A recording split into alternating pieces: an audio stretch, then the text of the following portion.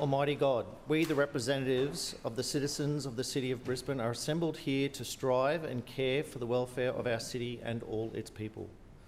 Lord, we ask you to guide us in the decisions we make today. Amen. Amen. Brisbane City Council acknowledges this country and its traditional custodians.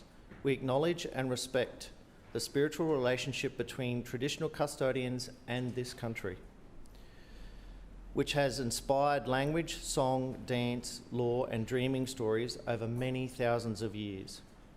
We pay respect to the elders, those who have passed into the dreaming, those here today and those of tomorrow. May we continue to peacefully walk together in gratitude, respect and kindness in caring for this country and one another. Councillors, please be seated. I declare the meeting open. Councillor Hutton, any apologies? Yes, Chair. Chair, I would like to advise that Councillor Jenkinson will be absent today, and I move that she be granted a leave of absence for the meeting. Seconded. It has been moved by Councillor Hutton and seconded by Councillor Mackay that Councillor Jenkinson be granted leave of absence from today's meeting. All those in favour say aye. Aye. Those against say no. The ayes have it. Confirmation of minutes, please. Mr Chair, I move that the minutes of the 4,720th meeting held on Tuesday, the 29th of August 2023 be received, taken as read and confirmed. Seconded. It has been moved by Councillor Hutton and seconded by Councillor Mackay that the meeting of the 4,720th meeting of Council held on the 29th of August 2023 be received, taken as read and confirmed. All those in favour say aye. Aye. Those against say no. The ayes have it. Councillors, are there any questions of the Lord Mayor or Civic Cabinet Chair of any standing committee? Councillor Huang. Thank you, Mr Chair. My question is to the Lord Mayor. Lord Mayor, for years we have seen both Labor and the Greens oppose new homes across the city. Their track record is a mile long. Can you please update the Chamber on the latest decisions you have made to help create more homes more quickly in Brisbane? Lord Mayor. Thank you, Mr Chair, and thank you, Councillor Huang, for the question, because I know that you, like everyone on this side of the chamber, cares about housing and cares about ensuring that there are more houses available for the people of Brisbane to live in. Now, we certainly don't get more houses by opposing houses being built, like we see some councillors in this chamber, and we know that the housing shortage is very, very real. This is not some kind of manufactured issue that the media is just talking about. This is a real issue that is affecting every resident in Brisbane. The housing challenges at the moment are affecting homeowners with increasing pressure on their mortgage repayments. They're affecting renters. They're affecting people in social housing and in government housing where the government hasn't provided enough homes. Every sector is being impacted at the moment, and this is a very real situation.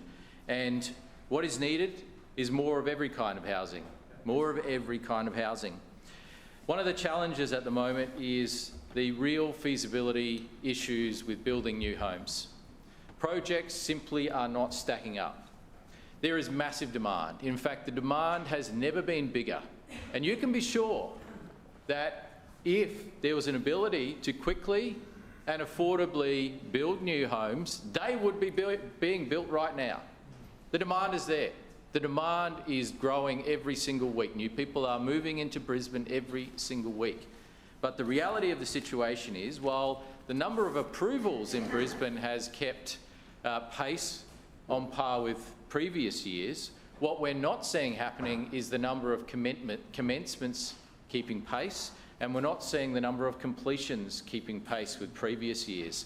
Now, on average, in the period since about 2016, 2015, on average around 4,000 new apartments have been delivered each year in Brisbane. Last year, the number was 725, just 725. Is it because less homes are being approved? No, the approvals are right up there on par with what we'd expect to see. It's because the commencements aren't happening. We're seeing builders falling over. We are seeing projects not being feasible, and it requires a response from all three levels of government. No one level of government can fix this problem entirely, but together we can do things that will help. And so we're stepping up to make sure that we can unlock some of this supply. Now, right now, there are 3,000 new apartments that have been approved, so they've already been assessed and approved since the 1st of January last year that could be enacted. They could be built if they were feasible. And so we're moving to make them more affordable, to reduce the costs, to hopefully help the feasibility stack up. We're announced a 75% reduction for studio, 1-bedroom and 2-bedroom apartments within inner city, high-density, principal and major centre areas with an existing approval since the 1st of January 2022. This will help relieve the pressure. The same applies for build-to-rent accommodation in that field as well. We've also announced a 100% permanent and ongoing elimination of infrastructure charges for community housing providers. Not a reduction, an elimination.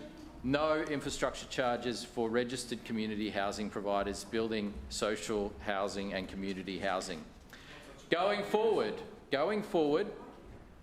we've announced that applications that are received from now on and assessed will receive a 50% reduction for studio, 1-bedroom and 2-bedroom apartments within the inner city, high-density principal and major centres, and what we require effectively is that those homes be built within 4 years of the approval date.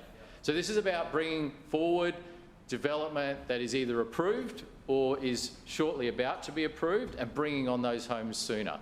It's about reducing the costs to help the feasibility stack up because something needs to change.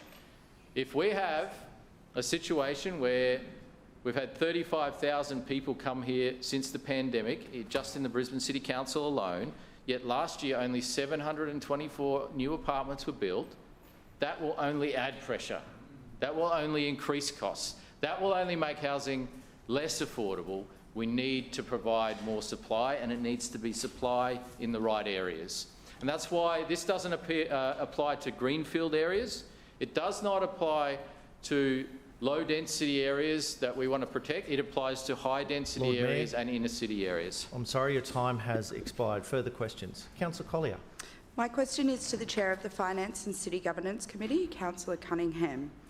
It has now been 21 days since you committed to publishing real-time data on broken, dangerous and closed footpaths in Brisbane. When will this data be published? Councillor Cunningham. Thanks, Mr Chair, and thanks through you to Councillor Collier for the question. Now, as I recall, Mr Chair, this was a motion that we discussed in this place some few weeks ago, Mr Chair. And Mr Chair, we made a commitment at that time to do it as part of our digital channel project, and that commitment, Mr Chair, stands. Further questions? Councillor Atwood.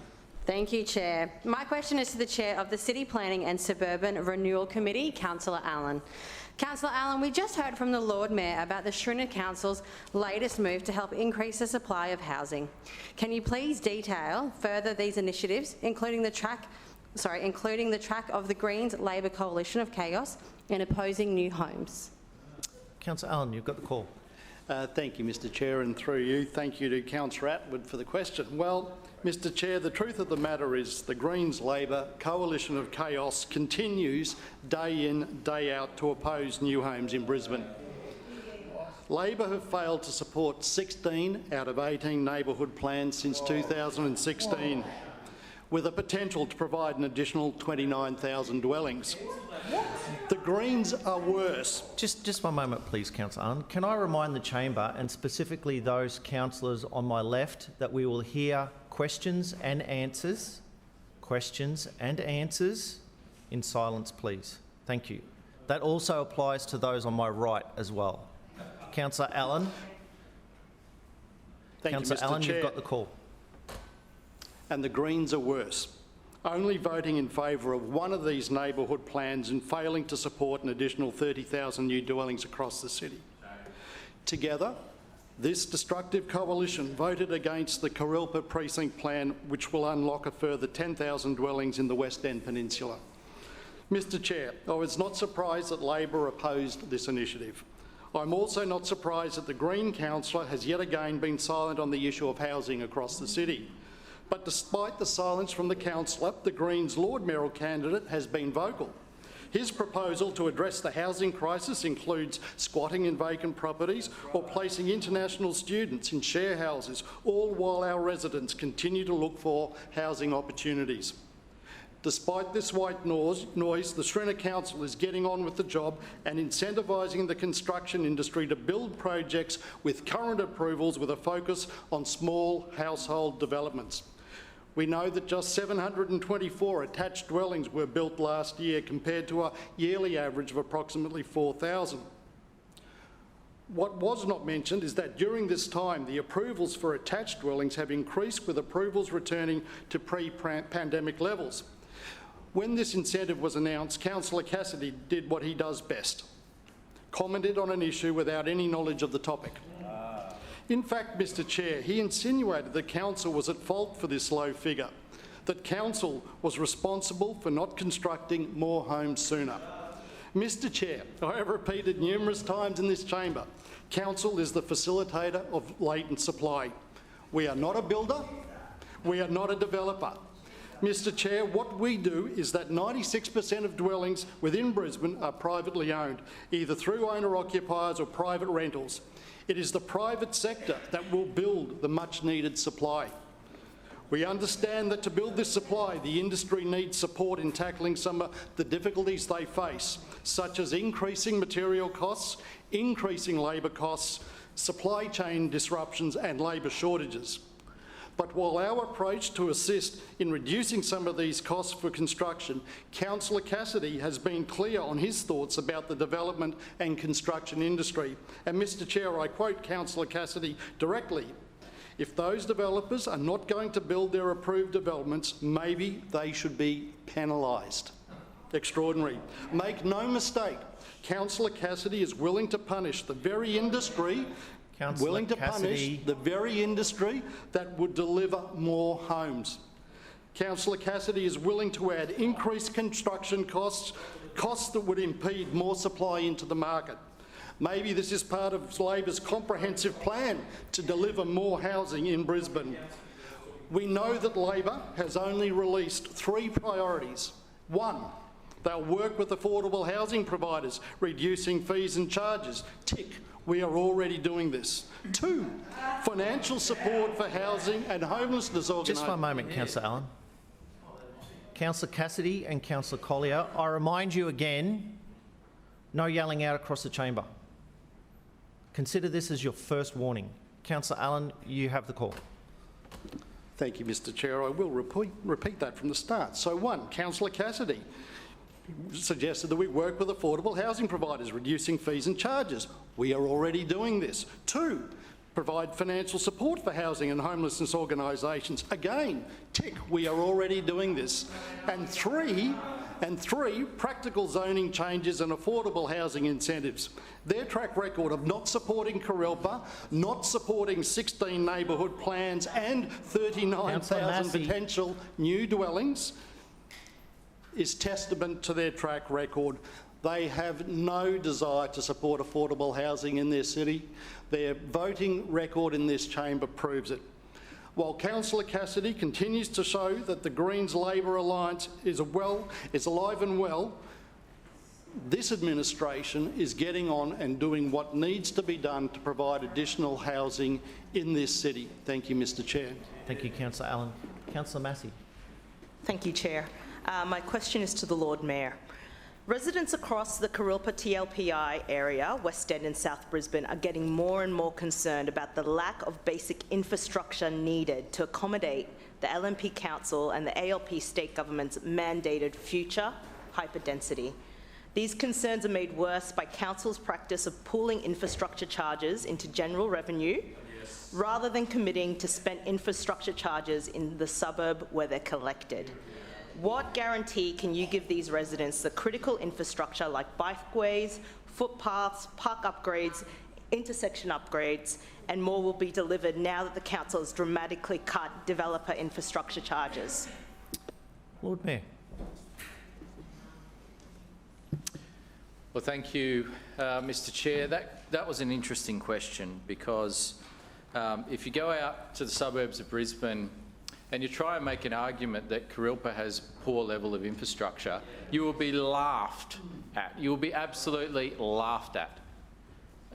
Like, they are within walking distance of the CBD.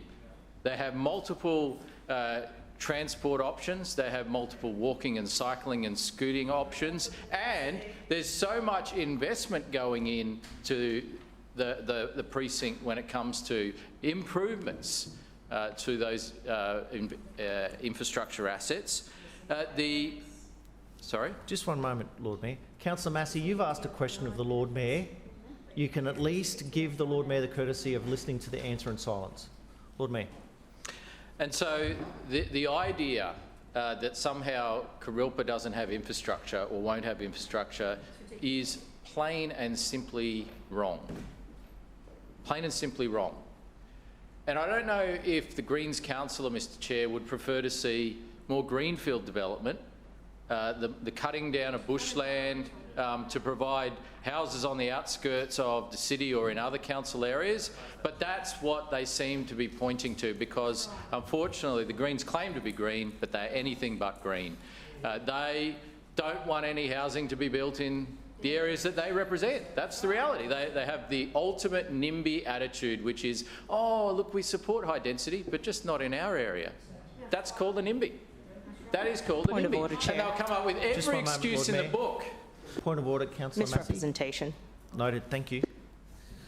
Lord Mayor. They'll come up with every excuse in the book why they don't want to support a particular proposal.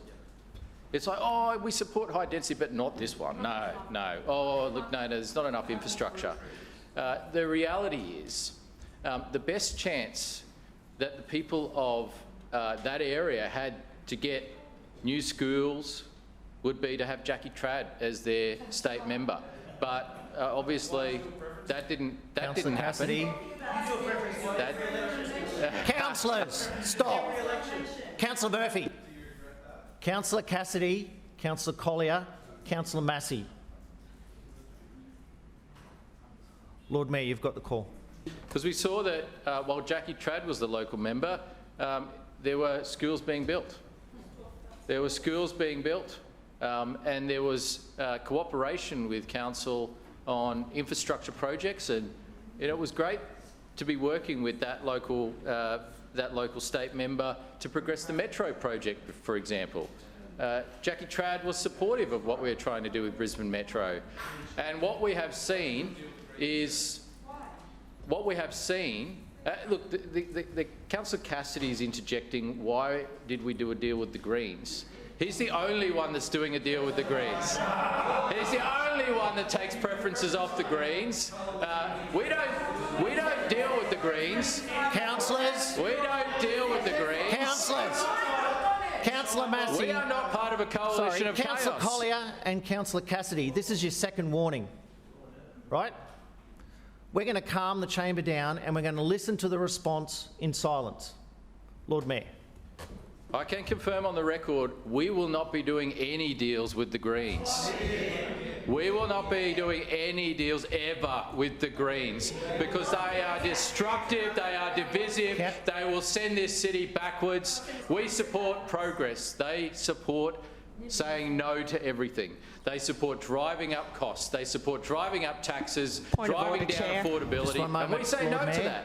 Relevance to the question, which was the guarantee on infrastructure. Thank you, Councillor Massey. Thank you. Lord Mayor, can I bring you back to I can guarantee that Kurilpa will continue to have some of the best infrastructure in the entire city. I can guarantee that because it's already there. It is already there, or it is already under construction, or it is already planned. Now, at the moment, we're going through a consultation process on the LGIP. And while we've seen some people in West End opposing parkland being built in their area, I'd be interested for people to put in submissions about the infrastructure they'd like to see, where they'd like to see it. This is a live debate and discussion going on right now. And so the best thing that Councillor Massey can do is to work with her residents on putting in submissions rather than opposing new homes and opposing development in an area where it should be. Thank you, Lord Mayor. Just one moment, Councillor Cassie. Councillor Massey, your misrepresentation, please. Thank you, Chair. I've publicly said that I support the neighbourhood plan in that area that has high density at 30 stories. Thank you. Thank you, Councillor. Councillor Cassidy. Thanks very much, Chair. My question is to the Lord Mayor. I was on my feet. Sorry, Councillor Cassidy. He's got the call. This is my fault. Can I make an apology, please, Councillor Cassidy? Hang on. Councillor Griffiths, I'm apologising for making a mistake, all right? I do believe that I am meant to go from side to side, and I failed to look in this direction. And I know I did, but Councillor Hammond was at her feet last week. The Speaker was not at their feet. So I apologise to the chamber. Councillor Hammond. Thank you, Mr Chair. My question is to the Chair of Infrastructure Committee, Councillor Wines. Councillor Wines, the Shrinner Council has a strong track record upgrading roads right across the city. Can you please update the chamber on the latest in the Black Spot program, getting residents home sooner and safer? Councillor Wines. Thanks, Mr Chair, and can I thank Councillor Hammond for the question. She, as good as any person in this place when it comes to advocating for and receiving quality intersection upgrades to improve the welfare of her residents, and I want to recognise her for that. But today's question is about black spots. So black spots are a partnership between the federal government and the council. Now, I've often spoken about the virtue of those partnerships, the necessity that when those two levels of government work together, they can materially improve the way of life for all Brisbane residents. Now, we've spoken in the past about how the federal government threatened that funding. We've had resolutions in this place to that effect.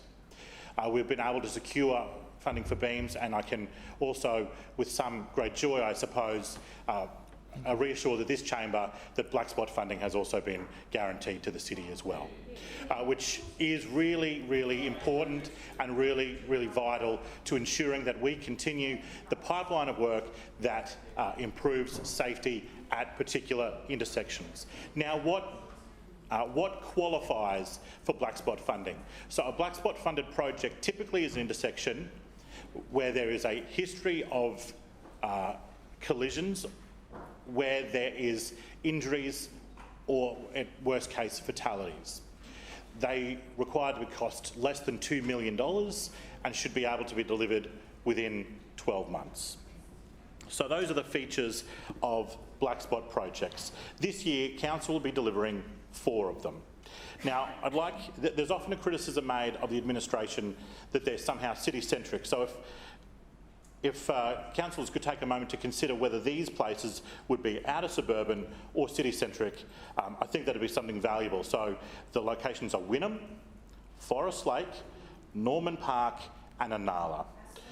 So they are the 4 locations for black spots for this financial year.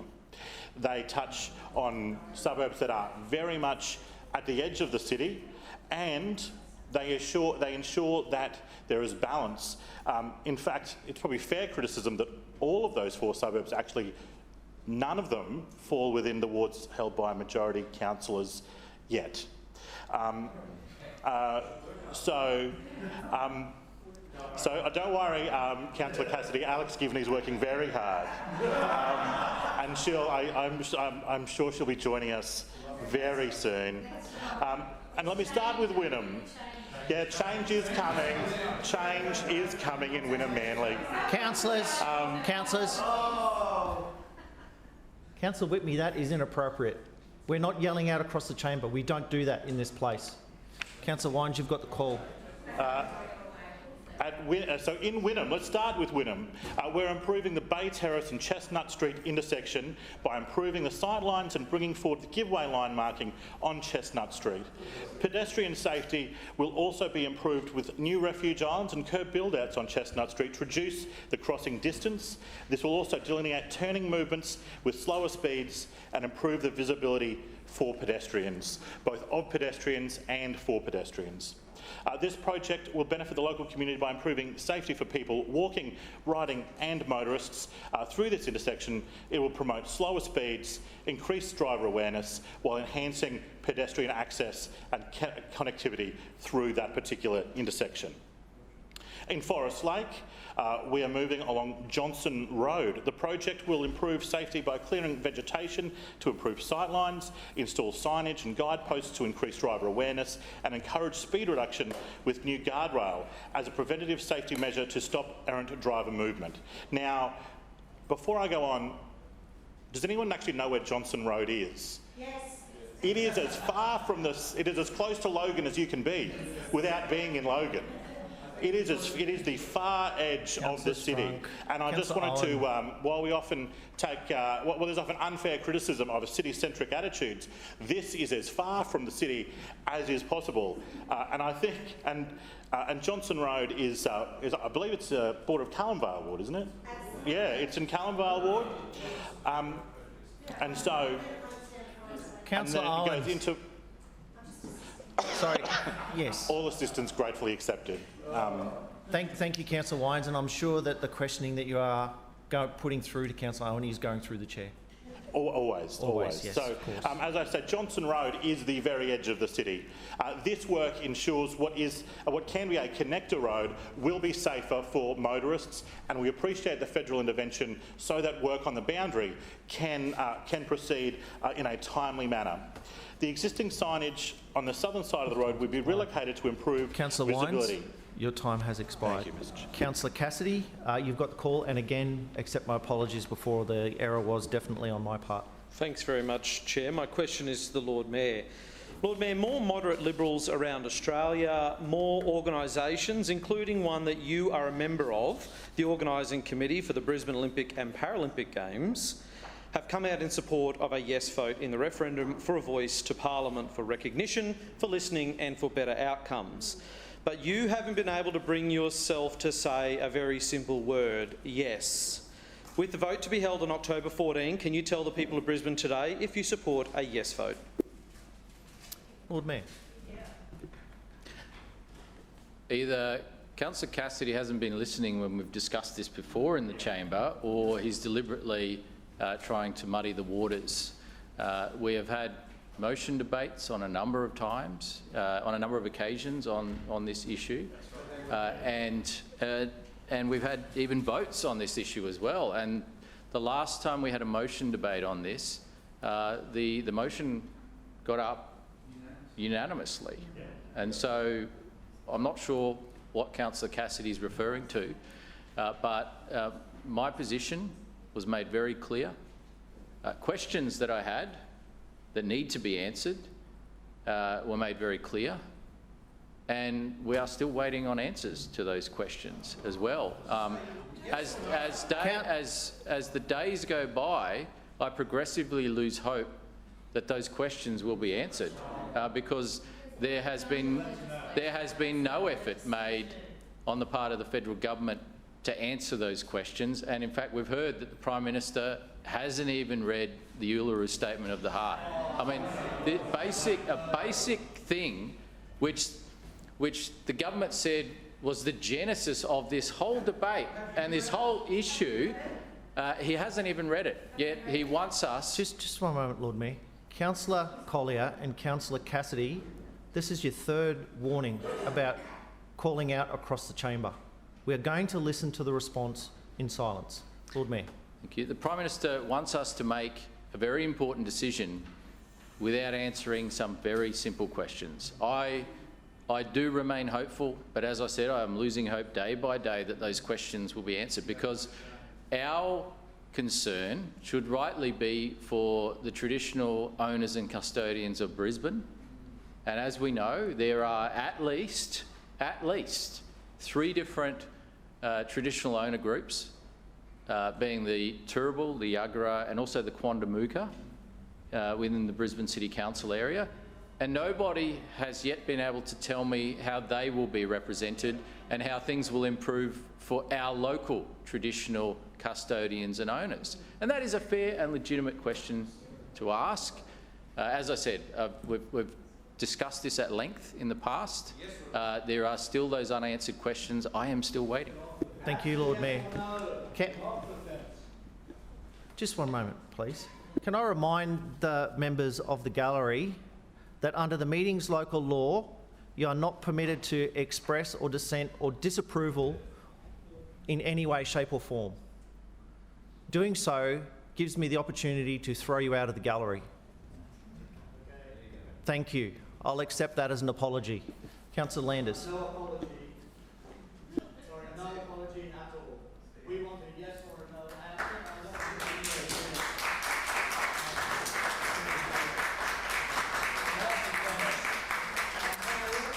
Sir, thank you. I would kindly ask you to leave the gallery.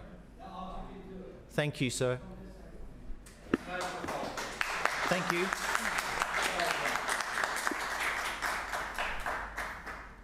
Councillor Landers, we'll wait while other members of the gallery remove themselves. Thank you.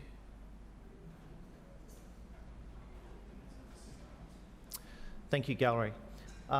Councillor Landers. My question is to the Chair of the Community Arts and Nighttime Economy Committee, Councillor Howard. Councillor Howard, in typical fashion, the new councillor for Morningside recently jumped the gun and made up claims that the Schrinner Council hasn't supported women's sport. Can you please take 5 minutes out of your day to educate Councillor Collier on all the great investments the Schrinner Council has made into women's sport in recent times? Councillor Howard. Councillors, please. Councillor Howard. Well, thank you very much through you, Mr Chair, to Councillor Landers for her question and for her ongoing interest in women's sports. As all those... Councillor Cassidy. I will go to the official warnings. You're on a third verbal warning. Councillor Howard, you've got the call. Thank you, Mr Chair. As all those here in the chamber know, women's sporting participation is rapidly growing across Brisbane, across a range of different sporting codes, meaning that we are seeing more women and girls playing at one of Council's many community facilities across Brisbane. With this significant growth in mind, the Schrinner Council is working hard to ensure that we can foster this participation in a managed and productive way, ensuring that our facilities across Brisbane are able to cater for this surge in female participation.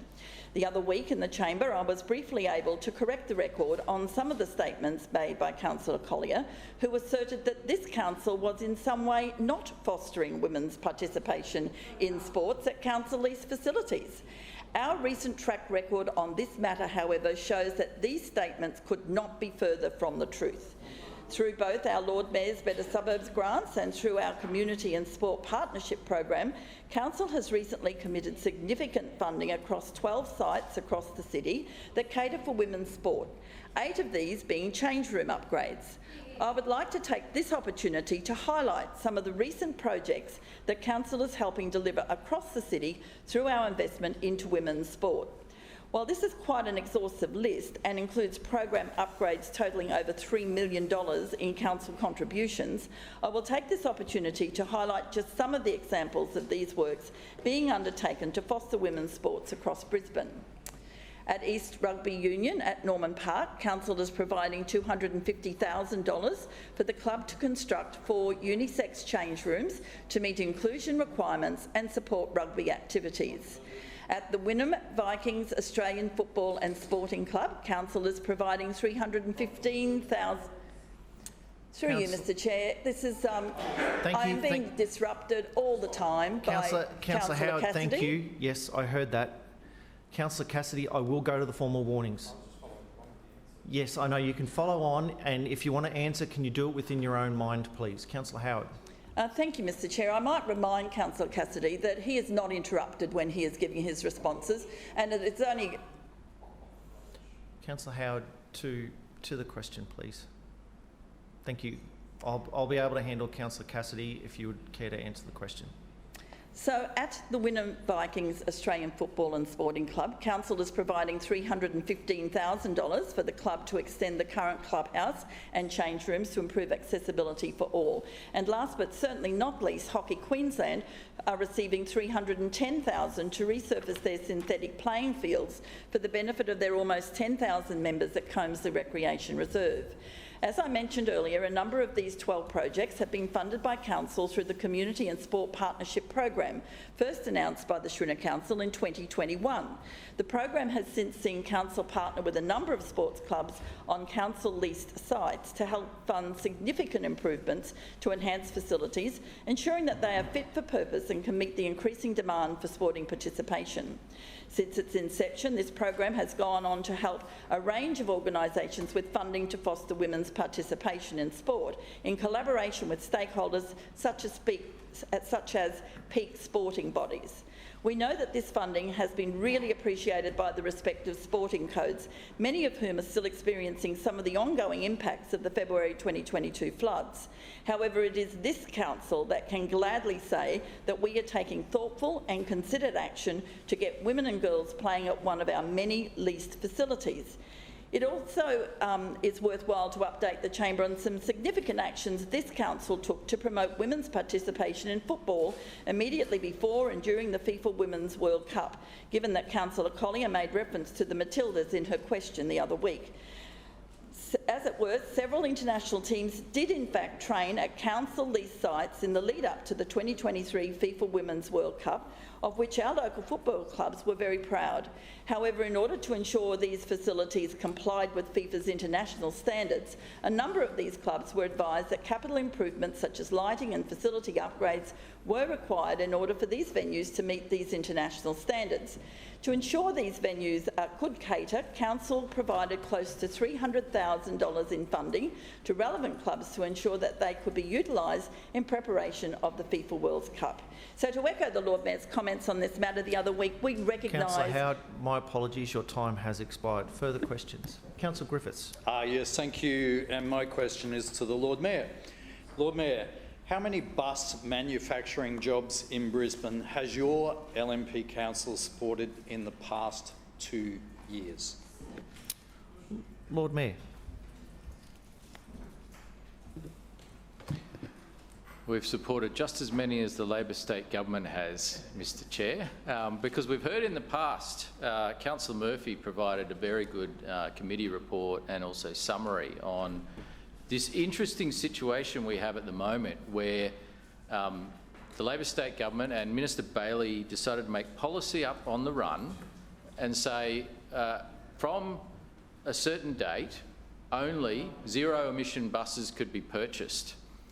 And we have been trying now for months and months and months to strike a deal with the state government to start building electric buses. We want them to be built here in Brisbane, yet first of all, state government won't sign up a funding arrangement with us to jointly do this.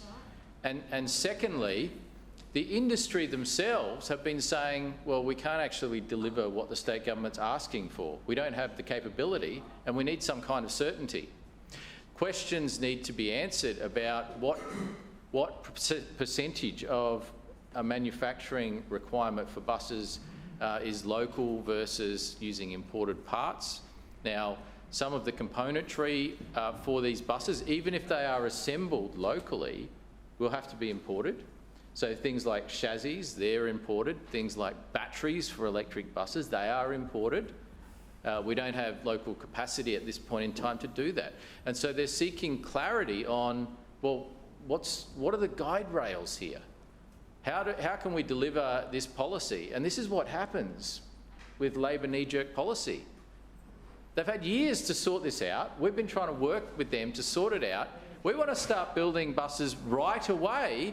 And in fact, not only have we written repeatedly to Minister Bailey on this issue, trying to get permission to go ahead and a deal done to go ahead, I've also talked to others in the Labor state government to try and get this deadlock broken so that we can start building buses locally here. We need to get on with it. Sorry, Lord Mayor. Point of order, Councillor Griffiths. Yes, so look, the question was how many have we built in the last 2 years? No, by this council? No, that was the question, how many over the past 2 years? That's all I'm Mr. seeking, Chair, just a the simple question number. was about manufacturing jobs, not buses. He's changed the question.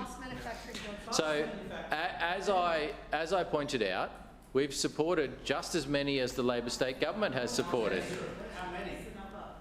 Well, you tell me, what has the Labor state government supported when it comes to bus manufacturing jobs? You tell me. You tell me, because they are part of the equation here. We want those workers to be building locally manufactured buses tomorrow. We want them to be building tomorrow. And the only thing standing in the way is the Labor state government, who refused to sign an arrangement. This is, once again, what we see week after week is called an own goal. Like, literally, do your basic research and find out that the only thing standing in the way of us building buses locally is the Labor state government and Minister Mark Bailey. This can be changed with the stroke of a pen, and so don't try and play politics with your own side. That's a bit silly. We want to get on with it. We want to work with the state government. And in fact, as recently as last week, I've had correspondence with the state government on just this matter, because I've said we need to get building, sign off on it, do the deal, support the arrangement, provide the appropriate funding. Point of order, Lord Mayor. Point of order, Councillor Griffiths. Thank you. I gather the figure is 0. That's not a valid point of order. 0. Councillor Griffiths, that is not a valid point of order. Lord Mayor. I would just caution Councillor Griffiths about verballing the state government in that way. He doesn't know the answer to this question, obviously. But the answer is we want to get building tomorrow. We want to get building straight away. We want to sign a contract, but we want to get building. And there is only one thing standing in the way, and it is George Street. Thank you, Lord Mayor. Chair. Any further questions? Councillor Adderman. There are indeed. Thank you, Chair. My question is to the Chair of City Standards, Councillor Marks. The Shrinner Council is acutely aware of the cost of living crisis facing households around the city. Can you please update the Chamber on the latest offering from Council keeping the cost of living down? Councillor Marks. Yeah, thank you, Chair, and through you I thank Councillor Adderman for the question.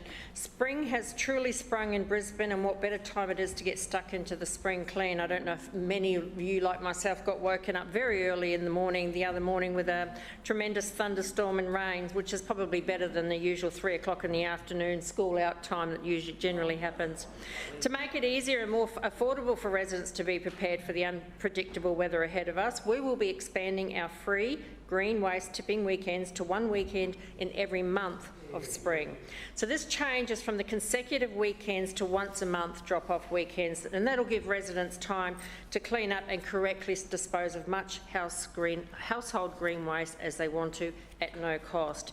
So our free drop-off weekends will take place from 6:30 a.m. to 5:45 p.m. on the following dates: September the 9th and 10th, October the 7th and the 8th, and November the 11th and the 12th.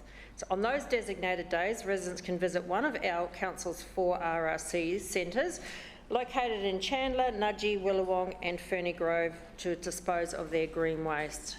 Potentially might be a bit of a queue, so I ask for everyone's patience at that time. The green waste collected is then turned into mulch and compost, saving green waste from our stormwater drains and also landfill. We know that our residents make the most of these opportunities. Last year, an estimated 8,420 people made use of free tipping weekends, disposing of more than 1,500 tonnes of green waste and saving almost $118,000 in tipping fees. Of course, our green waste recycling service operates throughout the year, and beyond November, residents can take advantage of their green waste vouchers, which are the normal waste vouchers that you get with your rates notice or as a renter, or sign up to receive a green waste bin, which, as we know, the Lord Mayor has dramatically dropped the price on. Brisbane's residents trust the Shrinner Council to deliver cost-effective solutions that enhance the sustainability of our beloved city. Our waste management plan for Brisbane is about expanding services and providing more opportunities for the residents to dispose of their waste correctly. This extension aligns with two key commitments of the Shrinner Council, easing cost of living pressures for Brisbane households and upholding Brisbane's reputation as a clean, green and sustainable city. Mr Chair, the wonderful weather we're currently enjoying is one of the reasons we adore Brisbane. However, we must remain vigilant as our city's subtropical climate can also bring severe weather. So in anticipation of this, I urge all residents to clean out their gutters, trim the overgrown vegetation around their properties, and then thanks to our free green waste disposal weekends, all of those clippings, cuttings and other garden waste can be disposed of without cost. So can I please invite all councillors in the chamber, through you Mr Chair, to promote the upcoming weekends to their residents on social media or however they choose to speak with their residents. Thank you, Mr Chair. Thank you, Councillor Marks. That then ends question time. Move on to the next... Point of order, Chair. Point of order, Councillor Collier. I move that the motion currently lying on the table, that Aboriginal and Torres Strait Islander flags on the Story Bridge, come off the table for debate. Seconded. We have a procedural motion to take the Australian flag motion off the table. All those in favour say aye. Aye. Those against say no. No. The noes have it. Division. Division. Division called by Councillor Cassidy and Councillor Collier. Ayes to my right and noes to my left. Please ring the bells.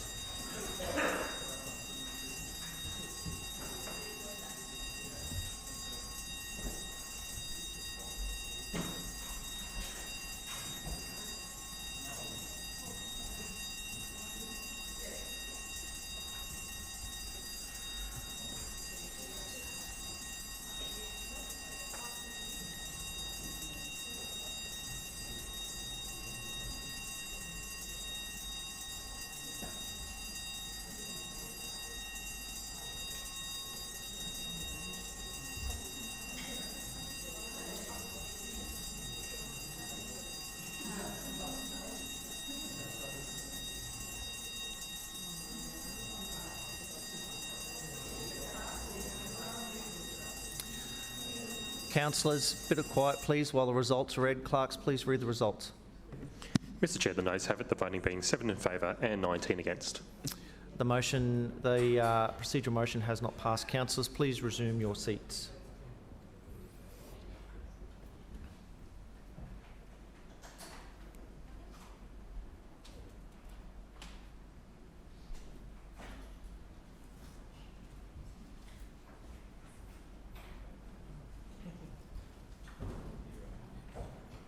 Councillors, I draw your attention back to item 4 on the agenda. Lord Mayor, Establishment and Coordination Committee report, please. Mr Chair, I move the report of the Establishment and Coordination Committee meeting held on Monday, 28th of August 2023 be adopted. Seconded. It has been moved by the Lord Mayor and seconded by the Deputy Mayor that the report of the Establishment and Coordination Committee meeting held on Monday, the 28th of August 2023 be adopted. Lord Mayor.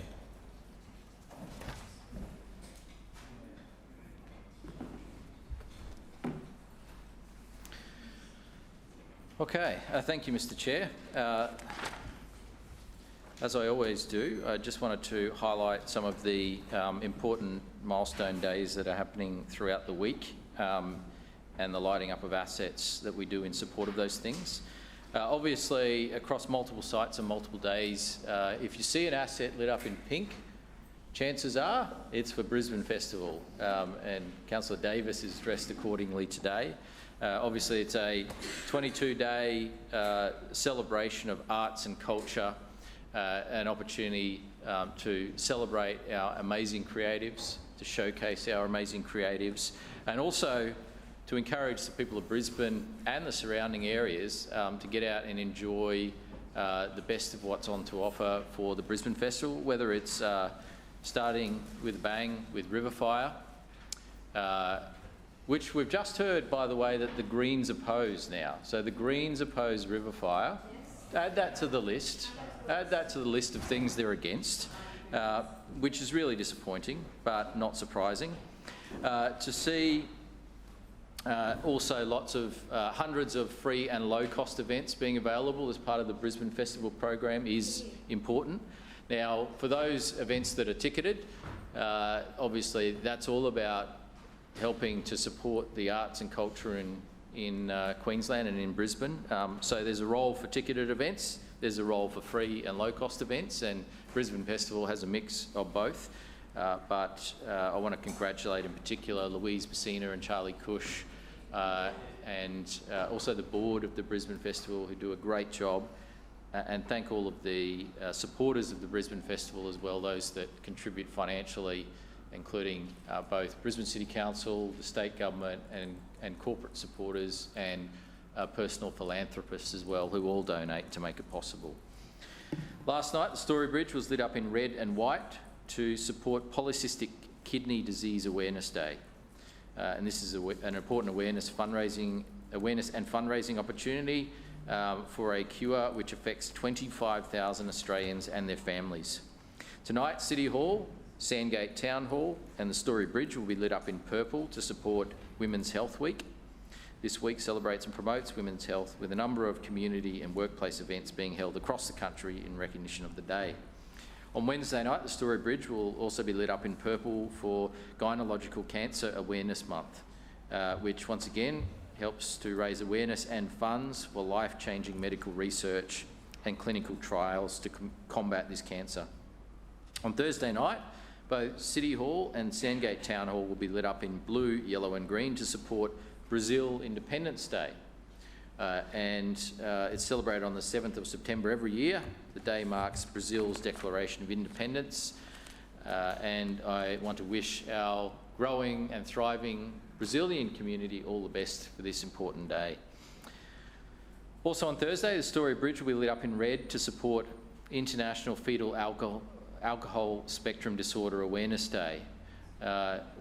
Once again, an annual awareness day, and also one that acknowledges the struggles faced by families who are living with this disorder. On Friday night, City Hall and the Sandgate Town Hall will be lit up in green to support the Merciful Servants Sleep Out, which is a new initiative by the Merciful Servants, who are raising funds for homelessness and awareness of homelessness in Brisbane. The Merciful Servants do a great job with their charity outreach on a regular basis, and this is another new way that they're helping out with Brisbane's homelessness challenges. Thank you to the Merciful Servants. On Saturday night, City Hall will be lit up in purple for the Lord Mayor's Charitable Trust Gala Ball, the annual Gala Ball, which is a major fundraiser for the Lord Mayor's Charitable Trust, held in this building since the 1950s, and one that I particularly want to thank the Lady Mayoress for, and her passion and support for this cause as a volunteer, and also the team in City Hall who provide support to make sure that every dollar donated to the trust goes back out the door, so that the overheads of this organisation are covered by council, which means that a dollar donated is a dollar that goes out to support the community. But obviously we're looking forward to another successful fundraiser so that we can continue through the Lord Mayor's Charitable Trust to support those at the front line who are doing great work. We're going into a particularly different season in terms of weather-wise than we've had in recent years. We've had La Nina in recent years, and now we're in El Nino, which is a different kind of season. It's more likely that we'll have drier conditions. It's more likely that we will experience conditions that are similar to drought.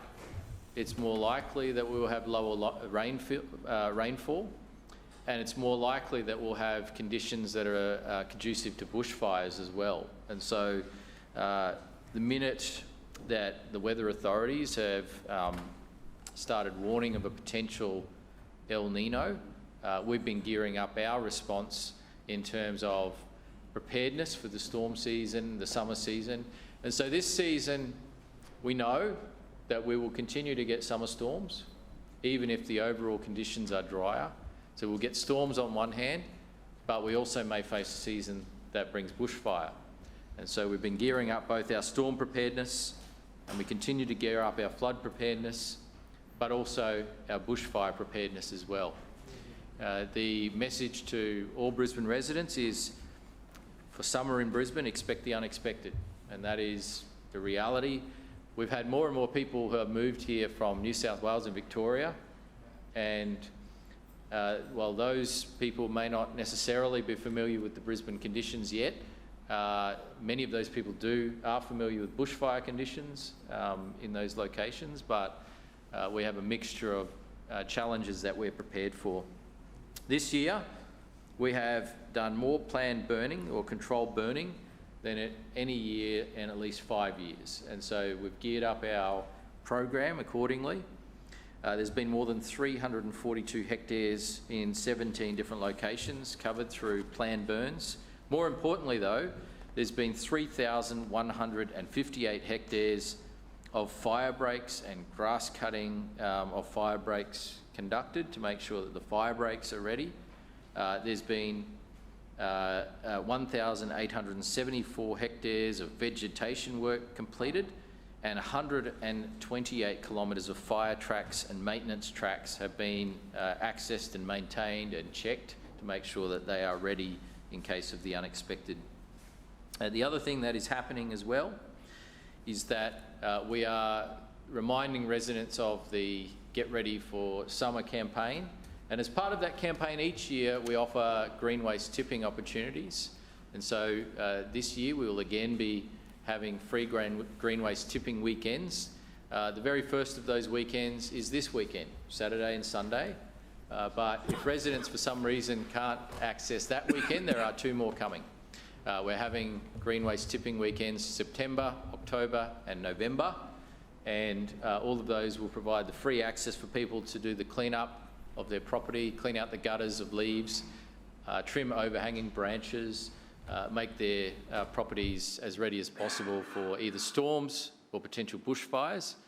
On top of that, we also have the opportunity to get a green waste recycling bin for less than $1 a week, and so that's another opportunity that people can access at a low cost to help dispose of green waste and be ready for summer.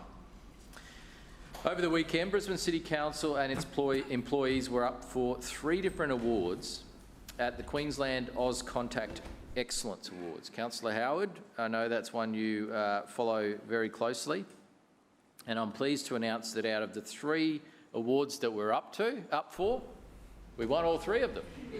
And so congratulations to Adrian Beach, who was one of the award winners, and also Layla Buckley, who was another one of the award winners in our customer experience team. And also congratulations to all council employees in the contact centre, and there's more than 200 of them, because this year Brisbane City Council was awarded Contact Centre of the Year. And that is a great outcome. And I think, so someone just said thank you, Lord Mayor Jim. Well, we have a lot to thank Lord Mayor Jim for. We have a lot to thank. Lord Mayor Jim did a lot of outsourcing. We've consistently resisted any outsourcing of our contact centre. We've always made sure that it is local Brisbane residents serving local Brisbane people. There have been many pushes over the years to outsource the contact centre, and we have Lord always Mayor, said no. Your time has expired. Move for extension. Seconded. We have a movement for extension. All those moved by the Deputy Mayor, seconded by Councillor Hutton. All those in favour say aye. Aye. Those against say no. The ayes have it. Lord Mayor.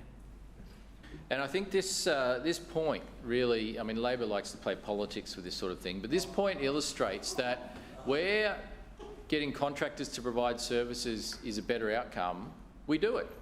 Where retaining services in-house is a better outcome, we do it. And so, you know, whatever Labor councillors might say, it should be taken with a grain of salt, because we know that Lord Mayor Jim outsourced the grass cutting. He outsourced the rubbish collection. He outsourced the City Cat operations. He was the great outsourcer, and he is the person that they claim as a mentor. He's a mentor for all of those councillors, and I understand even a mentor for their Lord Mayoral candidate as well. And look, you know, we know that what they say on these issues can be taken with a grain of salt. Item A on the agenda is the report of the Audit Committee meeting on the 3rd of August. And so Council's Independent Audit Committee reviews on a continual basis Council's internal audit reports and manages oversight of operational risks and control measures. It also works with the Queensland Audit Office, who was represented at this meeting. The committee was briefed by the CEO, CFO, Chief Legal Counsel and Chief Internal Auditor, and also the Acting Chief Information Officer on a range of matters. Topics discussed were set out in the minutes and have appeared through for the council to be aware of. Item B. This is an exciting one, and Councillor Cunningham shares my excitement, as do other councillors on this side. Item B is a long anticipated and much lobbied for outcome for the local community and also for an incredible charity organisation in our city. What we see here is Commonwealth government land or federal government land being sold to council so that it can be used for the combination of parkland and also a new home for the organisation of Legacy, which is a wonderful outcome. Legacy is obviously has been serving the veterans and their families of our community for such a long time, and their commitment is something that we all support, but they also need a home, and their current home is a future development site in the Kurilpa precinct, in fact, and they needed a new home. This opportunity provides them with a home right next to the hospital that does the most care for our veteran community, the Greenslopes Hospital. And so it is an ideal outcome, and it also provides federal government land that can become some parkland and green space for the community as well. So it is a dual win for the community and a great outcome. And so what will happen here is that we see 3 blocks will be reconfigured into 2 titles. One of those will be approximately 1,125 square metres for an urban common, and there will be approximately 800 square metres for Legacy Queensland. We will pass through this land at the cost that we paid for it, or the equivalent cost based on that pro rata basis for 808 square metres to Legacy. So Legacy will reimburse the council for that 808 square metres, and then the remaining 1,125 square metres will become an urban common. This is an outcome which Councillor Fiona Cunningham has been relentlessly pursuing because she knows it would be a good outcome for the community and for such an important veterans charity organisation. This is an outcome that we have faced a lot of hurdles to achieve. And in fact, you know, there has been challenges in the past from various elected MPs that we've had to navigate through. But in the end, we got the support of the federal government to make this a possibility. That support was provided by the previous federal government, and thankfully the new federal government has kept that commitment, and so we're able to offer this outcome for the community. The purchase that we're making is less than the market value, so the federal government has done the right thing, offered this land at less than market value. It is a price, I'm not sure if it's commercial in confidence, I think it's $1 million. That's in my notes here, so I assume it's not commercial in confidence.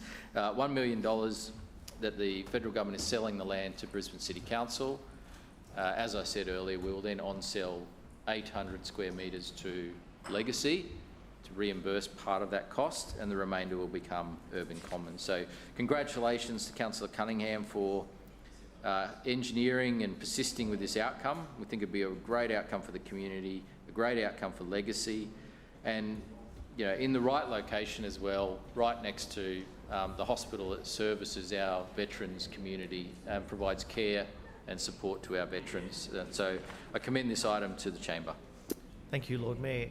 Councillor Cassidy. Thanks very much, Chair. I just ask at the outset that each item, item A and B, be taken seriatim for voting, please. Thank you. I'll speak on both these items and start with item B, the purchase of land at 51 to 55 Headfort Street, Greenslopes, from the Commonwealth Department of Veterans Affairs, and reiterate the Lord Mayor's gratitude and thanks to the federal government. He couldn't quite say those words. Not quite in his nature, but it is a good outcome at a level that is far below market value.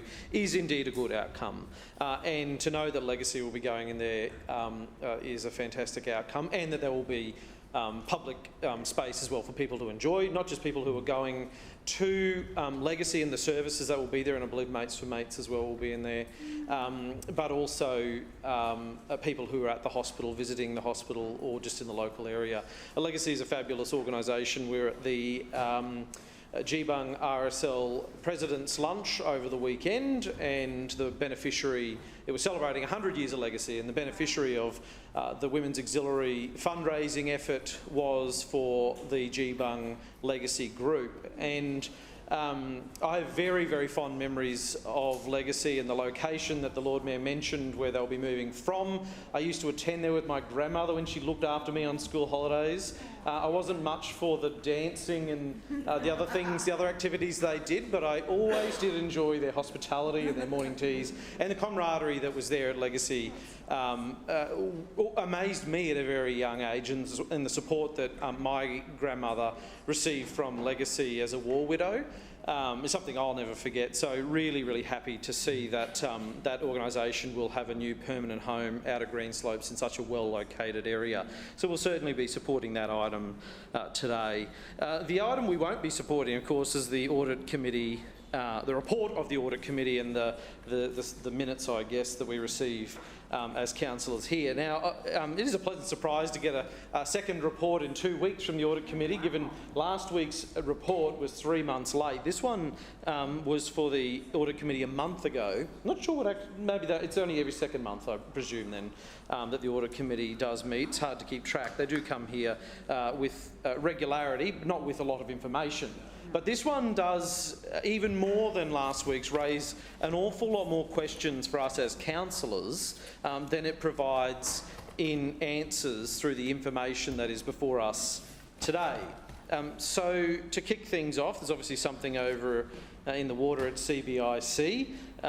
There are lots of resignations noted over at the City of Brisbane Investment Corporation that is there. I do wonder why, and you go and look at the most recent annual report of CBIC, and you get a bit of it. They're not doing very well at all. You get a bit of an indication as to what's going on over at CBIC. And this year, for the first time ever in CBIC's history, we're going to see the rent that's paid by ratepayers to CBIC far outstrip the returns back to ratepayers by millions and millions and millions of dollars. The board is, of course, still being paid, and there are, of course, lots of friends of the LNP on that board over at CBIC.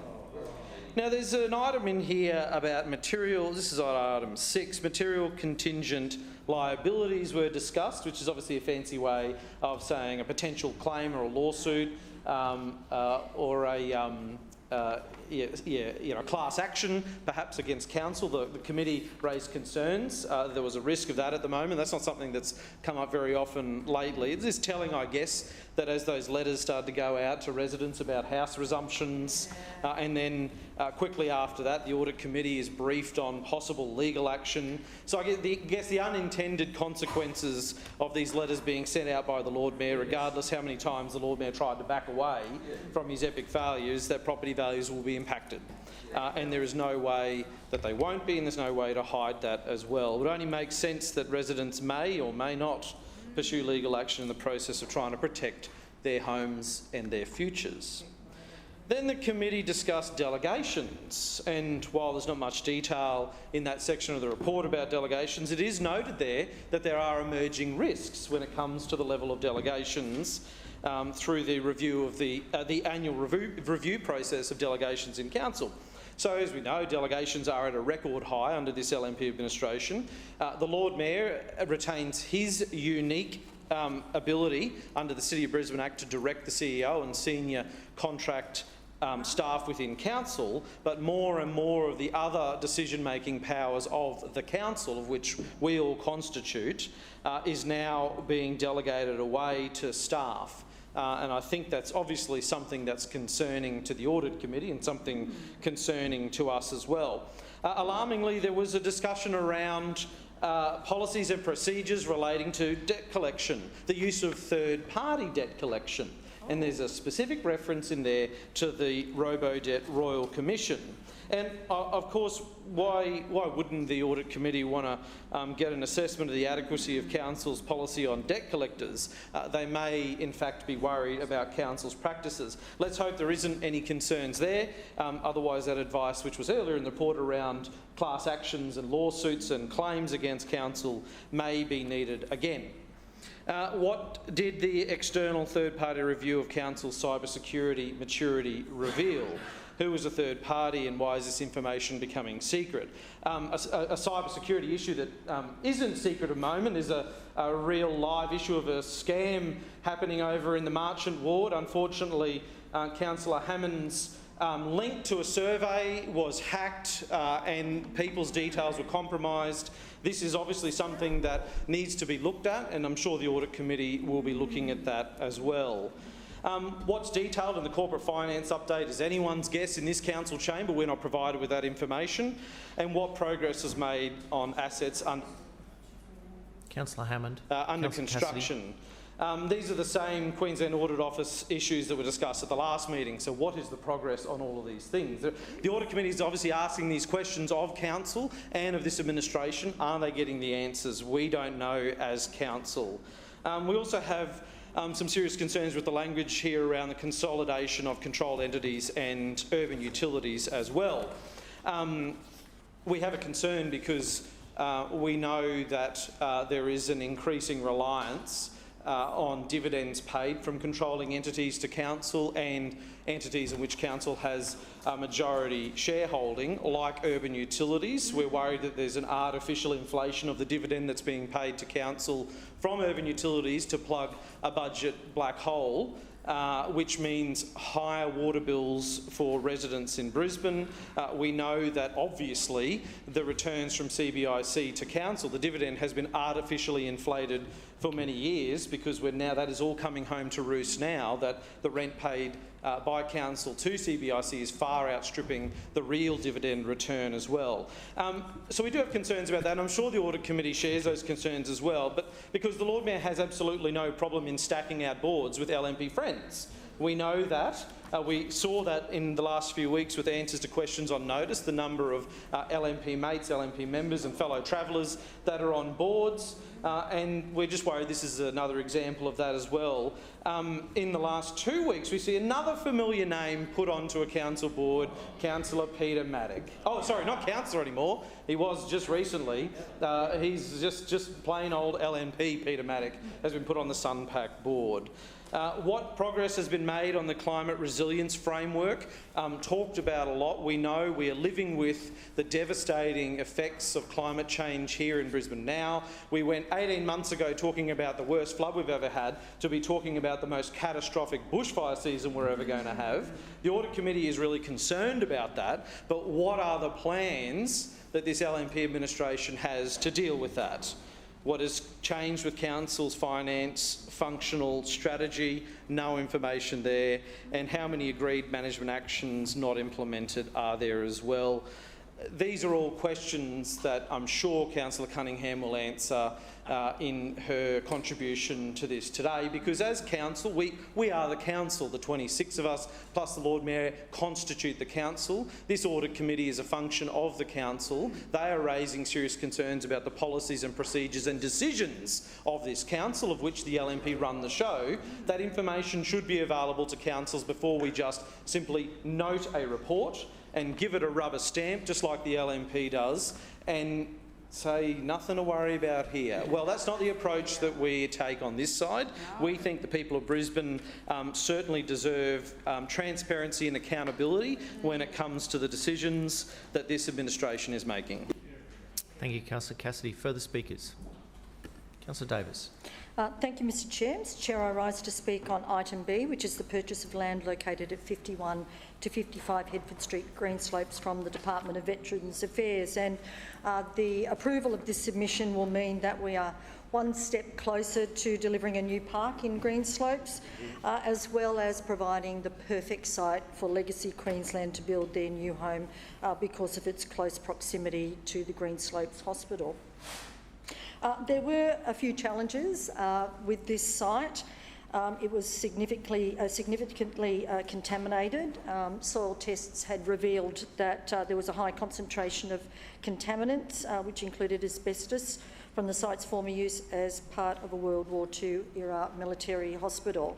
And as you know, Mr Chair, much of Brisbane's parkland estate is built on landfills or floodplain or industrial sites, and we know that the remediation of contaminated land from historic uses is or can add significant cost to the delivery of a new park. But we've been working through these issues with the Department of Veteran Affairs, who have agreed to dispose of the land at an off-market concessional transaction of $1 million. But under this agreement, DVA have assumed the cost for the demolition as well as the remediation of the site, and that will provide council with a clean site and certification that appropriate remediation works have taken place. So we will acquire 3 blocks of land completely clean and ready to go for the new park and community facility, which means we can commence the planning and design work straight away for the 1,100 square metre urban common, which had been identified in the LGIP. I know that Councillor Cunningham has been a passionate advocate for this outcome. When I first became chair, it was very clear that Councillor Cunningham had put a lot of effort into the negotiations with the officers at council as well as those within DVA and the federal government at the time to make sure that we got an outcome that was not great, that was not only great for her local community in the delivery of a park, but also a fantastic outcome for Legacy. So just as exciting, as I said, is the Legacy House proposal. As well as working with DVA, we had been in conversations, as I said, with Legacy for a number of years about finding them a new home, and I think that there's not a better site that they could start to build that new home. Once the transfer from the Commonwealth to Council is finalised, we'll then start to commence the process of transferring some of the parcel to Legacy so that they can start that construction. Mr Chair, you may not be aware that in 2021 Legacy made the very difficult decision to sell their premises on Fish Lane at South Brisbane because, like so many charities, they were unable to collect donations during the pandemic. They did this so that they could continue to provide the critical support that they do, and that's to over 7,000 Queenslanders per year who are related to deceased war veterans. But again, through the strong advocacy of Councillor Cunningham, the Lord Mayor was able to give assurance to Legacy that Council would do everything that we could to try and help find them a new home at this Greenslope site, where they do have some very strong historical connection. Overall, this is a wonderful outcome for everyone, Council, the local community, Legacy and the defence community. And I want to thank the former Minister Darren Chester for his very strong support in getting this underway and securing this outcome as well. And I commend this item to the chamber. Thank you, Councillor Davis. Further speakers on item A or B of the Establishment and Coordination Committee? Councillor Johnson. Yes, just briefly I rise to speak on items A and B. And certainly I also noted in the audit report a number of issues of concern, and some that I think probably fall under management issues that I'll speak about as well. Firstly, there are a few things that I've done consistently since I became an independent back in 2010, and one of those has been to oppose all the delegations. The volume and amount of delegations that have been made to the CEO, who then delegates to other council officers, is extraordinary under this LNP. You would think that they don't actually want to run the council with the amount of power that they've given away to others to exercise, with very little oversight or input We are different to a board. I know the Lord Mayor stands up and says everyone should do the company directors course and so forth, and I'm sure that would be useful for some people. But we aren't a board in that way. We have statutory obligations under legislation, and we are responsible not only for our own wards but the whole city. And these delegations make it much, much, much harder for us to do our jobs because we just don't know how the decisions are made. When you ask questions about them, no one can answer, and we'll get to an example of that in a moment. So it's interesting to see that the Audit Committee is now concerned about delegations and asking questions about the current delegations and how they work within council. There must be a problem. Things only rise up to the Audit Committee if there is an issue.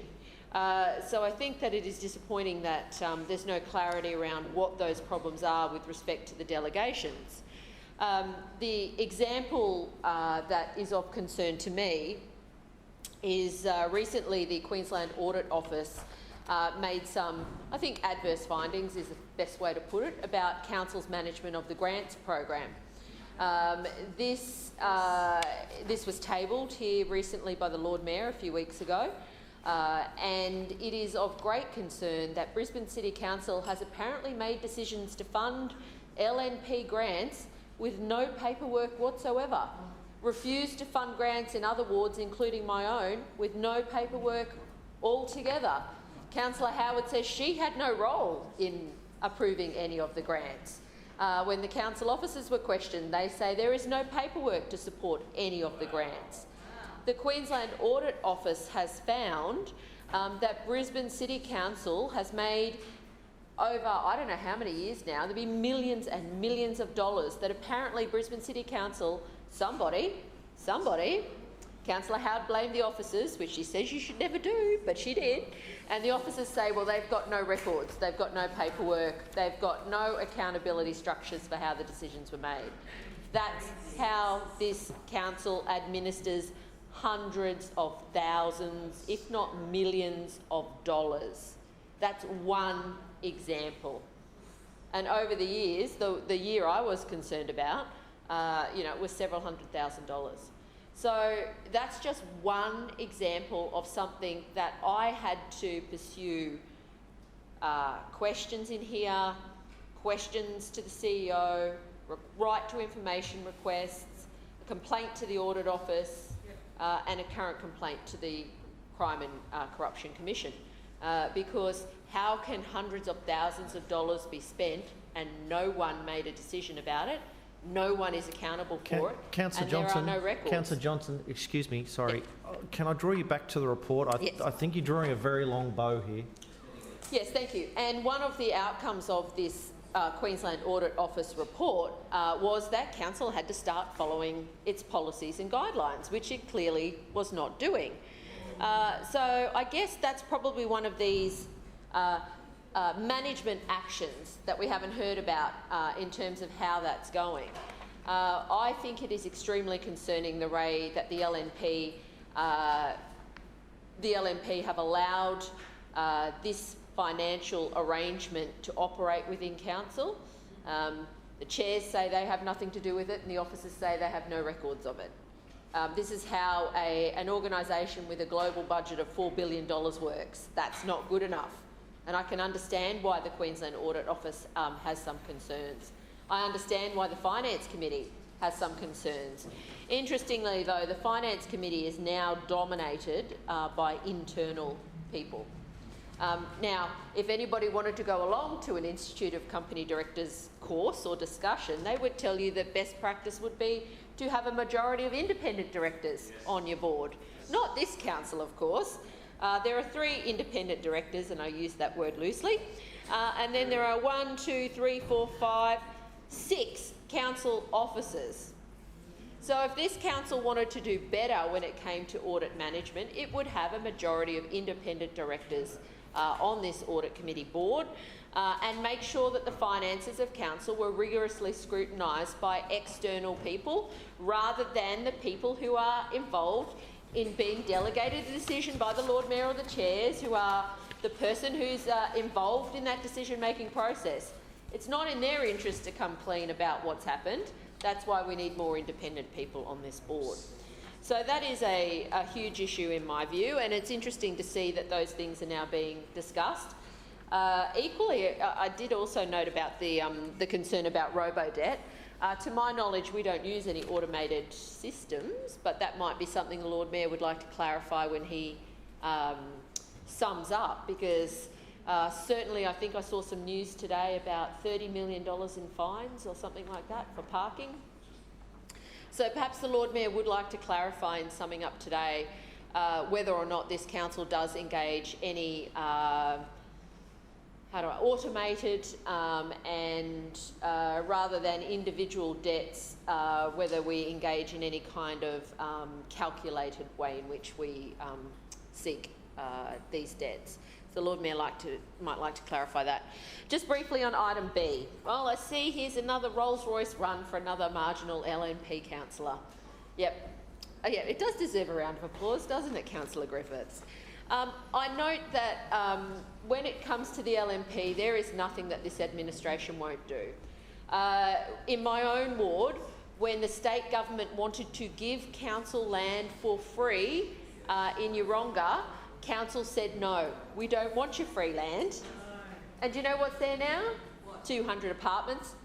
That flood. That flood. So I note that there is one standard in an LNP ward where council will go into bat with the federal government and they'll get the land handed over. And yeah, it's a good outcome for that community. I acknowledge that and see that. But the problem with this council is it's not the way in which they go about buying sites of value in other parts of the city.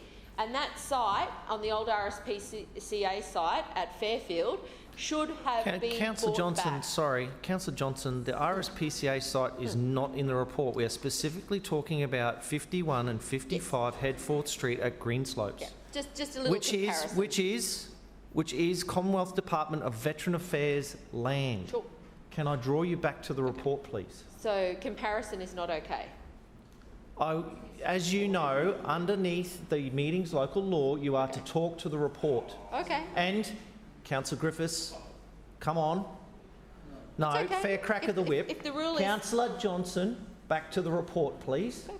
If the rule is there is no comparisons to be made, I'll note that and I will raise it when other councillors do it. So if that's your ruling, I'm happy to abide by it. You are, and Councillor Johnson, you are more than welcome to raise whatever you wish in GB. We are in E&C and you talk to the report. Thank you. Well, it was just a comparison about how an LNP councillor can make Councillor Johnson, back to the report. I'm talking about the report. Yeah. I'm talking about the report. So it is interesting, isn't it, that an LNP councillor can make representations and boom, there it is, all rolled out for her. And yes, as I said, it's a good outcome for that community. It's just such a shame that this LNP will not fairly represent all parts of the city when it comes to acquiring valuable land for community and park purposes. And many communities like mine are missing out. Thank you, Councillor Johnson. Any further speakers on E&C? Councillor Cunningham. Thanks, Mr Chair. Firstly, I'd like to speak on item B, and it gives me absolute pride to see this item before the chamber today, which will see council purchase a block of land in Greenslopes from the Department of Veterans Affairs. Mr Chair, for those of you who don't know the site, it has a really rich history and it was used by patients during the war at the General Military Hospital, which is now known as Greenslopes Private Hospital. However, sadly, the site lay dormant for many years after it closed. It had asbestos and contamination risks. We'd seen a lot of grandstanding locally from politicians and, of course, candidates in years gone by. But I'm proud to have focused and delivered a solution for our community. Because as the Lord Mayor said, the outcome that we are working towards here at this site is truly exciting and something I'm very proud of. I advocated to the Lord Mayor and worked closely with DVA to progress the proposal, which will see the site purchased from the federal government some years ago, Mr Chair, and it's taken a couple of years for the remediation of that site to occur at a cost borne by the federal government, not by Brisbane City Council. This site, Mr Chair, will do two main things for our community. Firstly, it will deliver new parkland for residents in this section of Greenslope, something I'm immensely proud of. But secondly, it facilitates the creation of a brand new headquarters for Legacy Queensland, for the important work that they do with families of veterans, and it's a nod to the history of this lot. Legacy's interest in this site came about when their CEO, Brendan Cox, came to visit me in my ward office a few years ago now. He was seeking my local knowledge and some advice about future locations for their organisation. Their organisation was at a crossroads at the time, and he'd knocked on many doors. And so I'm so pleased that my door was the last one that he knocked on and that I was able to help him. It's my absolute honour and privilege to have driven this initiative with the support of our Lord Mayor. It will be an ongoing and lasting facility for so many legatees and so many families in Brisbane. Over the years, I think it's really important to note that as a local resident, I witnessed so much political posturing from the former members of Parliament, but no actual achievement to deliver the site. There was petition after petition, Mr Chair.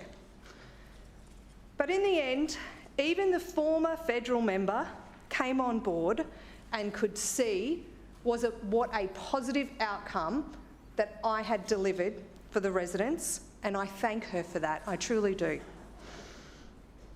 The outcome has been also recognised by the Labor State MP, and I thank him for his support.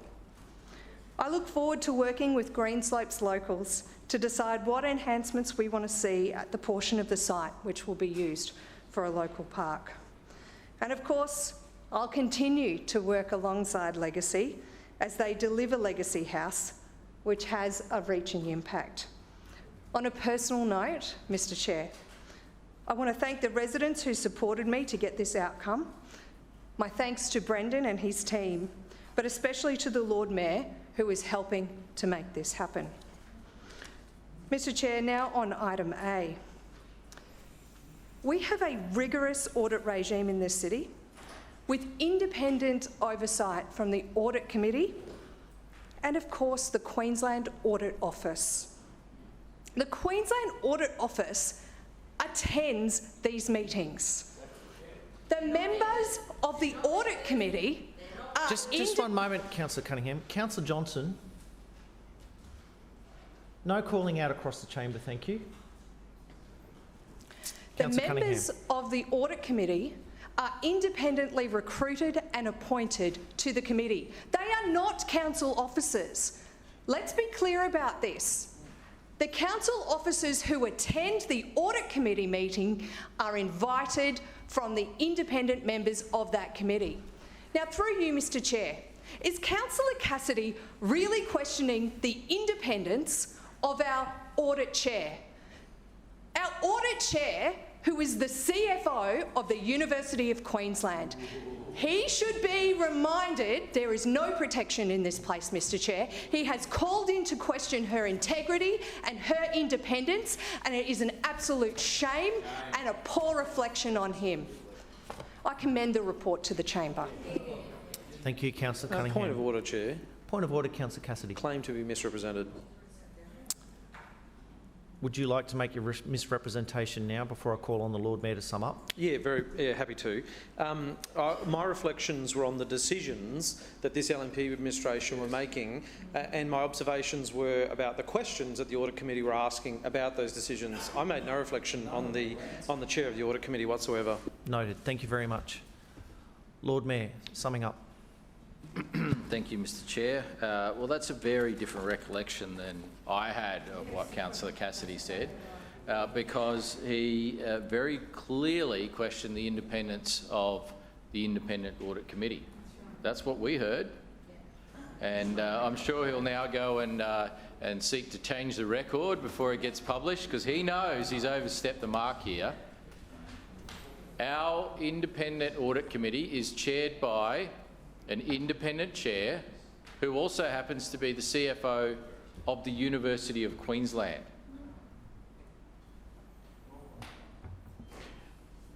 The independent members hold the key authority in this entity, and when council officers attend the meeting, it's because they're presenting to the Independent Audit Committee.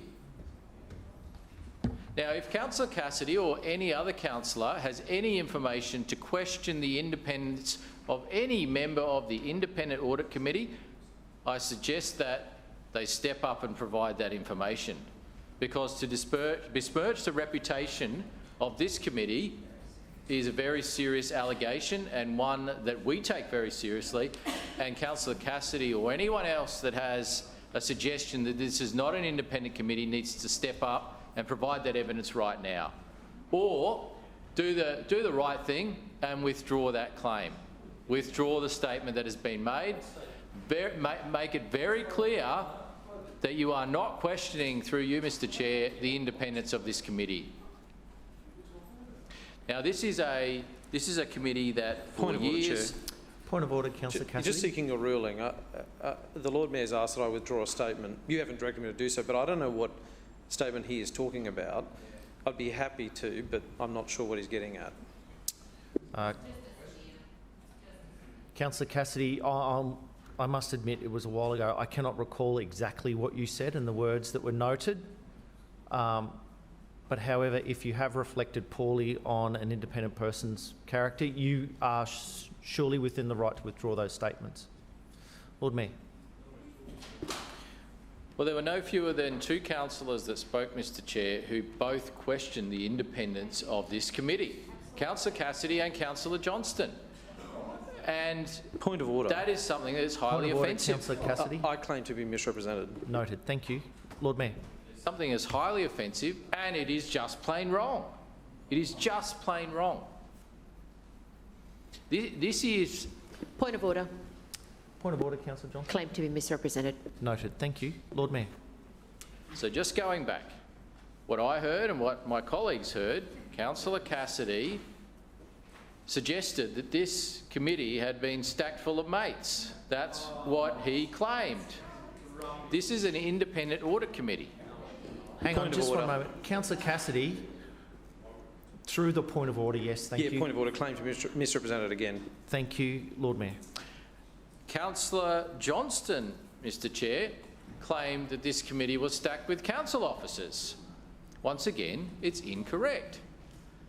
This committee is made up of independent members where council officers report to the independent members.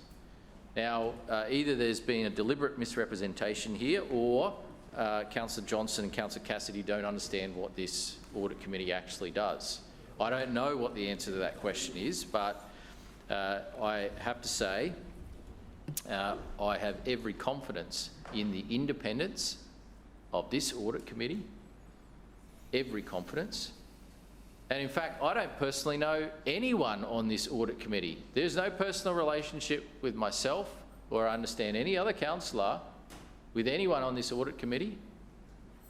They are there because they are the right people for the job. They are truly independent, as it should be for this particular role. There are definitely other entities that involve providing advice, strategic advice. That is a whole different thing altogether. This is an audit committee. And this must always be fully independent, and it is. So what we've heard today is effectively a smear against the Audit Committee from at least 2 members of this council, and I'm really, really disappointed in that.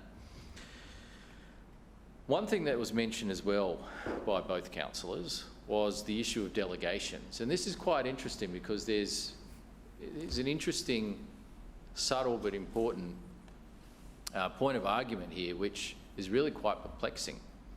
Now, if you believe Labor and opposition councillors, for every single decision that is made by this organisation, it must be a decision of the politicians, right? They'll claim that. Anything that happens, whether it's good or bad, usually if it's bad, they'll say it's our decision.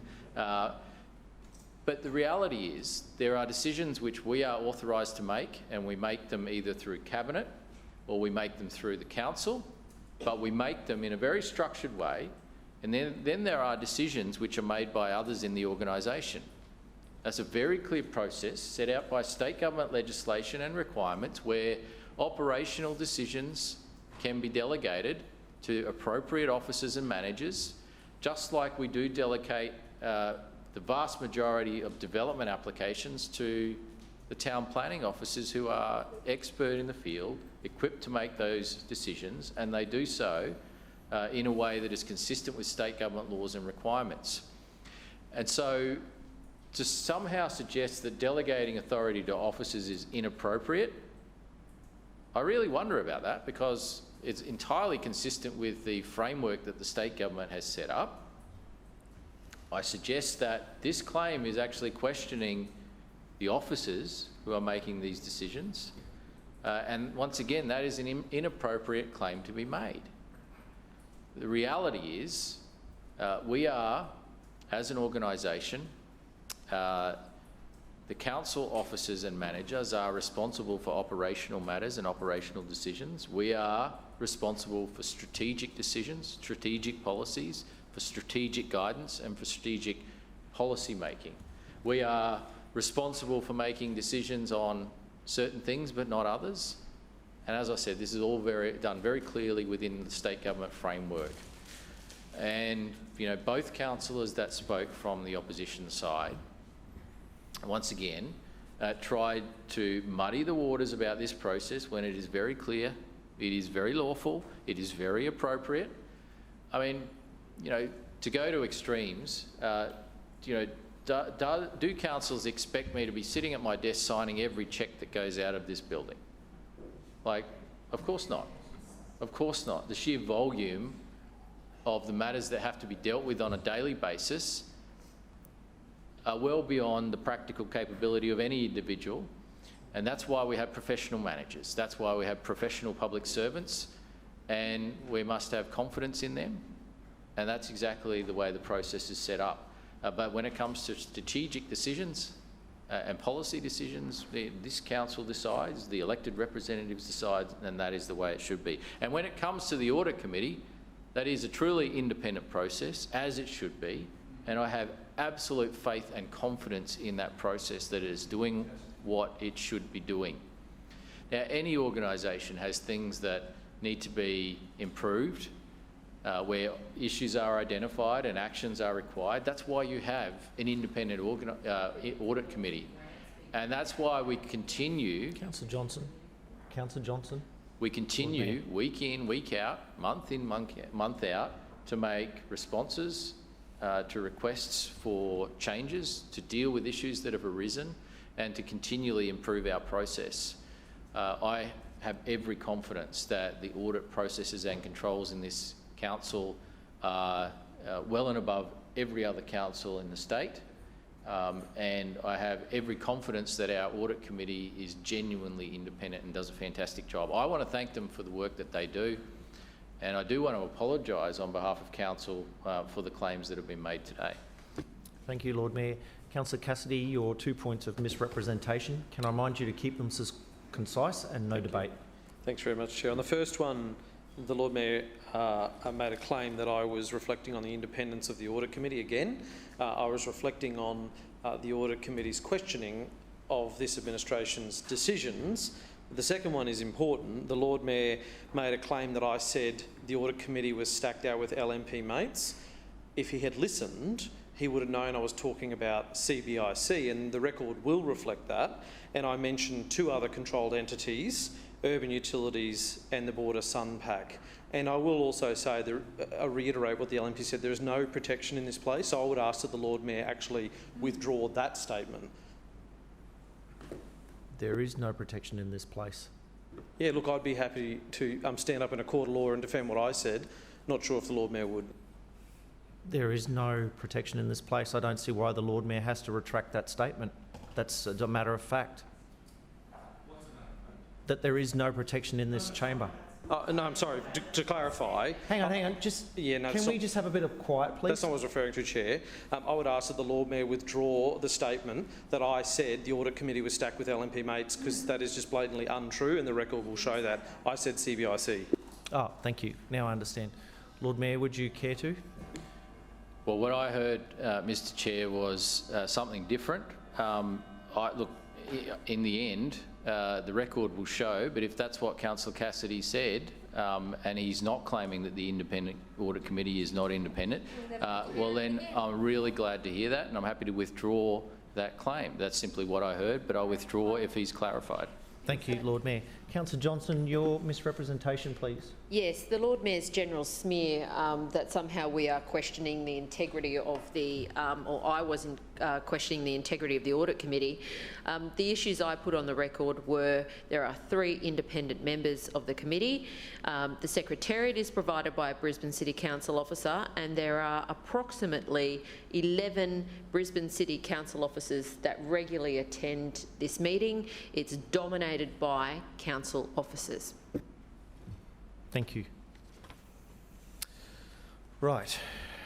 We will now put the Establishment Coordination Committee report item A to the vote. All those in favour say aye. Aye. Those against say no. No. The ayes have it. Division. Seconded. Division called by Deputy Mayor and seconded by Councillor Hutton. Please ring the bells. Sorry, ayes to my right and noes to my left.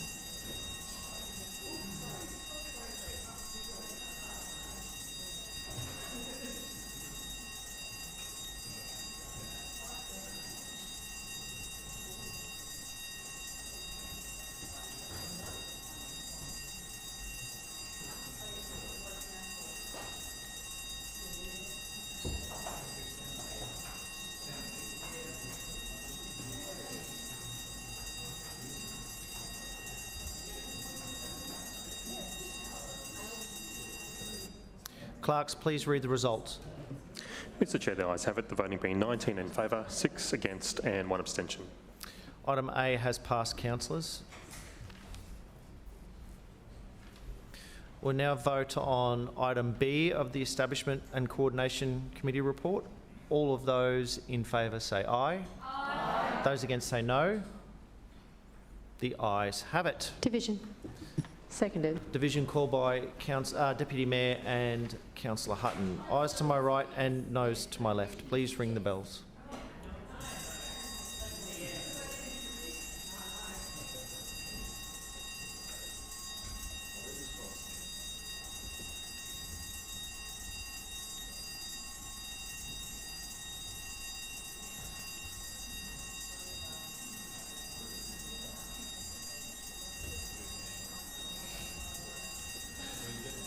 A little bit more, mate.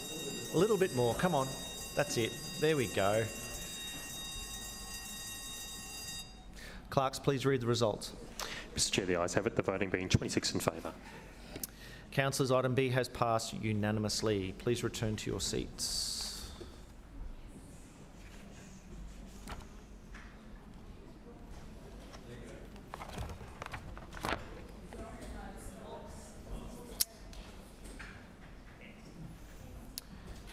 Deputy Mayor, Economic Development and Brisbane 2032 Olympic and Paralympic Games Committee, please.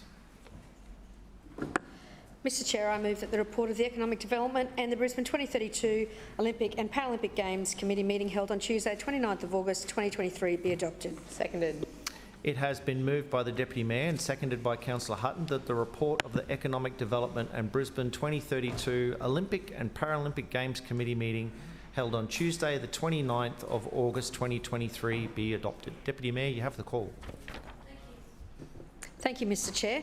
As usual, what's on at the Brisbane Hub this week? Plenty on. There's 3 big workshops on this week.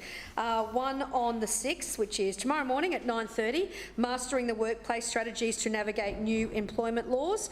So there is going to be a session with senior business, HR and talent leaders across Brisbane to engage in conversations on workplace issues that organisations need to grapple with now and into the future. So an insightful panel discussion with guest speakers who will share their expertise and insights and help our businesses navigate new employment laws and the experience in leading with impact and for impact.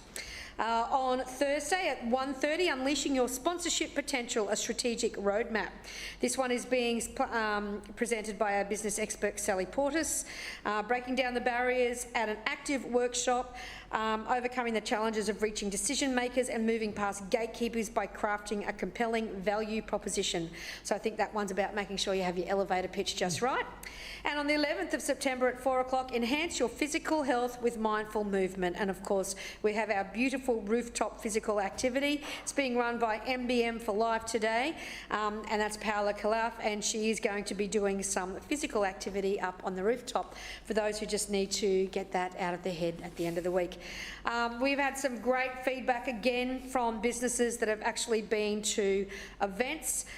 KOM Consulting Pty went to a recent mentor session and found it to be absolutely fantastic and great support in reliable business growth and sustainable sales processes. So the session was fantastic and has helped them greatly, and that's what we love to hear from the businesses, the thousands of them that are joining us in the Business Hub.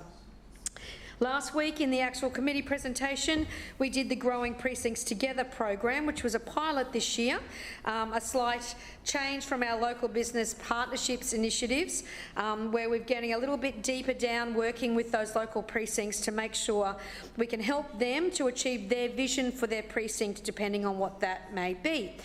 This year, as I've mentioned before in this place, the 2 pilot projects were delivered in Rosalie Village, Paddington and Racecourse Road, Ascot. So the aim of the program is to build that sense of community, increase the number of local stakeholders, businesses and residents who get involved in that precinct, increase the number of events and activities, and also increase some data capture and assessments and analysis for the local businesses so they know who to target when they're doing those strategic business plans into the future.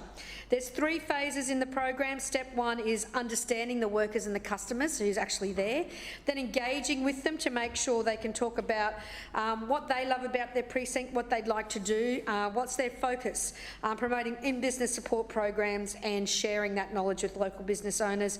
And then step 3 is to actually talk about how they're going to promote the precinct. So they use the precinct playbook to work through with the businesses to come up with ways that best support, promote, refresh and activate the relevant area. The 2 businesses, we went through the details of Rosalie Village, which had a fantastic treasure hunt, and Racecourse Road, which is about to have a whole month of activation coming up in September as well. So there's training improvements for many businesses in both of those areas. Empty shop fronts were decorated, and as I said, a couple of activations as well. So we're looking forward to moving into our 2 new precincts in the next month in the Wynnum Town Centre and the Banyo precincts that were launched just a couple of days ago as well. So I'll leave the rest to the chamber. Thank you. Thank you, Deputy Mayor. Further speakers? Councillor Whitney. Yes, thank you. I rise to discuss the Economic Development and Brisbane 2032 Paralympic Games report. I was beyond stoked to get the news that the Wynnum CBD would be a beneficiary of the Growing Precincts Together program. And in fact, the general response from locals is about time. About time that Wynnum is getting some significant investment. In fact, that Peter Cumming, the former councillor Peter Cumming, has spent decades advocating for Wynnum Manly to get this kind of level of investment and care into Wynnum, and I for one don't find it coincidental that Peter Cumming retires and those opposite see an opportunity. I'm also incredibly excited to see the outcome of this program, but I find it curious that there's no... Councillors, a bit of quiet, please. Sorry, Councillor Whitney, please continue. No worries. I find it curious that there's no funding for any future programs. The response seems to be that there's an election next year and any future investment will be based on any election commitments. To me, that's probably as close to blatant pork barrelling as you can get. Thank you. Thank you, Councillor Whitney. Further speakers? Councillor Dixon. Yep. I rise to speak on the committee report about the Growing Precincts Together program. Racecourse Road was one of the first precincts to take part in our Growing Precincts Together program, which is helping to raise the profile of this much-loved suburban precinct and providing hands-on support to local businesses. There are more than 170 businesses in Racecourse Road, and there are many reasons to visit this place, whether you enjoy dining, shopping, or just doing some errands. But like many other local shopping precincts in Brisbane, Racecourse Road has faced some difficult times during COVID and also through the major construction works upgrading Kingsford Smith Drive. This program has created an opportunity to bring these businesses back together to connect and develop a shared vision for how they would like to see our local community grow and a clear plan on how to get there. Since the program started last year, there's been a range of initiatives that have been rolled out, including a new website featuring all the Racecourse Road businesses, one-on-one business coaching, media campaigns, and the transformation of vacant shop fronts with temporary art by Deborah Hood. So the first event for this will be the 12th of September with Mizzy the Kangaroo and an opportunity to meet Mizzy herself, but it doesn't stop there. From styling sessions at Jolie Boutique, Pilates on the lawn at St Augustine's and many dining offers during the month. I can't speak highly enough of the fantastic work that Council has done with the Racecourse Road businesses to breathe new life into the precinct and support the local traders. The feedback I've received from business owners has been very positive, and I'm excited to see what September brings to the precinct. I know that the businesses will be able to use everything they've learnt to stay connected and continue working together to make this precinct even better. Thank you, Councillor Dixon. Further speakers? Councillor Johnson. Yes, just briefly on this item. Yes, I'll start with the pilot program. And there are quite a few new councillors here, and I'll just say this is not the first time that there's been a business-focused pilot program in these areas. Each term, the LNP starts a new program, and then they usually do it in these areas. The amount of money that this council has spent in Racecourse Road, Hamilton, over the past decade it'd total millions, I reckon, millions of dollars. There's been project after project down there, and if Racecourse Road can't stand on its road by this point, its own by this point, then there is something wrong.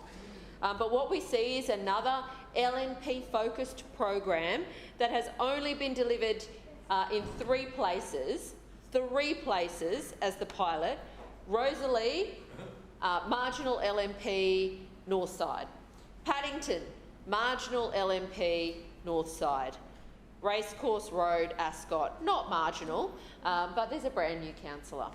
So again, we don't see a fair allocation of council funds. We don't see any socio-economic diversity in the programs at all. These are all three, in the scheme of Brisbane, wealthy areas of Brisbane. There's no money, there has been money previously for Inala, but there is no money for Acacia Ridge or well, there's probably a bit of money for Salisbury under the neighbourhood plan. There's no money for my ward, no money for Annerley. We can't get footpaths fixed in Annerley, but there is money for LNP marginal wards and new councillors' wards on the north side. That is pork barrelling. That is a blatant and inappropriate use of council funding. And the way the LNP set these programs up, we don't know about them. So they'll announce a new, so we went from the skips to the village precincts programs, and we were all waiting for a skip, and then they announced village precincts projects, and then we all go to the back of the bus because we have to ask again to have a village precinct project. That's how this administration rolls. I for sure don't think this program will exist after the election next year, because the LNP will think up a new name and they'll fund it in the areas that they want to fund it in, and it will again serve their own political interests rather than the best interests of the city. there are parts of our city where businesses are doing it tough. And certainly they deserve as much support as these places in Rosalie, Paddington and Hamilton, for God's sake. Really? More money in Hamilton? And so there are two new places. So let's look at where they are. Wynnum Manly. I know that for some time, and even in this meeting already here today, we've heard how the LNP are targeting the seat of Wynnum Manly. They've already been mentioning their candidate, something that the Chair of Council said I couldn't do last week, but apparently it's okay when the LNP do it. But they've already been mentioning the councillor for Wynnum, the candidate for Wynnum Manly. And Banyo, where would that be? Another marginal LNP site, all on the north side. So now this program has 4 LNP spots. I know. It's hard to hear it about yourselves, isn't it? I know. Councillor Johnson, Councillor Johnson, Councillor Johnson, you do know that when I speak you stop. And also, can I draw you back to the report, please? I am talking about the report. Good to hear. Off we go. I just thought the person who sighed so loudly I could hear it from the far side of the chamber. You must have heard it too, Mr. Chair, but that's fine. I mean, Councillor Cunningham gives me the finger and Councillor Johnson Mackay pokes his tongue out at me, but that's okay. It's okay. No, stop. I get it. I understand. No. No one flipped you the bird in this place. Yes, they did. When? Last week. Not appropriate. They did. No. You shouted at me when I raised it. No, Councillor Johnson. You are not going to throw accusations. No, you're not going to throw accusations like that across the chamber. That's all a matter of public record. Councillor Johnson, back to the report. No, of course, we wouldn't want them to be held accountable for their actions, would we? Councillor Johnson, either go back to the report, otherwise I will go to formal disciplinary actions. I was talking to the report. Good, thank you. Back to the report. So we have 4 LNP projects happening and 1 in a Labor seat that the LNP are targeting. Amazing, isn't it? Amazing how the LNP roll out money to further their own interests. And Point of order, Mr. Chair. Point of order, Deputy Mayor. Listen to this bollocks for the last 5 minutes. It is imputing motive, and I ask you to tell her to refrain from imputing motive and go back to the report. I'm tending to agree with you, Deputy Mayor. Councillor Johnson, can I pull you back to the report, please? I'm talking about the report. This is what is in the report. The LNP are only funding projects in their own wards, apart from Wynnum Manly, which today they had a massive laugh about, talked up their candidate and said, yeah, she'll be here with us soon. She'll be the councillor. That's what they've done today. That's what they've done. This is pork barrelling at its worst. It shows that the LNP administration only want to serve their own interests. They're not interested in other parts of the city that are doing it tough. Councillor Johnson, I consider you are displaying unsuitable meeting conduct, and in accordance with section 21(4) of the Meetings Local Law 2001, I hereby request that you go back to the report. I am talking about the report. And refrain from exhibiting the conduct of talking outside of the report in the future. Mr. Chair, I'm sorry, I am confused. This is a place of robust political debate. You have said, every chair says, are you saying that I cannot mention the projects that are in this report are in LNP seats and seats that the LNP have announced and stressed today that they are targeting to win? Is that your ruling today? That I can't talk about it? Because no, I do not understand what you are saying to me now. Councillor Johnson, my ruling is that you continually speak outside the report, and I would really like you to come back to the report. That is my ruling. This is the report. What is? Please tell me what you're saying that I'm saying is not in the report. What is it? Because I don't know what it is you're saying. Then I would encourage you to reflect on the minutes. Mr. Chair, I would ask you to tell me what it is that you think I'm saying that is not in the report, so I can't say it. That's a reasonable request. Can you please tell me? Councillor Johnson, there's no mention of the LNP in the report. There is no mention of the Labor Party in the report. There is no mention of political candidates in the report. I draw you back to the report. And Mr Chair, this is a rule now that you're going to have for the whole chamber. Councillor Johnson. I just want to check. To the report. I won't say anything further because this is going to hurt you very badly. Councillor Johnson. Councillor Johnson. No, just wait. Councillor Johnson.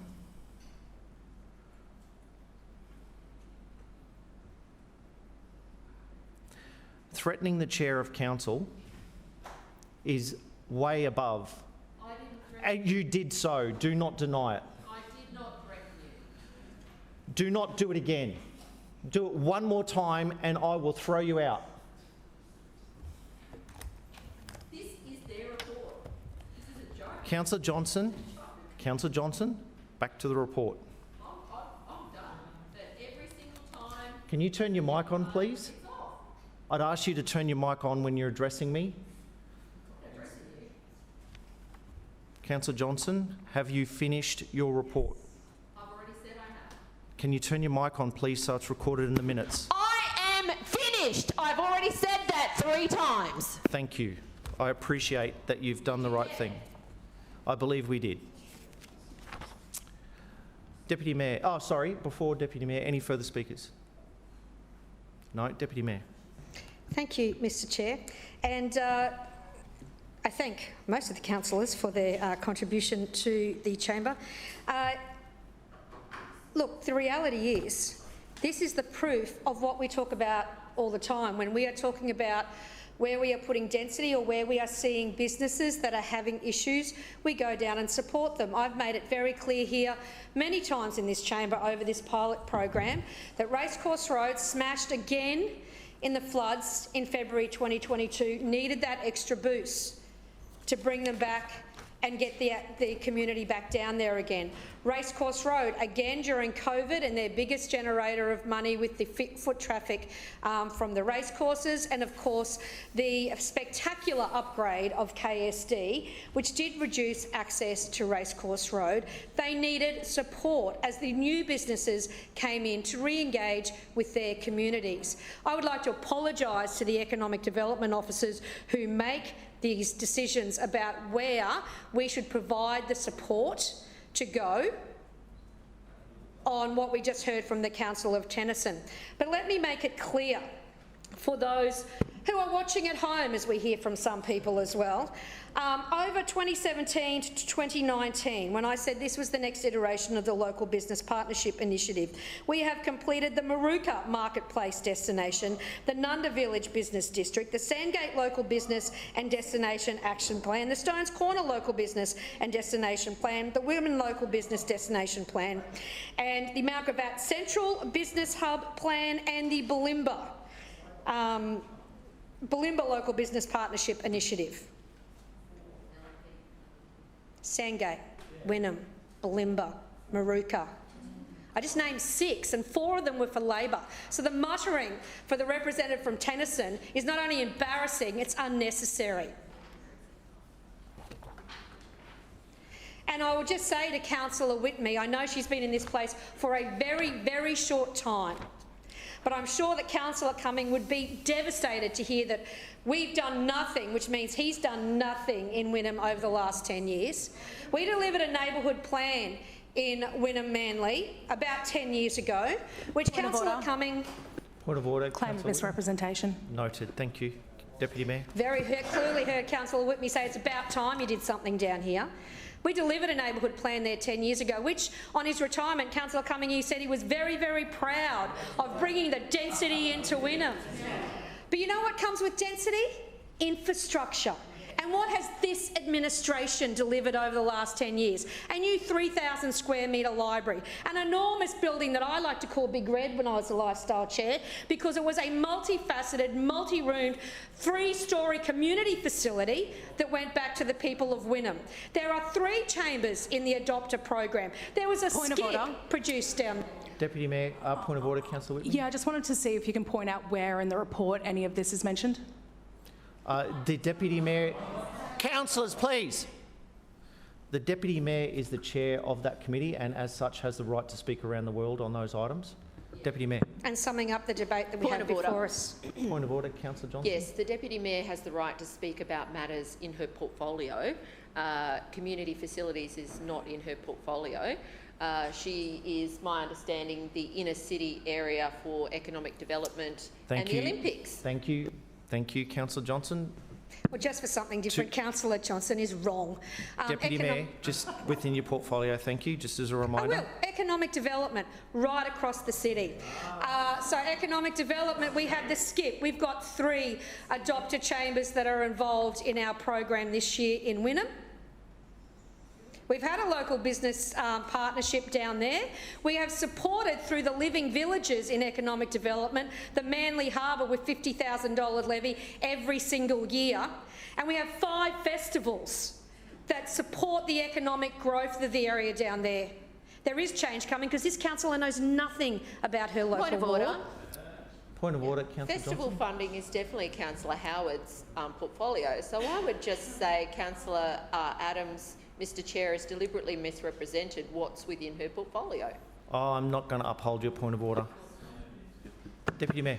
Yes, that's right, because the Brisbane Festival isn't in my portfolio either, but the economic development outcomes from street serenades and the events that are held right throughout the city are seen here regularly. The one thing I do agree with Councillor Johnson and Councillor Whitmee is that they identified which administration will be deciding what happens next year, and that will be us. Thank you, Deputy Mayor. Councillor Whitmee, your misrepresentation, please. Yeah, Can I remind you before you speak to keep it concise and not to enter any debate? No worries. Not once did I say that the LNP had delivered nothing. I used the word significant investment. Thank you. Thank you.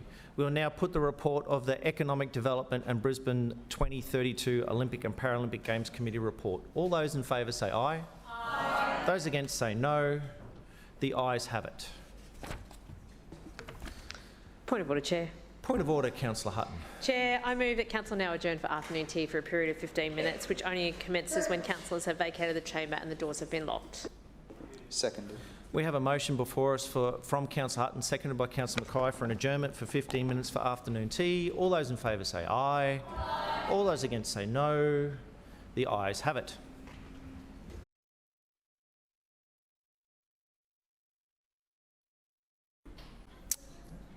Councillors, we'll now go back to the next committee report. Councillor Murphy, Transport Committee report, please. Thanks very much, Chair. I move that the report of the Transport Committee meeting held on Tuesday the 29th of August 2023 be adopted. Seconded. It has been moved by Councillor Murphy and seconded by Councillor Owen that the report of the Transport Committee meeting held on Tuesday the 29th of August 2023 be adopted. Councillor Murphy, you got the call. Thanks very much, Chair. Last week's Transport Committee presentation was on the consultation phase for Brisbane's new bus network. As councillors will remember, consultation for the new network was open for 3 months at the end of last year, and we had plenty of resources for residents to learn about the new network both online and in person. We wanted to ensure that we provided residents with the information in a range of easy to understand formats to make providing feedback to council as simple as possible. We produced a guide to Brisbane's new bus network, which is available for all residents online via the council website. This booklet clearly outlines and explains all of the changes that we are proposing. We also brought our bus network to life online, putting together the first ever interactive digital map of Brisbane's bus network, and it was, as I have mentioned in committee, by far and away the most successful consultation tool for public transport that we've ever had here in Brisbane. Through the interactive map, residents can view both the current and future bus network to see the changes. They can even enter their address to see services that are nearby and learn about why we propose the changes for each individual route. Across the city, we held community information sessions and we talked to residents at both bus stops and busway stations.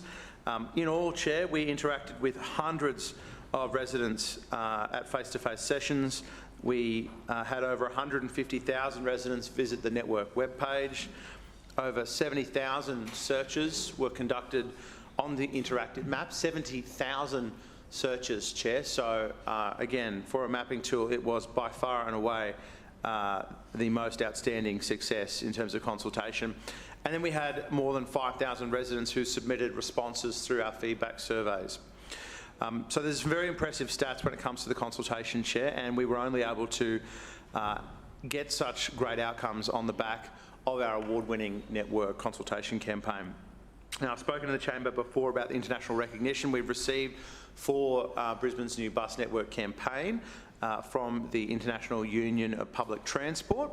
But just last week, we added a few more trophies to the Cabinet. You'll be pleased to know, Chair, with the network review team being recognised at the Lord Mayor's Awards. And might I say, justly so, Chair. The team involved with Brisbane's new bus network were awarded a Lord Mayor's commendation in the customer service category. There was specific feedback that we received across 189 different routes across Brisbane, and we're now working to refine the bus network based on that community input to ensure that we get the best outcome for everyone. Some of that feedback, Chair, has come to Council by way of several petitions that were presented at committee last week. Some of the petitions request alterations to proposals made in the draft version of Brisbane's new bus network. Others request frequency, further change, I should say, such as frequency uplift or longer span of hours. Item B, for example, is a petition to re-establish a loop through Yeronga West on Route 105. The same petition requests extended hours on the 192 bus.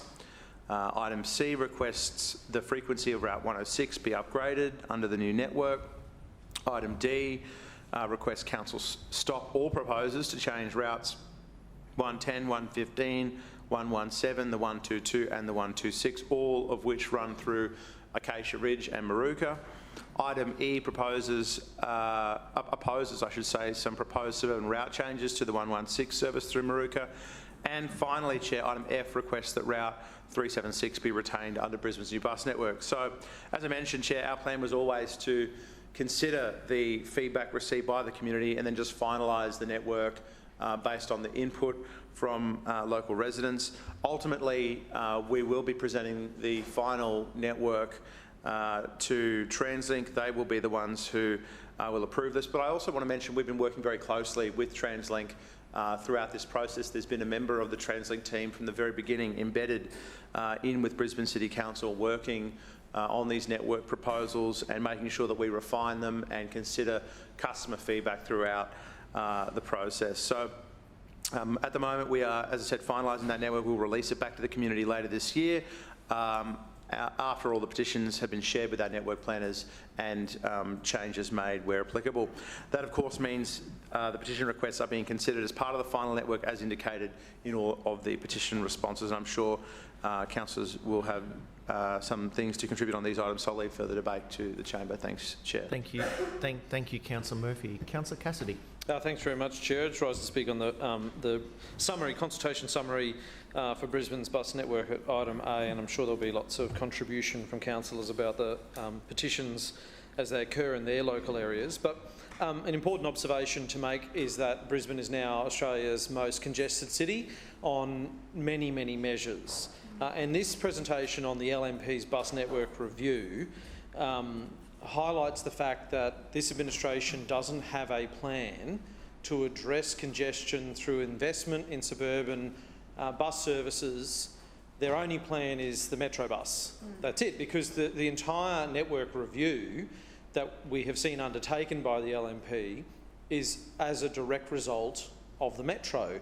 It's not a proactive review. It's not a review to look at what more suburban services could be added to the network to break the back of suburban congestion. It's all in direct response to the Metro project. And what we learned from the consultation that occurred from residents in Brisbane was that they wanted more buses, they wanted more services, they wanted them to arrive on time, and they wanted them to get them to key hubs within their neighbourhoods. Whether that was the local shops, health services, their employment, those suburban links were of an extremely high priority to people, as well as getting people in and out of the city.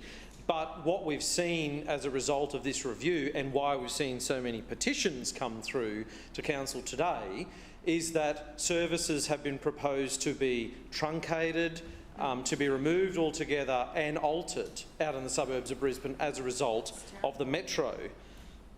So people have said they want to shift from their car to public transport, and that's not just reflected in this report before us today, but in so much research that we see.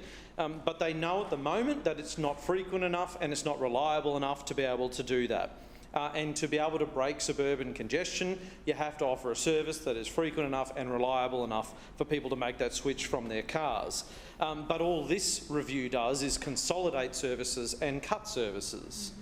And that's going to get much worse. That's going to get much worse because we know this year the LNP are planning to retire 24 more buses from the fleet, and this comes on the back of building, as we figured out from the Lord Mayor's sort of answer today, 0 new buses added to the fleet over the last 2 years, as well as 0 bus manufacturing jobs supported over the last 2 years. There should have been a broader review and more investment in suburban public transport to expand suburban services, but you'd also have to actually build buses and invest in public transport services in suburbs to see that occur. The suburbs will be forgotten again under this LNP administration because their entire budget is going into the Metro Bus project, which is rapidly approaching the $2 billion mark now. Yep. So we know that the plan for the Metro was drawn on the back of an envelope. We've heard the Lord Mayor come in here just in recent weeks and say it was initially a subway system that was going to cost $1.2 billion. Then he said it was going to be a bus system that was going to cost $944 million. Then it was a bus system that was going to cost $1.2 billion. Then it was a bus system that was going to cost $1.4 billion, and then up to $1.7 billion. And the cost blowouts continue to mount. And the time frame on that project continues to blow out as well, which delays even this review of suburban services. So not only, I mean, it's bad enough cutting suburban services, but to drag people along year after year after year, there is no certainty around planning for a less car-centric city in Brisbane through the delivery of suburban public transport services under this LNP administration. So we're certainly not holding our breath that there won't be more delays and more cost blowouts on the Metro project as well. And people made it pretty clear that where they wanted to see the investment in public transport, aside from the petitions, and people were rightly concerned about services being cut from their local community, where they wanted to see that investment was increase suburban public transport services across Brisbane so they could make that transition from their car to public transport as a means of transport to get them around, not just to and from work, as I said, but to all those key hubs within their neighbourhoods. And this, not only does this review not come close to that, but nothing that the LNP are proposing comes close to that at all as well. It necessarily rules it out. They have cut the bus fleet. They have torn up a bus build contract that had been in place for decades in Brisbane, and they're cutting services, they're truncating services, they're merging services, which just means less seats available for people to make the transition from car to public transport. So, despite Councillor Murphy painting a very rosy picture of this in his mind, I think he'll find if he goes out and talks to not just public transport users. I spoke to a gentleman today at the bus stop on Ann Street, and he was catching the 454, I think, to Indooroopilly. 445, beg your pardon. He lives at Indooroopilly. Pulled me up and said, "Do you work in there?" And I said, "Yeah, I do, as a matter of fact." And he relied on public transport to get from home into the city, from home to medical appointments, home to the shops to do all that sort of stuff. And I asked him whether he thought that service level was great, and he said no, it could be improved. And what was his bus stop like? And he said it's just a seat sitting out in the sun with no shelter on it in Indooroopilly. He's actually got a seat at least, I guess. But they're the sort of people, you know, I didn't even seek him out. He sought me out to tell you those stories. And I'm sure if Councillor Murphy actually went out into the suburbs of Brisbane and speak to people not only who use public transport today, but also would like to make the transition from private motor vehicle to public transport as a means of getting around Brisbane, he would find that it's not award-winning in any sense, in any real normal person's mind. The public transport system that he is overseeing is not award-winning. It is barely keeping up with demand at the moment. And then when you go and propose cuts to services, when you go and retire another 24 buses from the fleet and you have no plan to build new ones, there's only one outcome to what we're seeing here, and that's going to be a more congested Brisbane under the LNP administration. There's no two ways about it, and I think that's why we're going to see some serious change in Brisbane City Council after March next year. I think the LNP think it's all rosy, don't they? They just think, you know, in their own minds that no one complains, there's no issues out in the suburbs. So what if they cut 20 public transport services? So what if they retire 24 buses? So what if they don't build any new buses? So what if the Brisbane Metro blows out by $1 billion? That's all in their little world. Well, I think the reality out on the ground is people will be bitterly disappointed, not just with this review, but with this LNP administration. Thank you, Councillor Cassidy. Any further speakers? Councillor Griffiths? Yes, thank you, Mr Chair. And there's actually 3 petitions here from my ward. I'd like to speak about items C, D and E. And I have to say I had a massive reaction, or not myself, but the ward residents had a massive reaction to what is proposed in relation to this bus review. And it's strange because they had a reaction last time the LNP did a bus review, and the time before that when the state LNP did a bus review as well. And it was a mess. It was a mess. And one thing I know, and one thing I've learnt about successive LNP governments is they don't deliver services, they cut them. And that's certainly what residents came back to in responding to these petitions. And Lord Mayor earlier today, when he was asked a question, couldn't answer about how many buses have been built in Brisbane in the last 2 years, but it's 0. That's the answer, 0. And it's really disappointing because we had a very capable workforce. We had a workforce that were able to build great buses, but the ideology changed with this administration, and they didn't want to look after local workers. They wanted to send it overseas. But Brisbane City Council, I actually think, and it was interesting, I listened to the chairperson, he's going, well, it's Translink, it's not us. It's Translink, it's not us. It's always someone else. You know, through you, Mr Chair, to the chairperson, that's our job to represent residents. It's our job to ensure that they have good services. It's actually what we're here for. It's not to blame Translink or to blame the federal government or whoever you want to blame. It's for us to lobby to get the best services we can for our constituents. And certainly these changes are massive for the people in my communities because they're in the middle ring of suburbs, and they're going to see a significant change in the way bus services delivered, because it will mean that they will catch 2 buses to work. Where the service has been cut, they will catch a bus to the freeway and then they'll change bus and they'll get on another bus to go into the city. So when you're 8 or 10 kilometres from the city and you're having to catch 2 buses to the city, my understanding is international research shows that people don't like doing it. People stop using your service. And that's what we're doing to these people. We're going to have a major impact on this, and I predict there'll be a reduction in the number of people using this service if these changes go ahead as proposed. So for me, the issues are with the Metro, as well as the expense, the $1.9 billion, essentially for a 200-metre tunnel.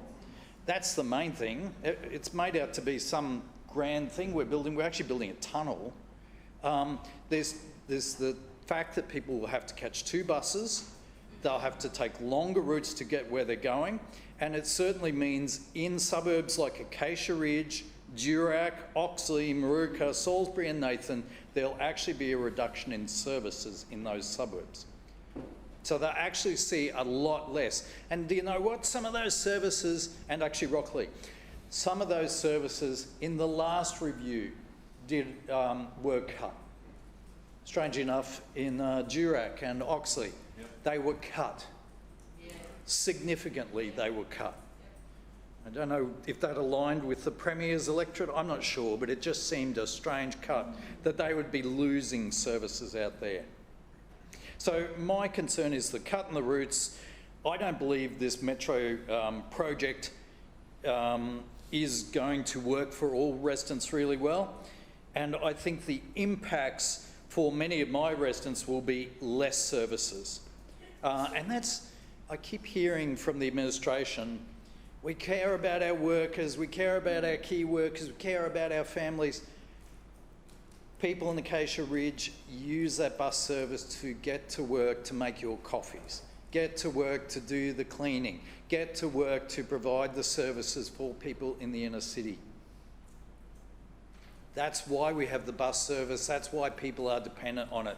This doesn't deliver for them.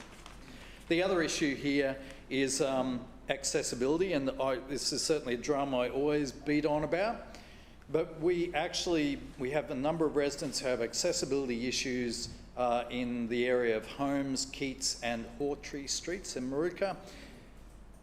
I have worked with the administration to get a bus stop put in there that was accessible, that had a shelter and that could cater for these people and do footpath links.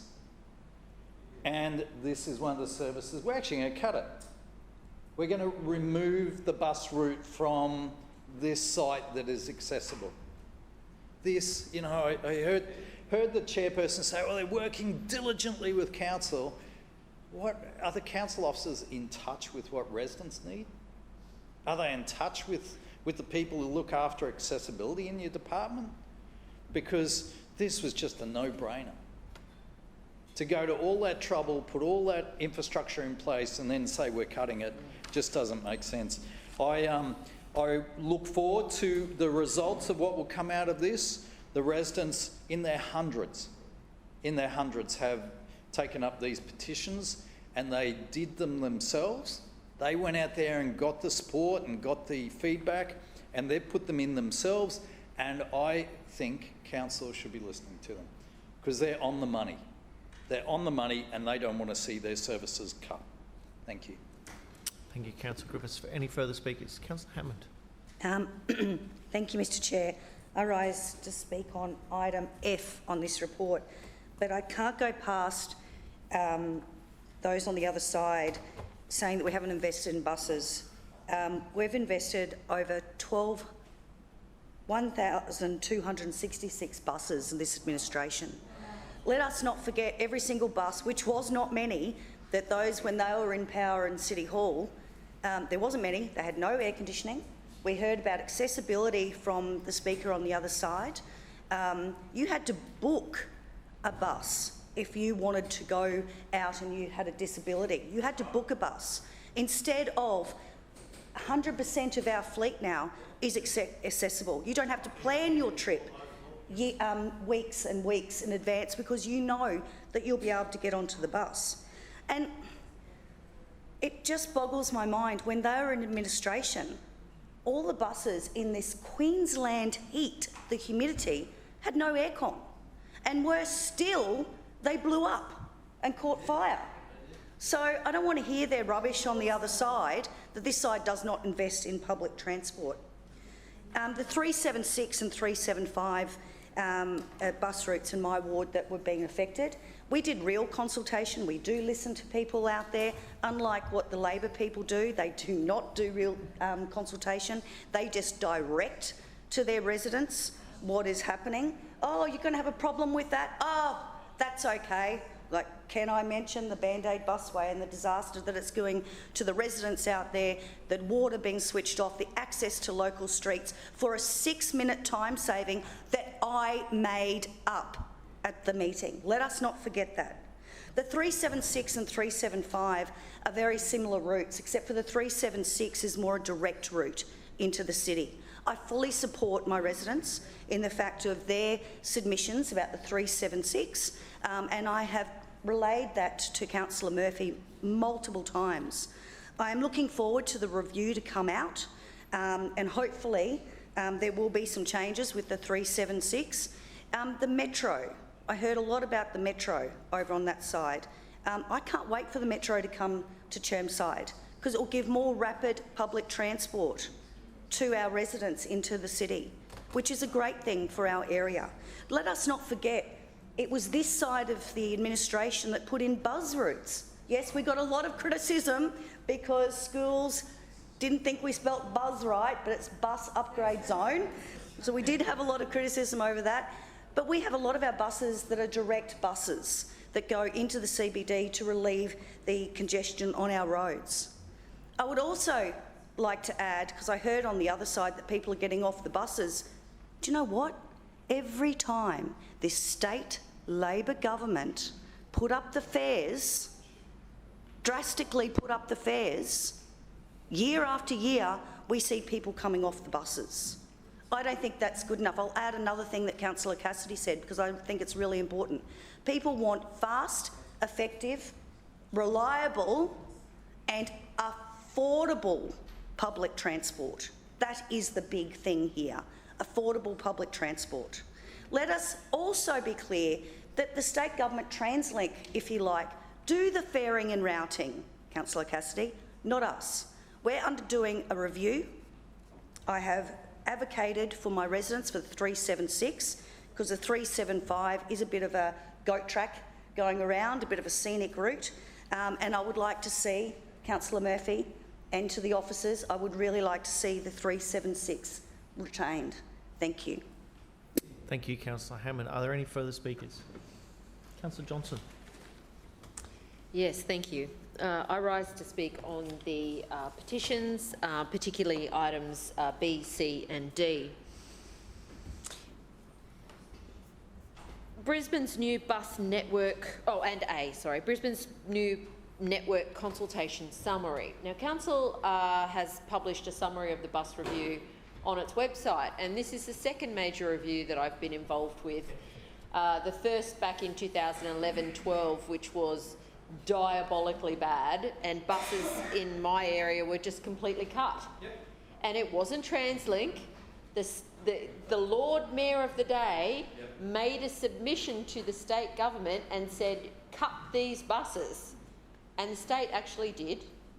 The state actually did. Do you want to have a go, Councillor Landers? Because you're welcome to. Councillor Johnson, if you're going to address other councillors in the chamber, you do it through the chair, please. Thank you. The LNP's track record when it comes to bus reviews is to cut bus services. And true to form, what is proposed in this network review cuts to bus services, particularly in my area. Now, it's only last week that residents sat in the gallery. They came in for afternoon tea. It was residents from a Yeronga seniors group. And you heard them. They clapped and cheered and were admonished because they asked me to ask a question about the buses in Yeronga. The 105 is a critically important bus route that provides a link to residents who live in Yeronga West, which is 2 kilometres from the train station, and it is too far for most people to walk. If you are elderly, you can't walk it, it's hilly. If you have a disability, you can't walk it because the footpaths are terrible. School children do walk it, and every day you see kids dragging themselves all the way up Hyde Road or way up into Yeronga West, coming home from school. And what's this administration's response? It is to cut a local bus service, the only service that runs, and there is a 107, but it runs in a slightly different area. If the 105 bus link is removed, people in Yeronga West will have no access to public transport. It'll be 1 to 2 kilometres away for them. That is not good enough. The 101 and the 102 were cut last time. They're not proposed to be reinstated. So we still have Oxley and Corinda that aren't connected. They're neighbouring suburbs and there's no bus service. The 106, which people want more frequency for, that comes from Mount Omni around to Indooroopilly and connects that southwestern suburbs link. You can't get one of those after about 6 o'clock at night or on the weekend. The bus service that is provided out in Brisbane is an appalling bus service in most places. The bus routes are good, but they're chockers. The 100 runs through my ward and you cannot get on it in Annerley because it is so full. Now, I note that my residents have spoken up in their thousands in response to this bus review. The council summary says there are a number of postcodes and suburbs that put in the highest number of submissions, and that includes Chelmer, Graceville, Sherwood, Oxley, Yeronga and Chelmer. Those residents have spoken up clearly. The big issue now is whether council is going to listen. In all of the evidence that I have seen so far from this council, they are not. The officers came out into my ward and we had a meeting and they looked at me perplexed about why the 105 should have been kept. And I've said, well, if you're elderly and you need the bus, you can't walk 2 kilometres to the station. Oh, but councillor, they'll get the 192 extension. Well, that doesn't run after 6 o'clock at night and it doesn't go into Yeronga West. So it doesn't service the same route and it's still over 1 kilometre away for people in Yeronga West to get up to Cairnsdale Street. And even then, that bus doesn't take them to their nearest principal activity centre, which is Indooroopilly. That takes them back to UQ and into the city. So these residents who for the last 50, 60, 70 years have lived in this area, Indooroopilly is their principal activity centre, closest one to them, they won't be able to get there to see their doctor, get their hair cut. They're very upset about this. Very upset. And you can see it in the public consultation and you can see council does not understand this. One of the themes that council has pulled out in here specifically raises this issue that people want better bus services to their local shops. Sorry, and I'm just going to, hopefully I've typed that in. Yeah. So here's what people said. Some bus routes play a critical role in connecting you to family, friends, healthcare and shops. Small adjustments to route can have local impacts, particularly for older people or people with reduced mobility. This is council's response. So this is an organisation that's today, in answer to all of these petitions, saying, trust us, we're reviewing your feedback. This is what they are essentially saying. We're reviewing your feedback.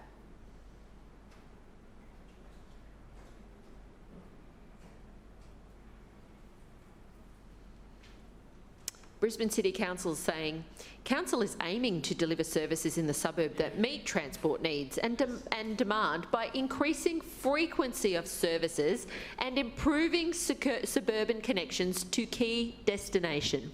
This includes new direct access to shopping centres, universities and retirement villages. Guess what? If you live in Yeronga West, you are having your service cut and you won't be able to get to your shopping centre. I don't know there's too many residents in the village at Yeronga that actually want to go to UQ. Not a lot. They want to go to, you guessed it, Indooroopilly. As a result of what this council is doing, these residents will have to go out somewhere in Yeronga, stand on the side of the road because there are no seats at most of my bus stops because the patronage is too low. So council won't even put a seat in. There's no shade. So we're going to have elderly residents standing on the side of Fairfield Road, exposed to the elements, waiting to change buses to get themselves to Indooroopilly. This is the new bus service that Councillor Murphy thinks is winning awards, $2.1 billion. And what do residents in Yeronga get? A worse bus service. A worse bus service.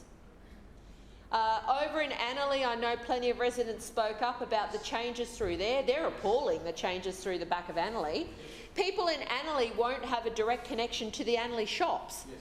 So if you live in Annerley, and again, you're 1 to 2 kilometres away from the shops, where the doctors are, the supermarket is, the butcher, the library, you cannot get to your local shops. That is how bad council's bus services are. This council has got it wrong. For years and years and years, the one thing that different Lord Mayors have said, different chairs have said, this is about better bus services. No, it is not. No, it is not.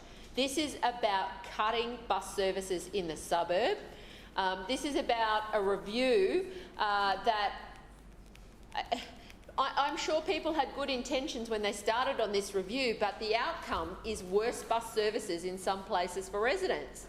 If you live anywhere near the metro, I'm sure it's going to be a great bus service. But is council putting in car parks near these metro stops so people could drive to the metro and then hop on the bus? That could be useful, but council's not doing that. Is council increasing density around these bus stops? In the odd place, but generally, no, they are not. And then, of course, people like Councillor Hammond, well, we look forward to the metro in Chermside. That's not on anyone's agenda, unless she's been told something. The metro doesn't go out to Chermside. If she thinks that she's getting a metro service out to Chermside and that's what she's been telling her residents, that will be very interesting. The outcome of this bus review is to hurt particularly vulnerable residents, the elderly, and those with disability, and particularly students who do rely on public transport.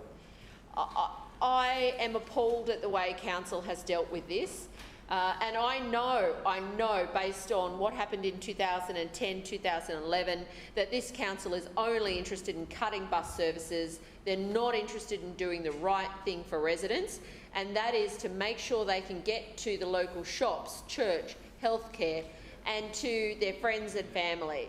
And under this review, particularly Annerley and Yeronga residents Councillor Johnson, are being your time adversely has impacted. expired. Thank you. Are there any further speakers? Councillor Owen. Thank you, Mr Chair, and I rise to speak in support of items A, C, D, E and F. I think it's important at this juncture that we actually go back and look at what is contained within the report. Now, item A is actually the consultation summary. So this is a summary of the consultation that has occurred right across the city. It is the feedback that has been received from Brisbane residents who utilise the bus services and who want to utilise the bus services going forward. So when we are talking about a consultation summary, it is a summary of that feedback.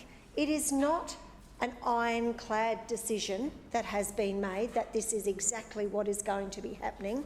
It is an opportunity for the people right across our city to have a say in what they consider meets their needs or doesn't meet their needs. It is an opportunity for them to provide their local perspective in relation to the routes that traverse their suburbs.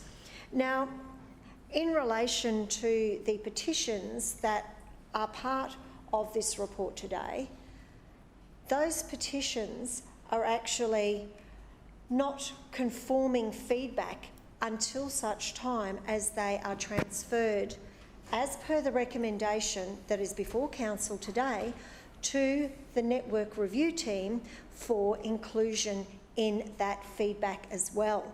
So what is contained in those petitions, as per the recommendations, is for the feedback that has come through those documents that have been provided to council to be able to be passed to the network review officers for inclusion in the overall feedback process and for further consideration of those needs right across the city. So that is a very important part of this process. We are endeavouring to make sure that when people have given us feedback, whether it is online, face-to-face, or through an alternate means, that we are incorporating as much feedback that is valid and constructive as possibly can be included. Now, I would just like to say to the network review officers, they do an extraordinary amount of hard work behind the scenes, and I know that they have been giving up their weekends to come out and interact directly with Brisbane residents. They came out with me at one of my local community events, and Councillor Murphy, Councillor Griffiths, bit of shush. Councillor Owen, you've got the call. Thank you, Mr. Chair. It was very important because when I was having a community event, I reached out to the network review officers and said, I'm having a community event. Would you like to have a stall at this event so that you can interact with a lot of the residents that are raising issues with bus services? So you can hear the feedback firsthand and you can take that feedback on board and have further consultation. So the council officers have been very proactive in engaging with the residents of Brisbane directly. So that is an important thing. They did a lot of those face-to-face sessions right across the city to try to ensure that as many people as possible were involved in this. Now, I really am at a loss as to why councillors on the other side of this chamber continually are saying that there are, let me quote this, that services are not delivered. They seem to think that they are being removed. Now, I have stood here up in this place quite a number of times, and I have spoken about the 126 service, I have spoken about the 803 service and the 804 service, and particularly the 804 and the 804 and the 126 are new services, and these are new services since 2020, and the 803 is now an expanded service. So we have delivered new services. It has taken multiple business cases to get it accepted through TransLink, and this is a clear demonstration that this administration is focused on delivering services, new services to residents. And in fact, the 126 service is a case in point because it doesn't just service my ward. It goes through Acacia Ridge and it goes up to Altandi Station as well. So I think it's Councillor Marks and possibly might just stretch a little bit towards Councillor Huang's area as well. But the important thing is that that 126 service is not just supporting people in my ward. It is servicing people in multiple wards. And that is what we have to look at. We can't be ward-centric. We have to look at having an approach. So particularly when I look at some of these routes, I look at how do they benefit residents right across the south side, because my residents generally want to travel to locations across the south side. And I know that a lot of my residents enjoy the fact that they can now go on the 126 service and go to Sunnybank Plaza and go out for a meal. I know that they are happy that they can connect up to also train services where they have got work opportunities that are in different directions. These are all important facets of what we have to look at. We cannot be tunnelled vision. We have to look at the bigger picture and the greater community benefit, and that is what this network review is doing. Now, the decision is not finalised. What is in the papers today is a continuation of that review process, of that consultation, of incorporating the feedback of many, many residents. So through you, Mr Chair, I just want to reiterate that Council does not set the bus routes. Council has to put recommendations up to TransLink in line with the state government legislation under the Transport Operations TransLink Transit Authority Act of 2008. So we are required to put any changes forward as a recommendation to TransLink. TransLink has the decision-making capacity to say yay or nay. They are the ultimate decision makers, but at the same time, our council officers who work in the network planning, who analyse these routes, who look at the data, who decide that certain routes meet criteria as set down or don't meet criteria because they have that data to look at. They are the people who are doing the hard work, and I don't think any councillor should come into this place and make claims that nothing's being done or that people are being disadvantaged, because they are not.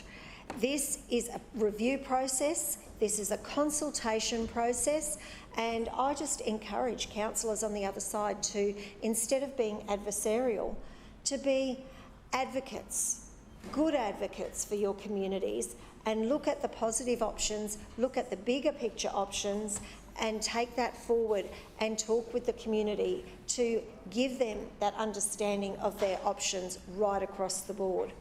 So through you, Mr Chair, I think that it is important that we do look at this from a very holistic perspective. We are taking into account the strong feedback that has come through, not only in this consultation summary, but also through those other avenues. And I thank the council officers who have been working on this behind the scenes for their hard work and dedication. Thank you, Councillor Owen. Further speakers? Councillor Massey. Thank you, Chair. I rise to speak on item A. I think it would come as no surprise that the 4101 represented incredibly highly in the consultation for that was delivered by Brisbane City Council. And of course, the 4101 consists of West End, South Bank and Highgate Hill. These areas, of course, having major increases in density over the past couple of years, and are a part of a future hyperdensity increase that's happening. And the reason I want to speak to it is, the reason that there was an incredibly high respondence is these residents, and also across the Gabba, you know, especially in Kangaroo Point, they're really engaged with public transport. They want to ride, they want to be on public transport, they want to have a frequent service that's timely, and it's there all the time. And I just want to note that if you looked at the 199 or the 60, even now, even with the proposed changes, you know, what you would see is absolutely chocker full buses, and that's not including the potential 21,000 more people that will be moving into that area. And so, you know, when we look at this review and we look at this consultation, I am really, really, really hoping that council proposes, the council proposes something that's going to deliver really impactful change for public transport in this area, noting that the Lord Mayor earlier said that the infrastructure is already incredible. Well, that's clearly not what the residents who have responded so highly from West End, South Brisbane and Highgate Hill have said. I also just wanted to note with some of the changes that they've proposed within Kangaroo Point, which is again an incredibly high density area and is a transforming population, I'll acknowledge that. Not now the place of retirees, but there are still people that are a little bit older in that area. I find it really interesting that there is, as the KP people have said constantly over and over again, not only in the consultations that I've done with them since I've been in chambers, but also, of course, since Jonathan Sriganathan has been here and has been advocating for that community, the lack of public transport within that area. I do see there's a proposed route. It's a loop, and this loop that is proposed, which is very interesting because I note that one of the points in the consultation was more connectivity between neighbourhoods, will connect Kangaroo Point to the city, but not to the neighbouring West End, Woolloongabba or South Bank. You know, I hope that these petitions, that this consultation would be taken seriously. I understand the process. We make recommendations, it goes up to state government.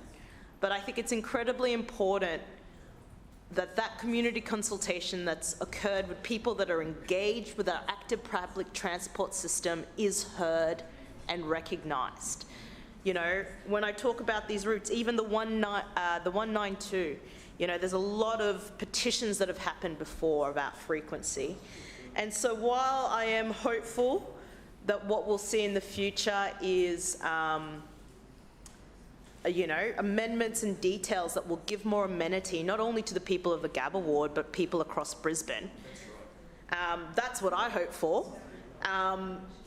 You know, looking at those proposed routes even now, I'm worried about that higher density that's happening in that Kurilpa Point and how they're going to be able to get in when it's chockers already. I'm worried about the residents in Kangaroo Point who, for all intensive purposes, once the dockside ferry is complete, will lose the 27 service, leaving them kind of isolated, the most isolated area from public transport in the city. So, look, I think I'm just going to stop there. I do thank the people that are working on this bus network review. I think the interactive system was a really great system. It's good to use. And I acknowledge that it's a tough job, but again, can I just stipulate, we've got to listen to this consultation, we've got to listen to the petitions, we've got to provide service city round. And just because the metro is in South Brisbane doesn't mean everyone in the Gabba ward will be accommodated for, and that's what we need to do. We need to accommodate for as many people as possible to use public transport. Thank you. Thank you, Councillor Massey. Any further speakers? I see no one rising. Councillor Murphy, right of reply. Thank you very much, Chair, and I thank all councillors for their contribution on this debate. And I think in summing up, it's really important to acknowledge why we're doing the new network.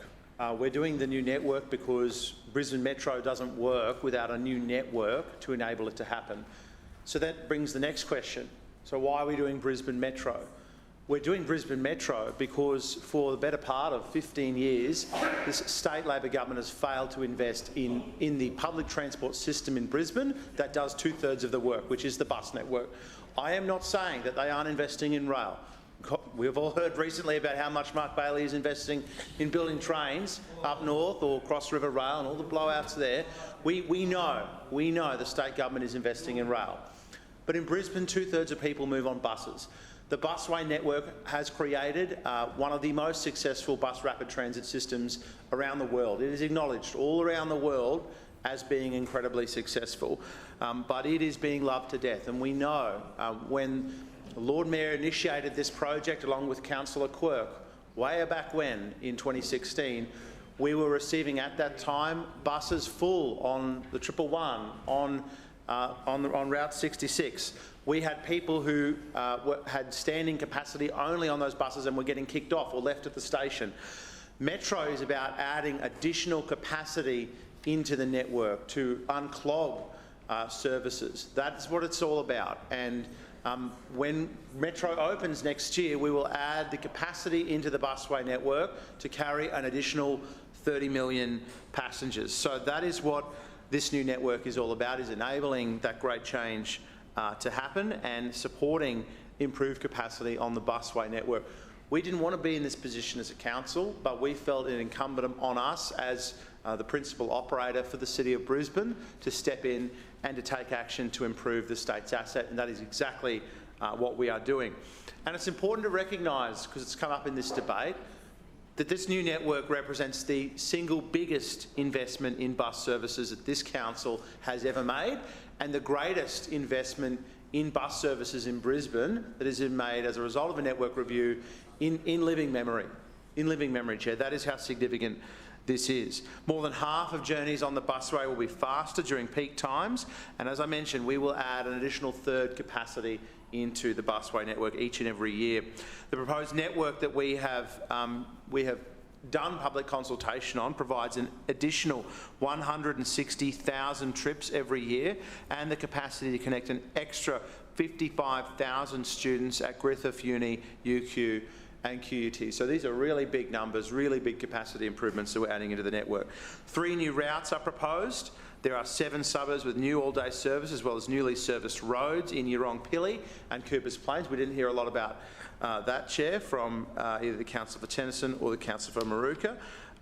The proposed changes will also improve connections to a range of suburban locations like Macrobat Plaza, Fairfield Gardens Shopping Centre and the Green Slopes Hospital, as well as our university campuses, as I mentioned. We've made no secret through the whole project of the need to provide relief to congestion hotspots and bottlenecks in our network and to provide that additional capacity to our busway stations to free up our bus network. Of course, we need to make changes, and the changes are encapsulated in the network that we've released for consultation. And as I'm sure those in Chamber can appreciate, the review of the bus network has been incredibly complex, and any changes made to services we have not taken lightly. And I want to echo Councillor Owen's sentiments that she made before, and it was very right for her to make them, that we have the most amazing professional transport planners in this organisation. Many of you would have had interactions with them.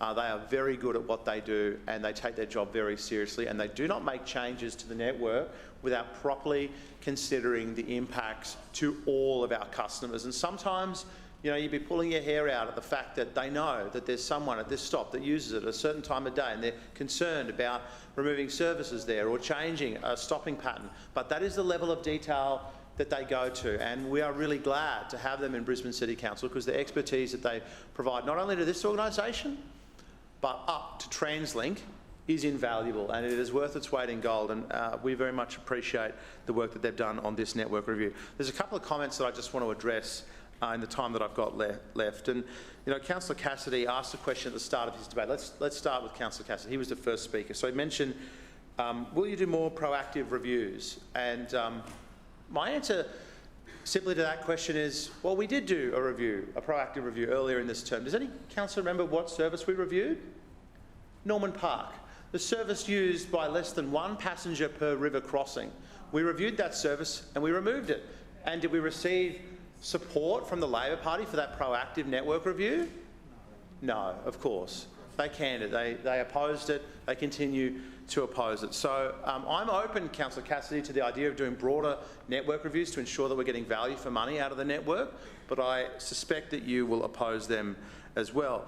Councillor Cassidy also talked about the need for there to be more suburban links out into the suburbs. Well, I can tell you, Councillor Cassidy, you've got to have a look at the business case of Brisbane Metro, because we cannot add more suburban links into the busway network without unclogging the core, and that is the whole premise of why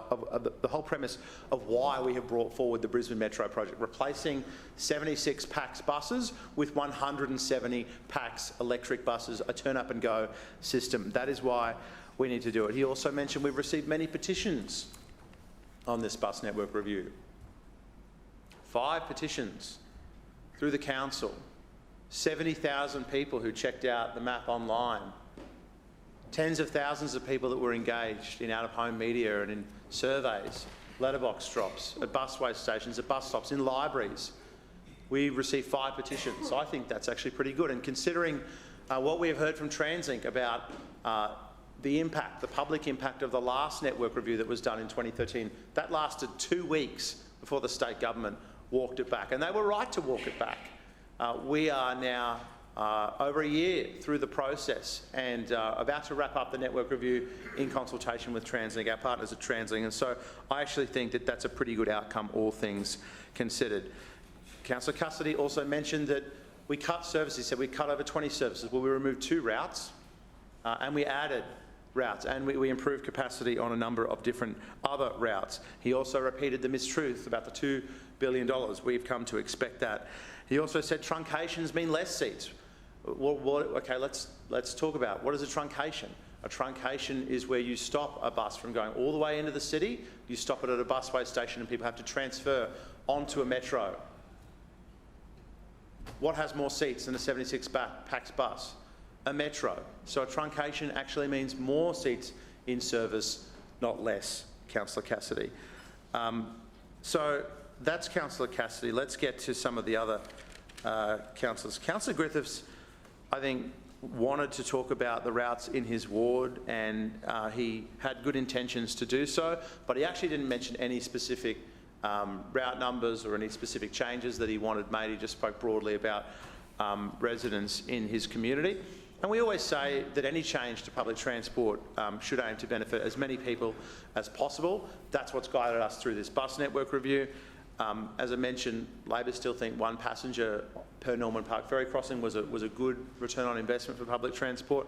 I think what it shows is that Labor don't actually want to deliver value for money public transport in this city. So let's have a look at some of the changes that we've made in Councillor Griffiths' ward, because he didn't mention any of the changes specifically by name. So Route 110 is being truncated, that's true, but residents will be able to transfer onto a metro service, so they actually get a faster journey.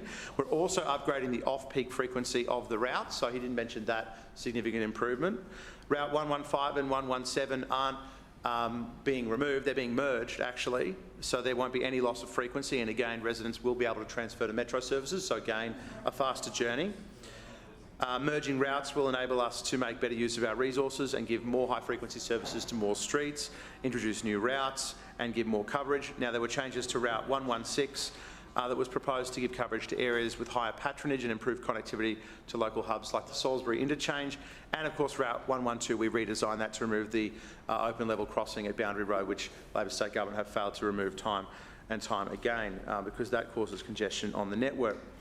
Also, you know, Councillor Johnson, well, look, she said many things and I don't have time to go into all of them, but I can tell councillors in this chamber if they were thinking that Councillor Johnson told the truth about the bus network review in her ward, well, I can assure you that she hasn't. In fact, her residents are getting some of the best improvements out of the bus network. They are getting a much clearer extended network. For example, the 105 is being upgraded to operate all day, increased span of hours and trips. She said it was going in the other direction. It's not. It's getting better. The 192 will be extended all the way to Euron-Pilley. Your time has expired. Thanks. Thank you. We will now put the contents of the Transport Committee report. All those in favour say aye. Aye. Those against say no. The ayes have it. Councillor Wines, Infrastructure Committee, please. Thank you, Mr Chair. I move the report of the Infrastructure Committee meeting held on Tuesday the 29th of August 2023 be adopted. Seconded. It has been moved by Councillor Wines and seconded by Councillor Huang that the report of the Infrastructure Committee meeting held on Tuesday the 29th of August 2023 be adopted. Councillor Wines, you've got the call. Thank you, Mr Chair. Last week, the Infrastructure Committee heard a presentation on local area traffic management, or more popularly known as traffic calming. Now, I thought it was important to bring this presentation through just to go over the operational side of traffic calming. Sometimes people can get confused about how sites are chosen, and then once they're chosen, the process it goes through them. Typically, if you get it over a certain number of motor vehicles in a day down the street, and the street is of a certain level within the city plan, you are automatically identified and put on the list for traffic calming. We then work with the local residents, typically over a 2-year process. So I always, I explain that to the committee, but I think it's important that councillors hear it here. It's typically a 2-year process. Year 1 is design and consultation. Year 2, construction. The reason that we take the time over design and consultation is these things are harder to design and get support from the public. That it's harder than you would think. Yes. So we design them in a way that we can work with local residents. We have a very low threshold for termination of an item. So when we put a series of traffic calming devices into a precinct, typically, unless it is vital to the operation of the project, if there is a person who objects, who is immediately affected by an item, it is removed. That typically sees, we would typically expect to see inside a traffic calming project 1/3 to half, sometimes even more, of the items be rejected by local residents through that process.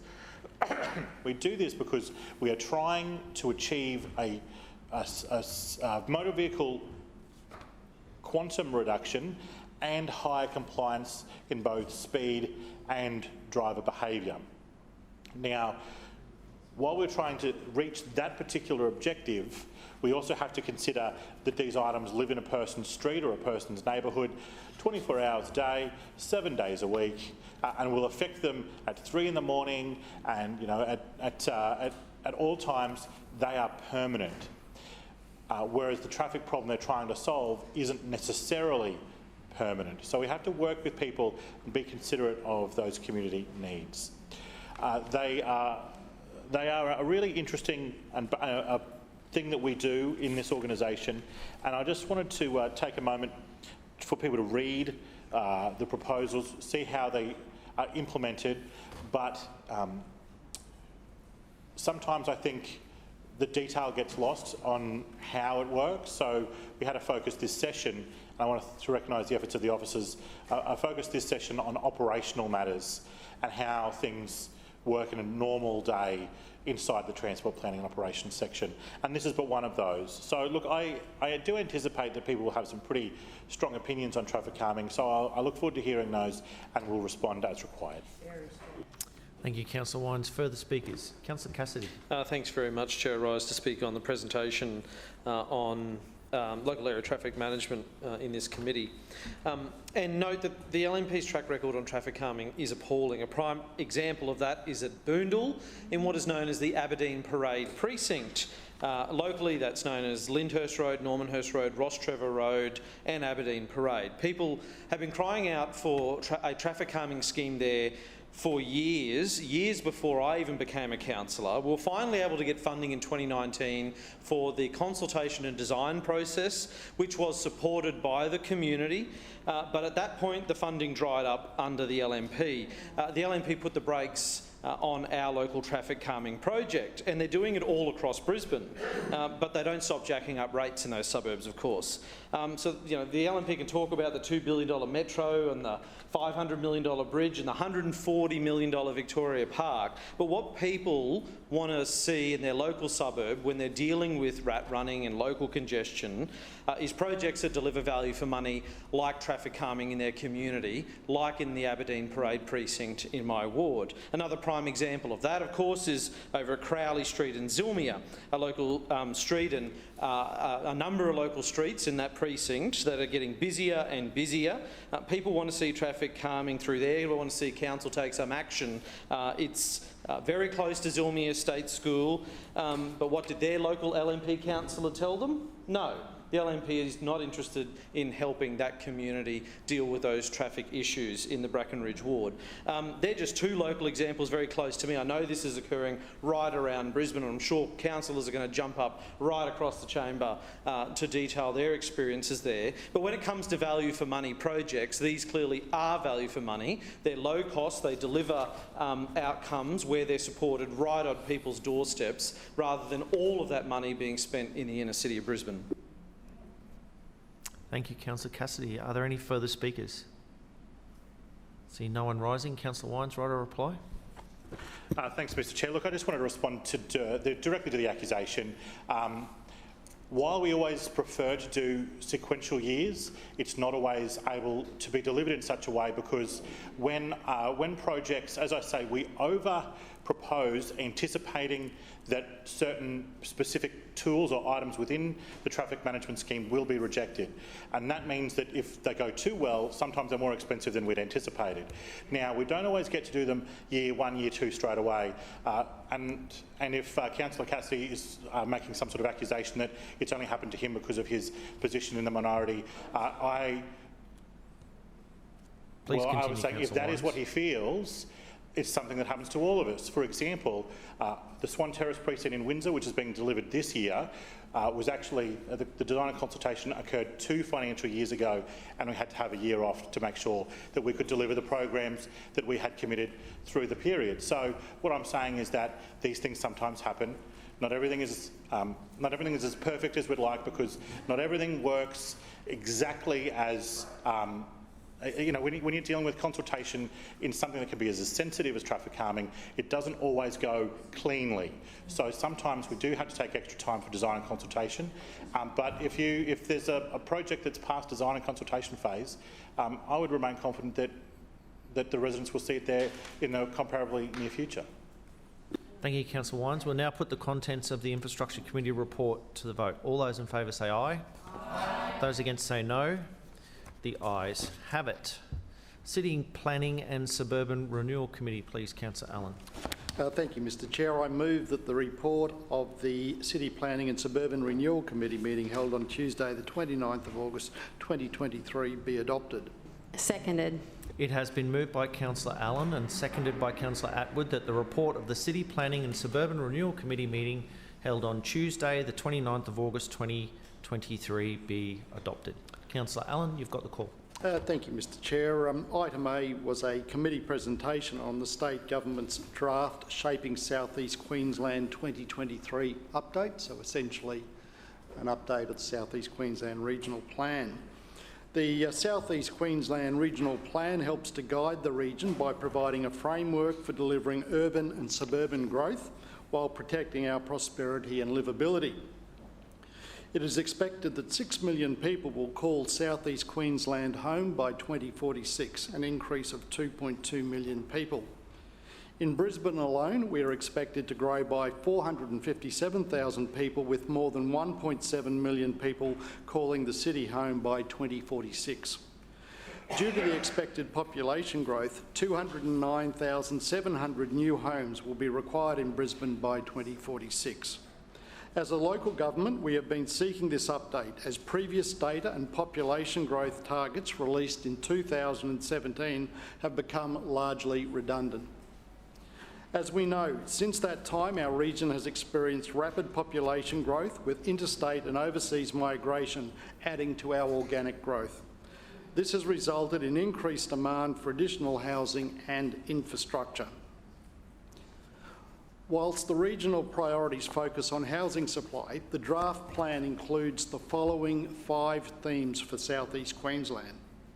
1, grow, sustainably accommodate a growing population. 2, prosper, a globally competitive economic powerhouse. 3, connect, moving people, products and information efficiently. 4, sustain, promoting ecological and social sustainability. And 5, live, living better designed communities. The draft plan sets out new dwelling supply targets, including diversity and density targets. Although the specific targets are unknown, it is expected that the type and diversity of dwellings required will change, with fewer detached houses and more attached homes such as townhouses, medium density and high density housing. The draft plan's prosper theme relates to South East Queensland's economic prosperity, with a focus on regional centres and industrial land. The draft plan identifies the need for regional activity centres to deliver flexibility of use, acknowledging an increase in residential uses, but also a shift to health, community uses and education. The Connect theme includes a new draft South East Queensland infrastructure supplement with a focus on new region-shaping infrastructure. The Connect theme seeks to promote active transport as a primary mode of travel. The Sustain theme within the draft plan outlines the importance of enhancing sustainable management of the region's cultural heritage and landscapes, as well as continued focus on the region's unique biodiversity. It aims to balance ecological processes and natural assets with the ongoing growth of South East Queensland. Additionally, under the Live theme of the draft plan, it outlines that good design and placemaking outcomes will be critical to achieving support for growth, including increased density in high amenity areas and gentle density in other locations. The state government has indicated that an implementation and assurance framework will be developed to ensure the actions contained within the final plan are clear, measurable and able to be monitored. This will provide the state government with the ability to intervene should targets not be met. However, no clarity has been provided on when or how this would occur. As part of the release of the draft plan, the state government also advised they are investigating several areas for consideration as amendments to the Planning Regulation 2017. These potential amendments include changes to distinctly Queensland Design Series design codes, build to rent, residential zones such as minimum lot sizes, density expectations and maximum car parking rates, gentle density and inclusionary planning. Public consultation on the draft plan closes on the 20th of September. However, local governments have been provided additional time to provide a formal response, which is due on the 9th of October. Officers from Council will continue to work with their state counterparts in participating in local working groups and providing valuable feedback on the draft plan, and I'll leave further debate to the Chamber. Thank you, Councillor Allen. Are there any further speakers? Councillor Massey. Thank you, Chair. I rise to speak on the draft shaping South East Queensland plan. Firstly, I just want to say it's great to see that there's a prioritisation of housing density and housing mix by offering more comprehensive range of lot sizes, promoting various build forms. The provision of greater housing choices means that housing needs of diverse residents and household types like young families, professionals, retirees and people with disabilities can be met throughout their life. More comprehensive choice of housing attracts a diverse range of people to location, enabling community and social cohesion, and not just the delivery of a homogenation of a group. Housing density makes communities more resilient. Housing diversity, not density, makes communities more resilient, and resilience is a good thing. Naturally, the ability to cycle and walk to commercial and community facilities becomes paramount when you're talking about people living in areas for the course of their lives. And it's good to see that in Goal 3, active transport is a key goal. Of course, with the continuing housing affordability and rental crisis, social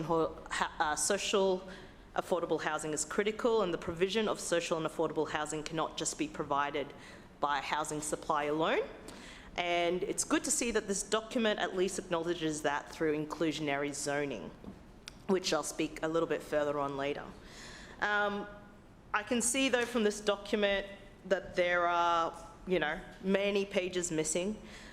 There's not a lot of detail in the presentation about how any of these goals will achieve. And yes, I understand it's in draft form and submissions are open, but we don't really see anywhere in it.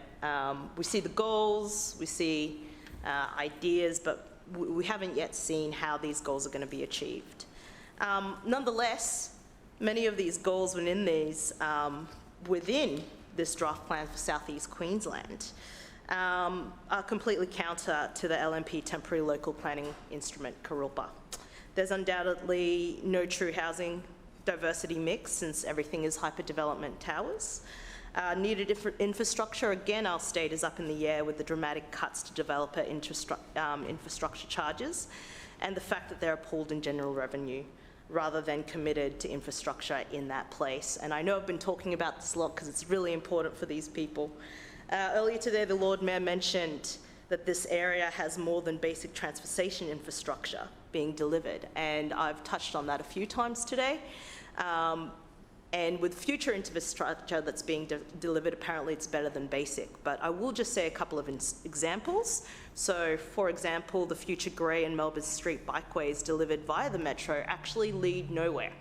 They end abruptly in dangerous spots, and they're incomplete. So here are some more missing links for that infrastructure of this critical area because of the future density, and there's really no guarantee that they'll ever be completed.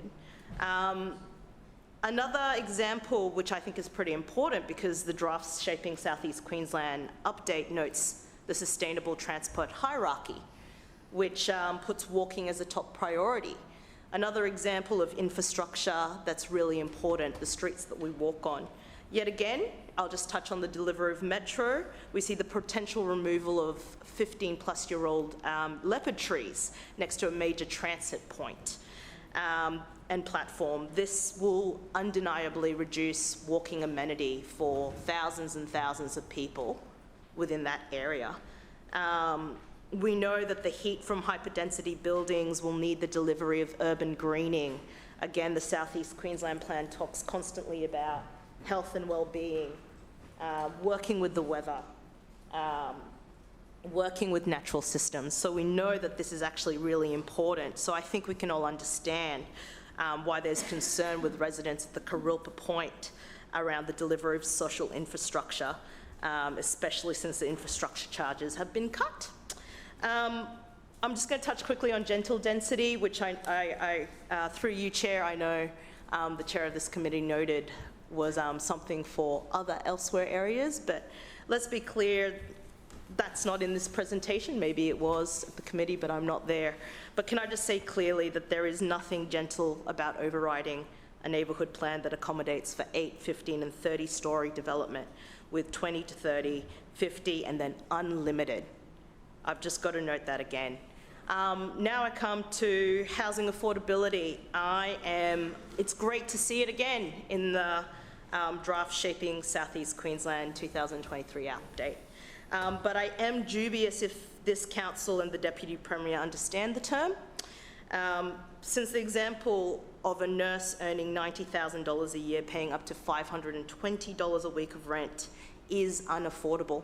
And it is unaffordable for health workers, teachers, construction workers, hospitality, retail, and many more residents from across Brisbane.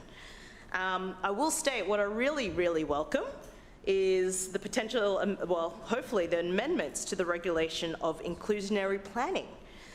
Something my state counterpart, Dr. Amy McMahon, has been working hard on in state government with the introduction of a bill earlier this year that would deliver inclusionary zoning strategy, which developers would be required to dedicate 25% of new residential dwellings, including apartment buildings, housing estates and public housing.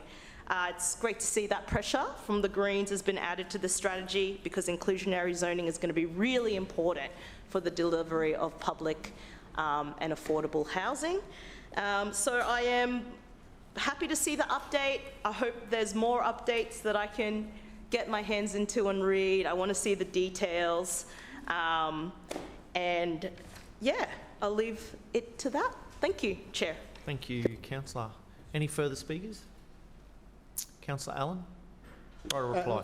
Yeah, thank you, Mr. Chair. I will just quickly touch on a couple of points that Councillor Massey raised. Thank you for her contribution to the debate. This is the state government's South East Queensland Regional Plan draft, so they are clearly driving the update of this particular regional plan. Council, along with neighbouring council, are feeding into the drafting process. The process has been somewhat iterative. I think Councillor Massey mentioned that the document itself has got some gaps in it. Partially that's a function of the state's desire to provide a rapid update of this particular plan. We have been progressing with the state government through a series of workshops to kind of fill in the gaps, if you like. Councillor Massey raised the point about the TLPI in Kurilpa, which I will note the state has supported. They see it as one of a number of solutions to help provide housing supply. The infrastructure charges discount that the Lord Mayor announced recently is clearly aimed at encouraging the construction industry to start building much needed supply, and certainly our hope is that the incentive will instigate and result in more homes being provided for the city. Now, clearly Councillor Massey had a number of points that she wanted to pursue, and what I would say is I'd encourage her to make a submission. The state government has public consultation and submission mechanism opened until the 20th of this month, so there is an opportunity to provide further input and certainly reflect the views of her community. Thank you. Thank you, Councillor Allen. We will now put the contents of the City Planning and Suburban Renewal Committee report to the vote. All those in favour say aye. Aye. Those against say no. The ayes have it. Councillor Davis, Environment, Parks and Sustainability Committee, please.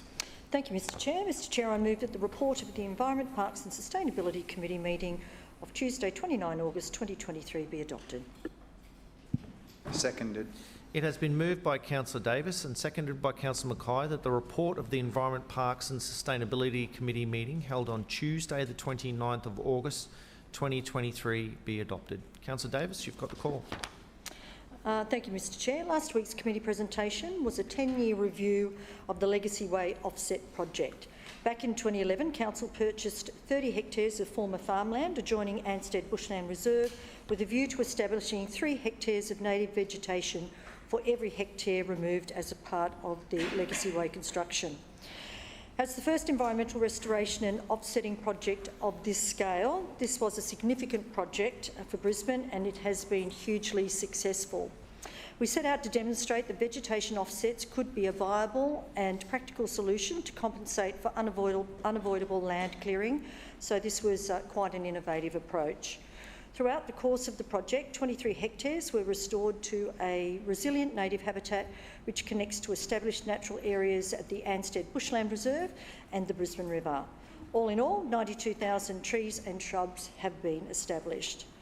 But creating a native forest from scratch isn't as simple as planting a lot of trees. They take time to develop, sometimes in fact hundreds of years.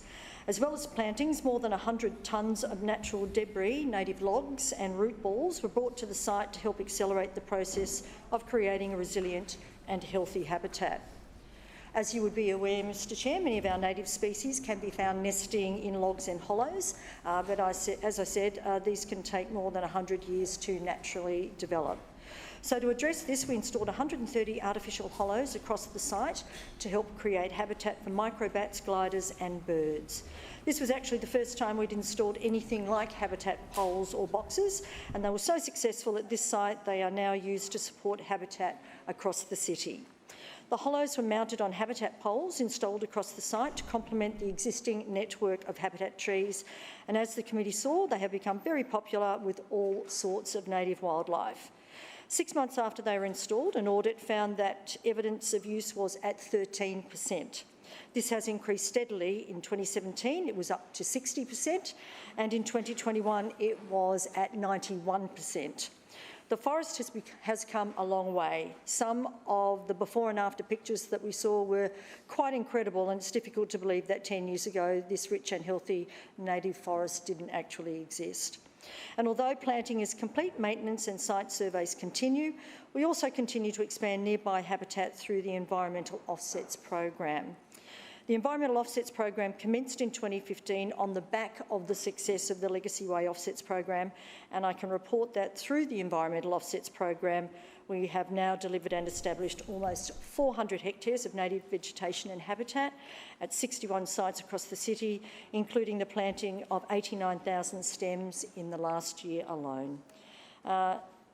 Madam Deputy Chair, I'd like to thank the officers in the news branch for the very informative presentation, and I leave further debate to the chamber. Thank you. Is there any further debate? Councillor Davis? All those in favour say aye. Aye. To the contrary, no.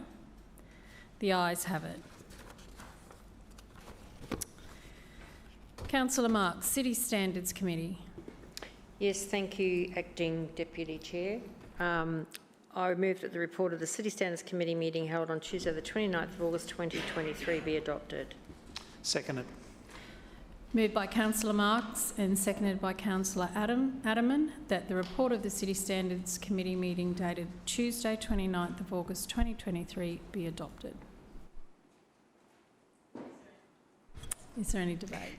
Thank you, Acting Deputy Chair. Before I go to the report, I just want to briefly touch on an event that both Councillor Owen and myself attended this morning, or mid-morning, hence we were both late for chambers, and we're grateful that the Lord Mayor gave us the opportunity to attend the funeral of Ian James Cameron. He was a much-loved OIC from Acacia Ridge. It was a real shock to hear of his sudden death.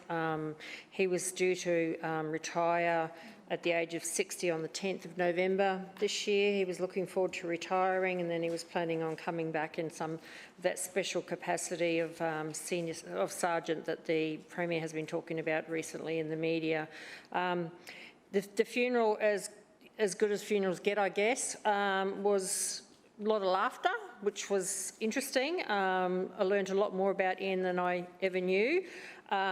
He was always politically incorrect, and we had some very robust politically incorrect conversations at our monthly coffee with a cop. Unfortunately, I didn't get to see him at my last one on the previous Thursday. I was at my mother-in-law's unveiling, and he's not going to be there this Thursday, which is really sad. Like I say, our heart goes out to him and his family. He was a great, great guy, and it's, as I reminded my children this morning, he's the same age as their father. So, you know, and it was very, very sudden, so it should never have happened. Anyway, onto the report. We had a committee meeting last week on the program called Aspire. So this is another initiative offered by the Shriner Council aimed at boosting recycling for businesses with fewer than 100 employees. Council has invested in a licence for Brisbane's local businesses to have free access to Aspire.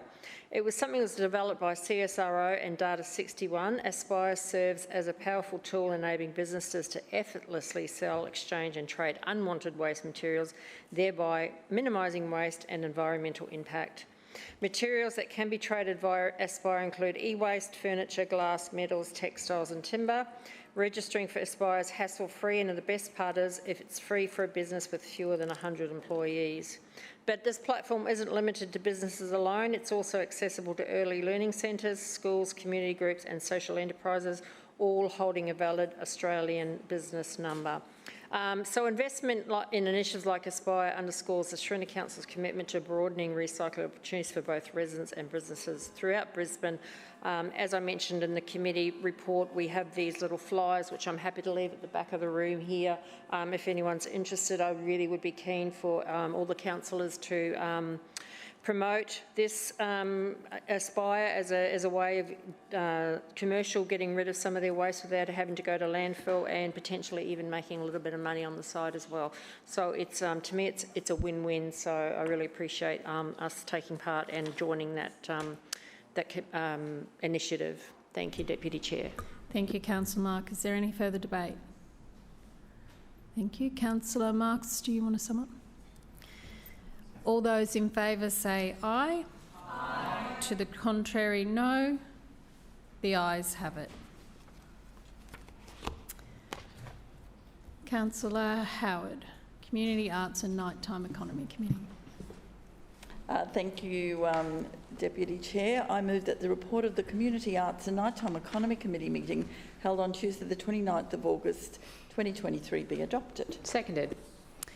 Moved by Councillor Howard, seconded by Councillor Hutton, that the report of the Community Arts and Nighttime Economy Committee meeting dated Tuesday 29th of August 2023 be adopted. Councillor Howard. Thank you, Madam Deputy Chair. Just before moving to the report, I'll be very quick because there's been so many wonderful things that have been happening over the last week, and we've mentioned some of them already tonight. And of course, Brisbane Festival is one of those, with Lightscape and Riverfire being such a huge number of people attending. I was also delighted to attend the book launch of James Tolcher, and I really want to congratulate James on writing his book about his life, and I know how difficult that can be, and so I want to say a huge thank you to him. Our Brisbane Square Library Gold Star and Little Star Awards ceremony happened on the weekend, and it was absolutely amazing to see so many wonderful little readers, and I actually received an email from one of the mothers saying how special it was for her daughter to attend, and that's what makes our our life all about, really. I also attended the Rotary New Farm 2023 art show, and again, Rotary New Farm and the work that they do with some of our more vulnerable residents, and the fact that they join with the local church to have a fantastic art show annually has just become one of those things that the community really gets behind. And I want to say big congratulations to Danielle for all of the work that she does with her art classes, and to say a big thank you to Rotary New Farm for continuing to do the good work that they do within the community. Earlier today, I attended the launch of Big Sound 2023, and I just encourage everybody to download the app. It is Big Sound 2023. There are some amazing things that are happening in Fortitude Valley over the next week.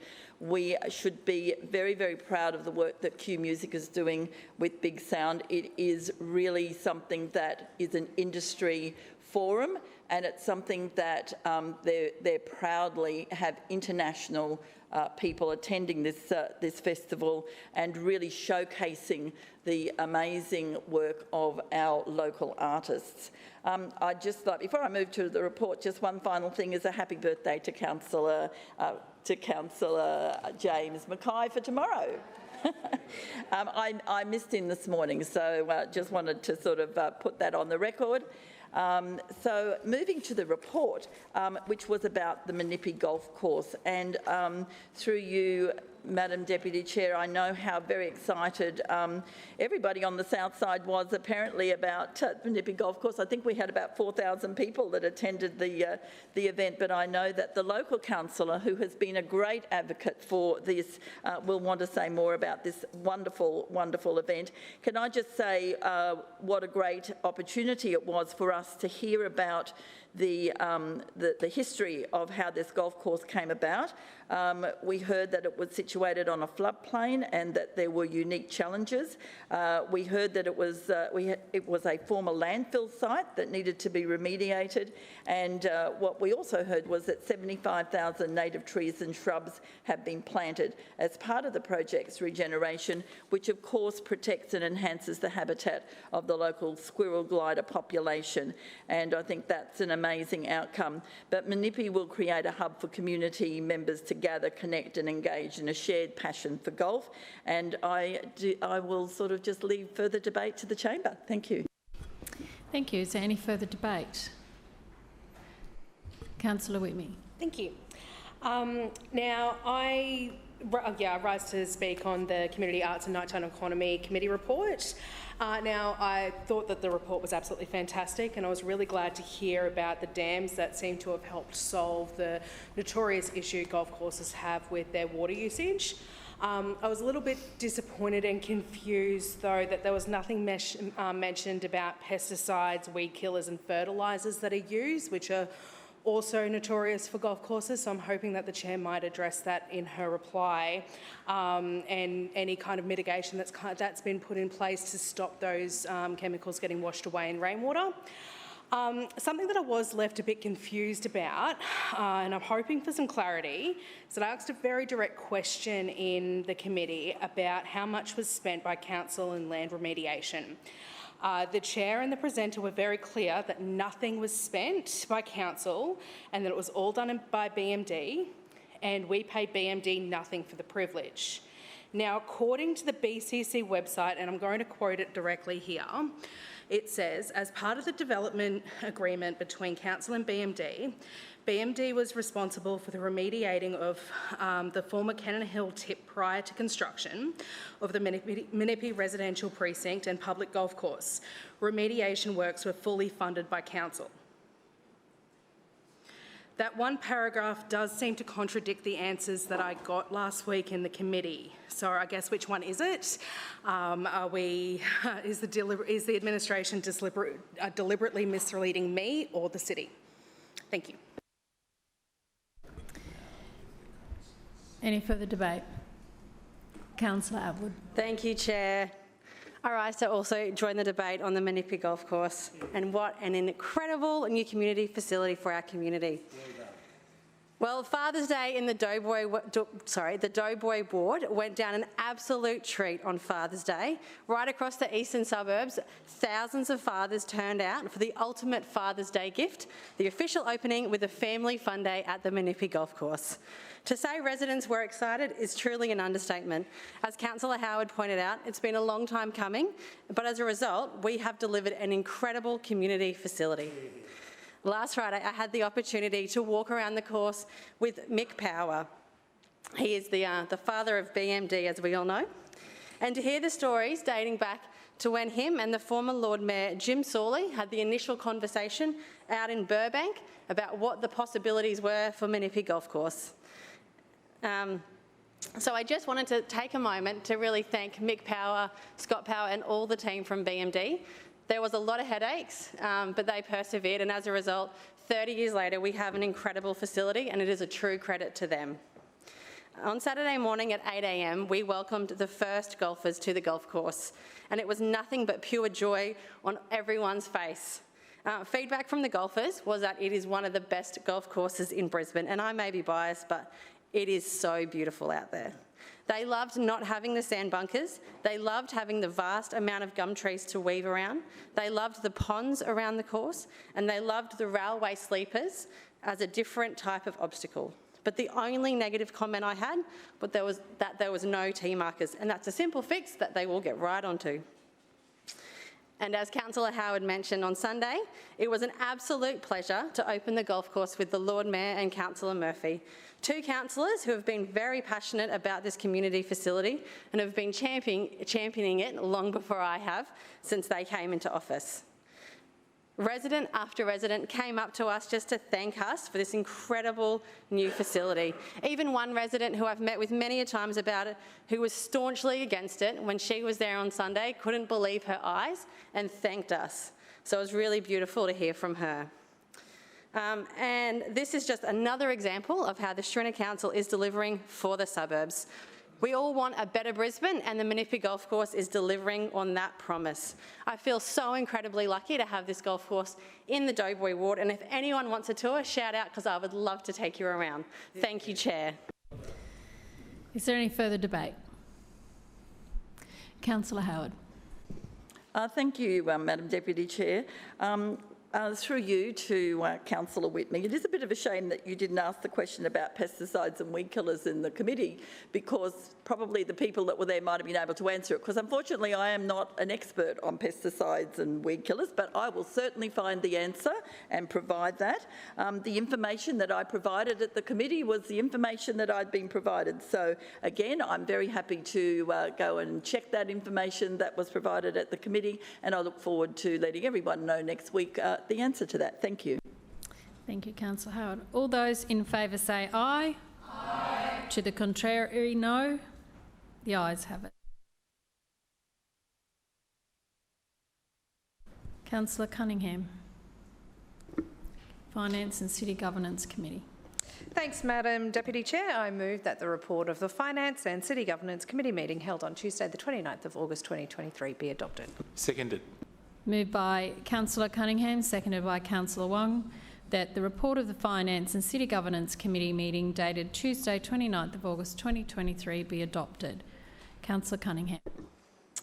Yes, thank you. Our presentation last week was from the Lord Mayor's Administration and Engagement Branch, and we learnt all about the amazing achievement that they had with pulling off the Keys to the City event that they held at River Stage, to recognise the incredible efforts of our Matildas.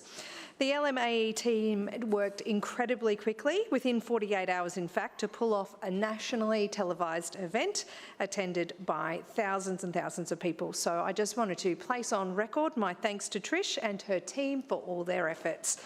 We also had the Finance Committee reports and a Bank and Investment report, and I'll leave the rest to the Chamber. Thank you, Councillor Cunningham. Are there any further speakers to the finance report? Being none standard, we will now, nobody's standing, we will now put the report. All those in favour say aye. Aye. Those against say no. The ayes have it. Councillors, are there any petitions?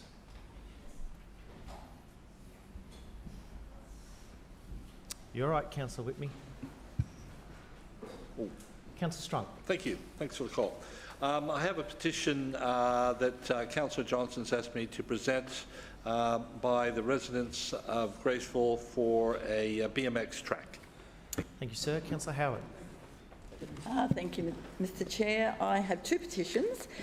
One which is about enforcing the Osborne Hotel to comply with noise limits of their amplified music venues, and the second one which is to extend the 199 bus service up to the Royal Brisbane Women's Hospital. Thank you, Councillor Howard. Councillor Whitney. Yes, I have a petition on behalf of the Wynnum Manly Tennis Court to construct pickleball courts at the Wynnum Manly Tennis Court.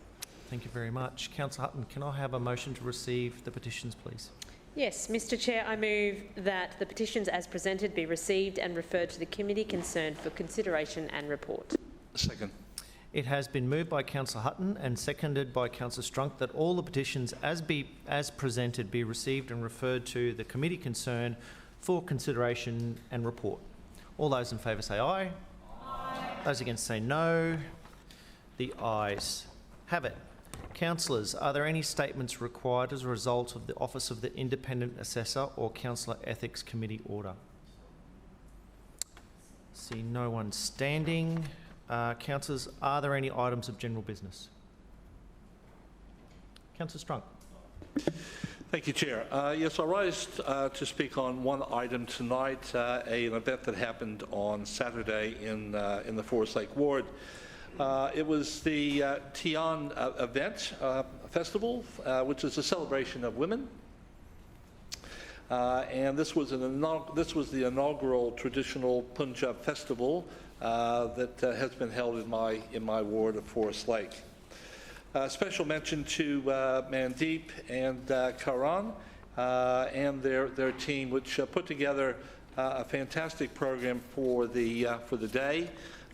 It went pretty much most of the afternoon, and it was well attended by the Punjab community. And I'm told by the representatives of the Punjab community that I have quite a large contingency of Punjab people in my ward, not just in the Forest Lake suburb itself, but right through to Richlands as well.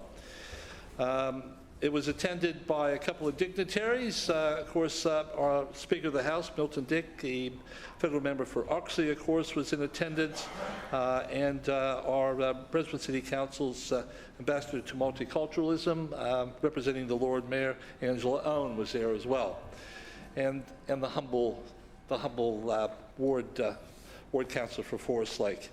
We're always treated very well by the Indian community, and there was plenty of fanfare, and they fussed over us a little bit, which was really nice.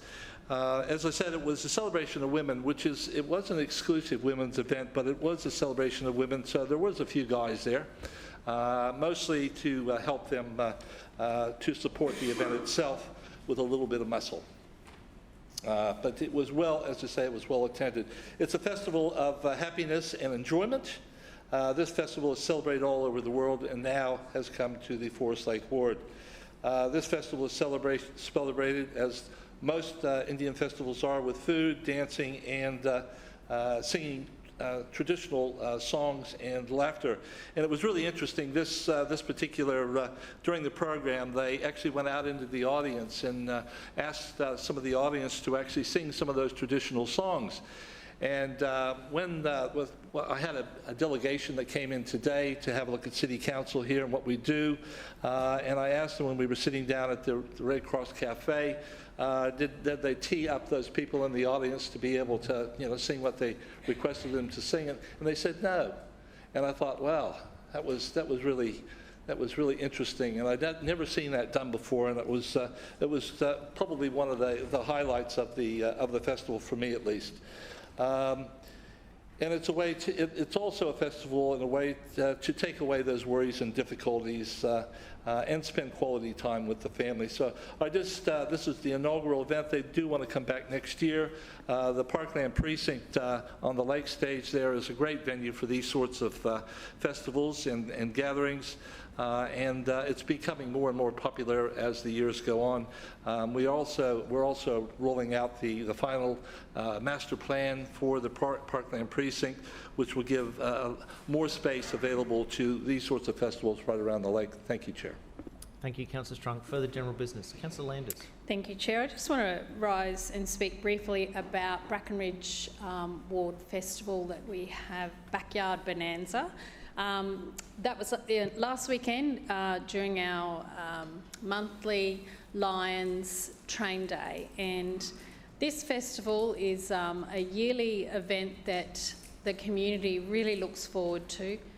The Brackenridge Lions train, the Brackenridge Lions Club, who run Train Day, put this event together, supported by Brisbane City Council, but also supported by many community groups, 99.7 Bridge FM, our local community radio, the Brackenridge Tavern, Brackenridge Plaza, Coronis, Sandgate Bayside Chamber of Commerce, Jets Brackenridge, Sandgate Guide and Three Wise Monkeys also sponsor this event, and it is a true celebration of what it means to live in Brackenridge Ward and the many groups that come together. And this year, a lot of people said it was the best event yet.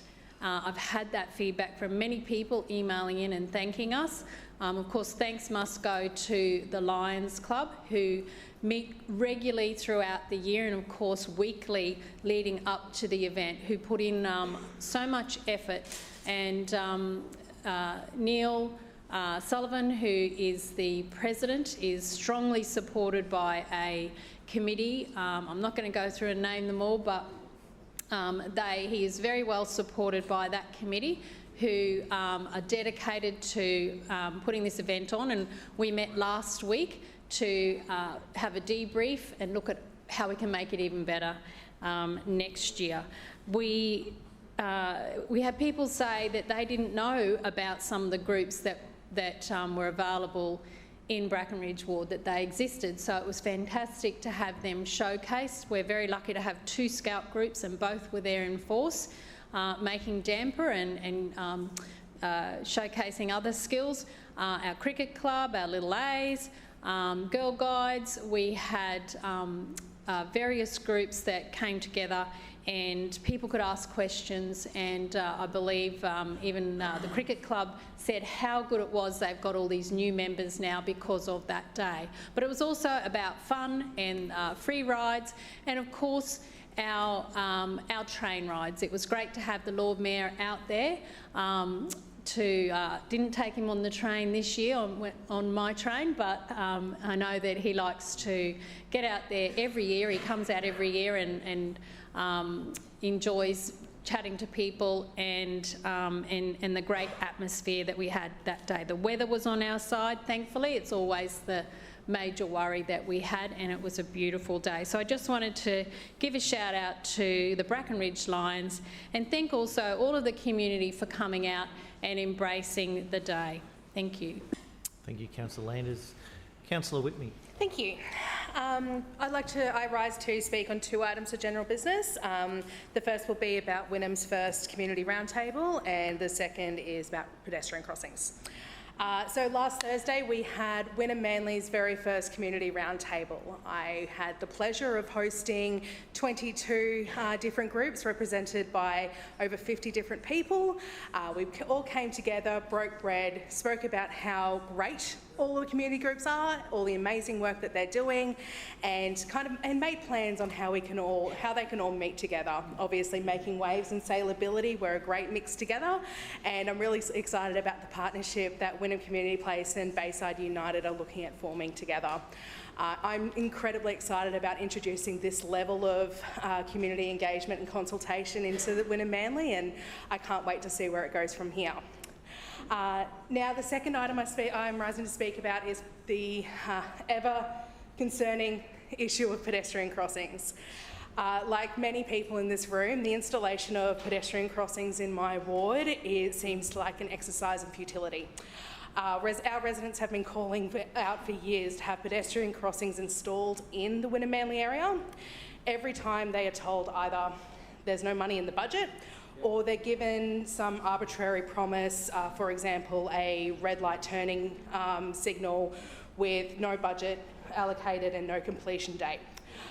It really is about time that my community are heard by the administration here. Thank you, Councillor Whitney. Are there any further speakers on general business? There being... Oh, sorry, Councillor Collier. Sorry. No, you're right. Thank you, Chair. I just want to speak on one item, Ray Kinney. Today we had the chance to say goodbye to a truly incredible man, Ray Kinney.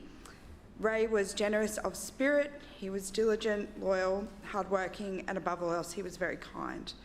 Ray and his beloved wife, Mari, are stalwarts of Seven Hills, with Ray actually buying an empty block of land in the area around 60 years ago, I heard today, and that's where the family home still stands.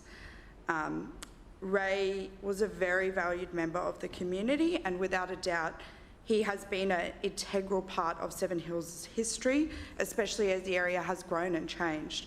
He has been very involved in the Seven Hills State School community and the Uniting Church for many, many years. He also completed his national service, and I got to know him through his dedication with Neighbourhood Watch. I had the privilege of getting to know Ray and Mari over the past few years when they welcomed myself and my partner, now husband, Matt, to join the Morningside 1 Camp 7 Neighbourhood Watch. Ray had served as the area coordinator for many, many years and had been involved for more than a decade in this very important local organisation. He told me one of the highlights was, of course, being involved in and organising the 30-year celebration of the Neighbourhood Watch. He was very, very proud of that beautiful community event. And I know that our community is stronger for the work and the dedication of Ray Kinney. Ray was known and loved by so many, including my family. He had a very special connection with my husband Matt, and it's perhaps because they both attended Albert State School in Maryborough, I think a few years apart. It was very sad to recently hear of Ray's illness. He had battled with his health for quite some time, but now we all know that Ray is at peace, and I will keep Mari and his family in my thoughts and prayers. Vale Ray Kinney. Thank you, Councillor Collier. Is there any further general business? I see no one rising. We now move on to item 7 of the agenda, the continuation of debate on the adjourned motion. Councillor Cassidy, could I ask you to reread the motion, please? It has been moved. Me. Oh, sorry, yeah. Councillor Griffiths, my apologies. It has been moved, so we're just refreshing our memory. Yes. Okay, that the Lord Mayor tables all reports, findings, recommendations, official research and expert advice regarding fauna fencing along Boundary Road, Whites Hill Reserve, and it was at today's council meeting, which was last week. Thank you, Councillor Griffiths. You've got the call. Okay, thank you. And it's disappointing that we couldn't do this last week, which I would have thought with a staff of 8,000 people that we'd be able to pull up the research we have for not doing fauna fencing along Boundary Road at Whites Hill.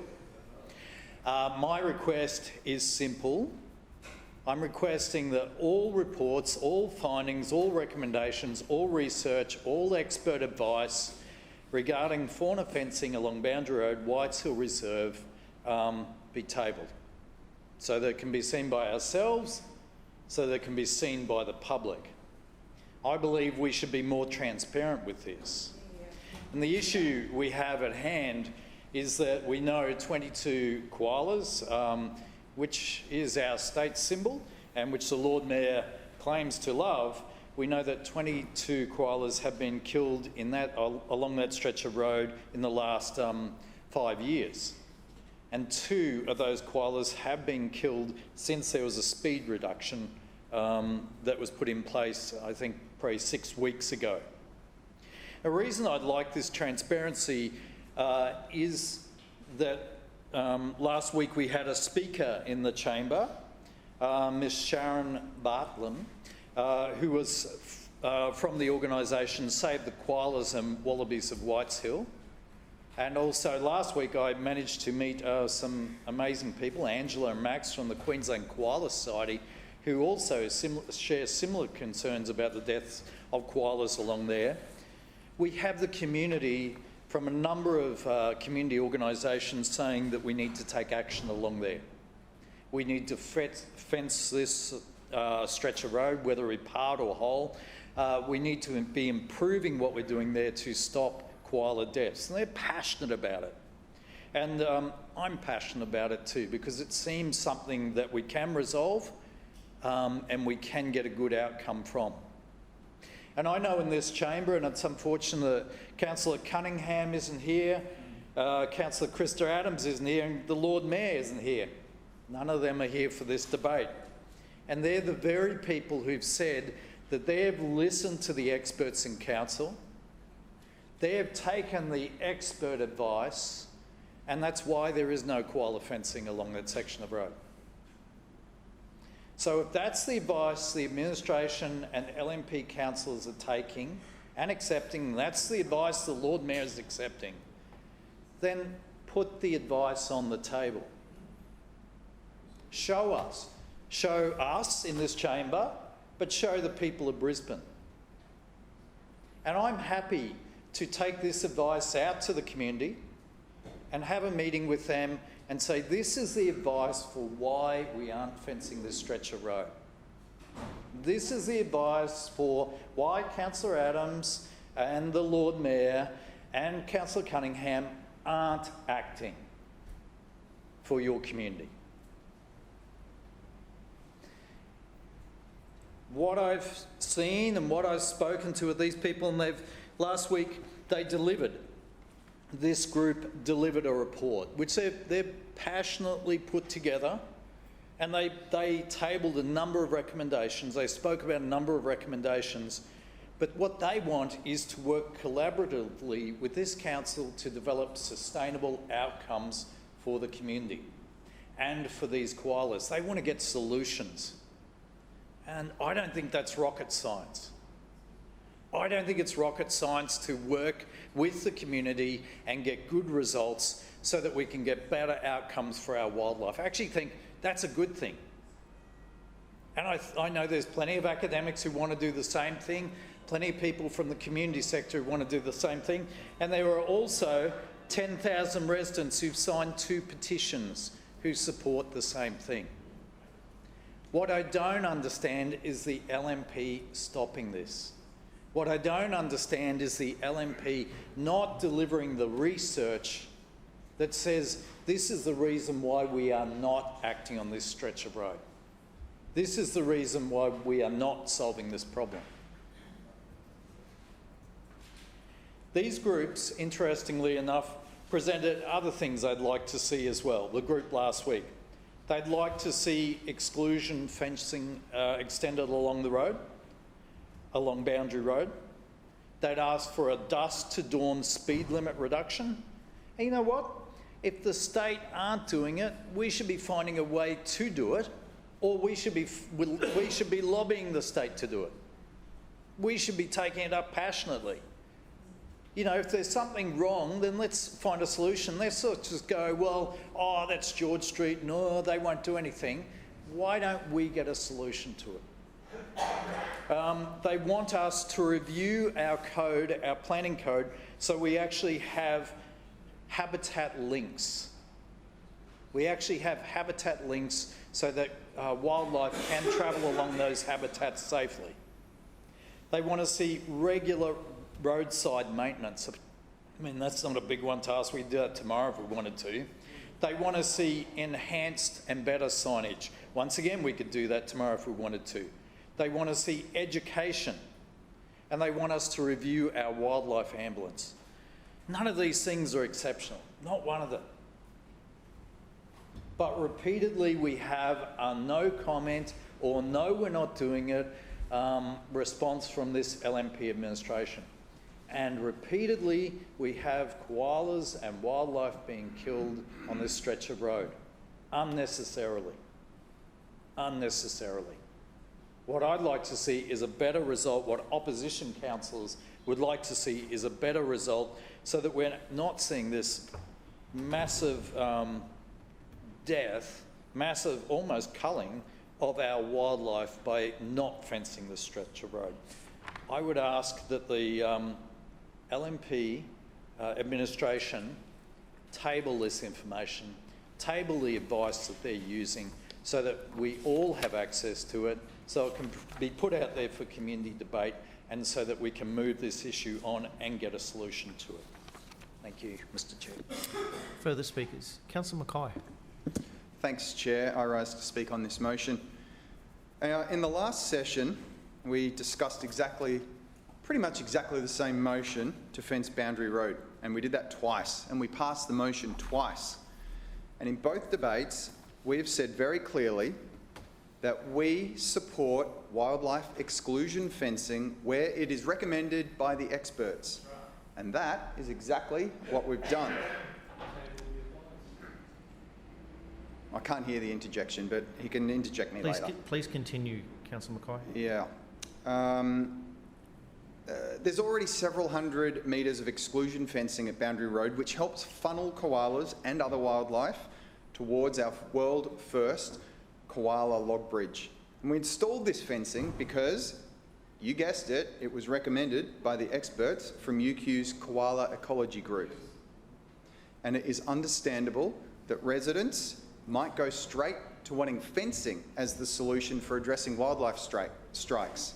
But Councillor Griffiths, as I know he is an expert on this topic, should know a bit better than that. And I want to put on record that all of the information Councillor Griffiths has asked for is publicly available, and I'll just run through a few of them.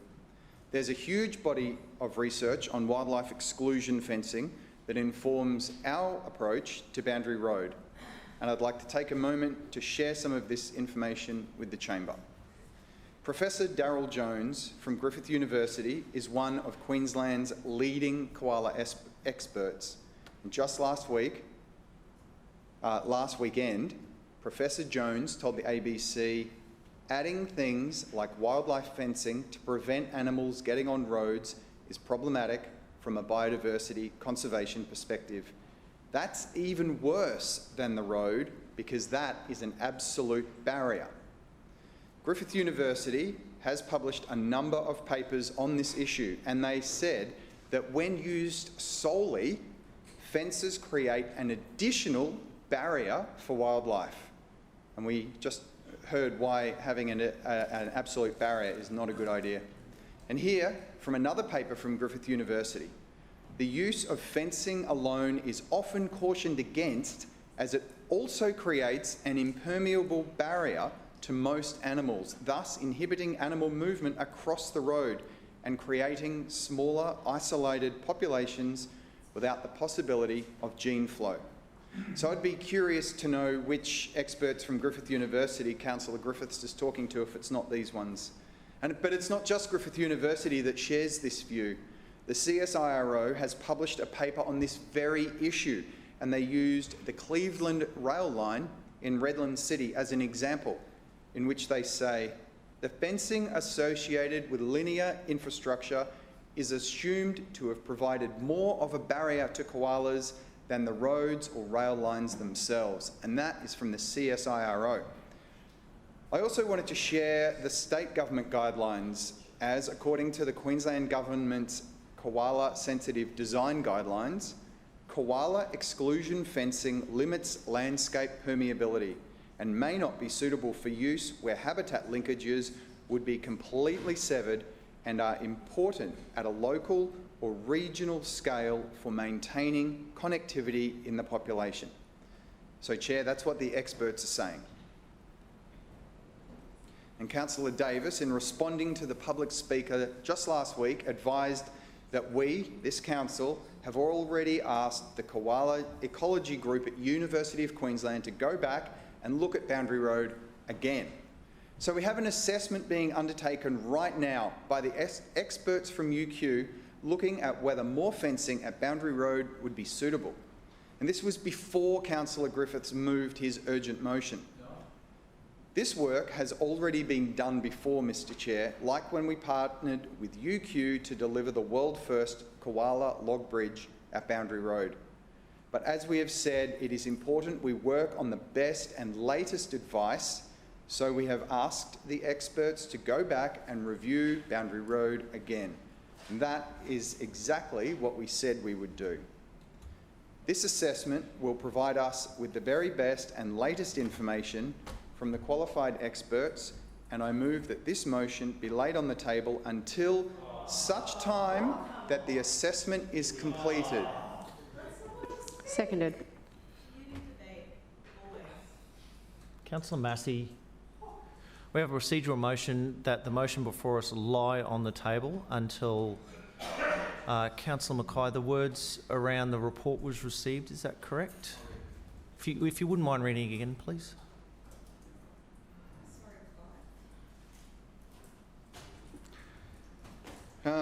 I'll read the whole paragraph. This assessment will provide us with the very best and latest information from the qualified experts, and I move that this motion be laid on the table until such time that assessment is completed. Thank you. So we have a motion before us that this... Councillors, please. Councillor Griffiths. Councillor Massey.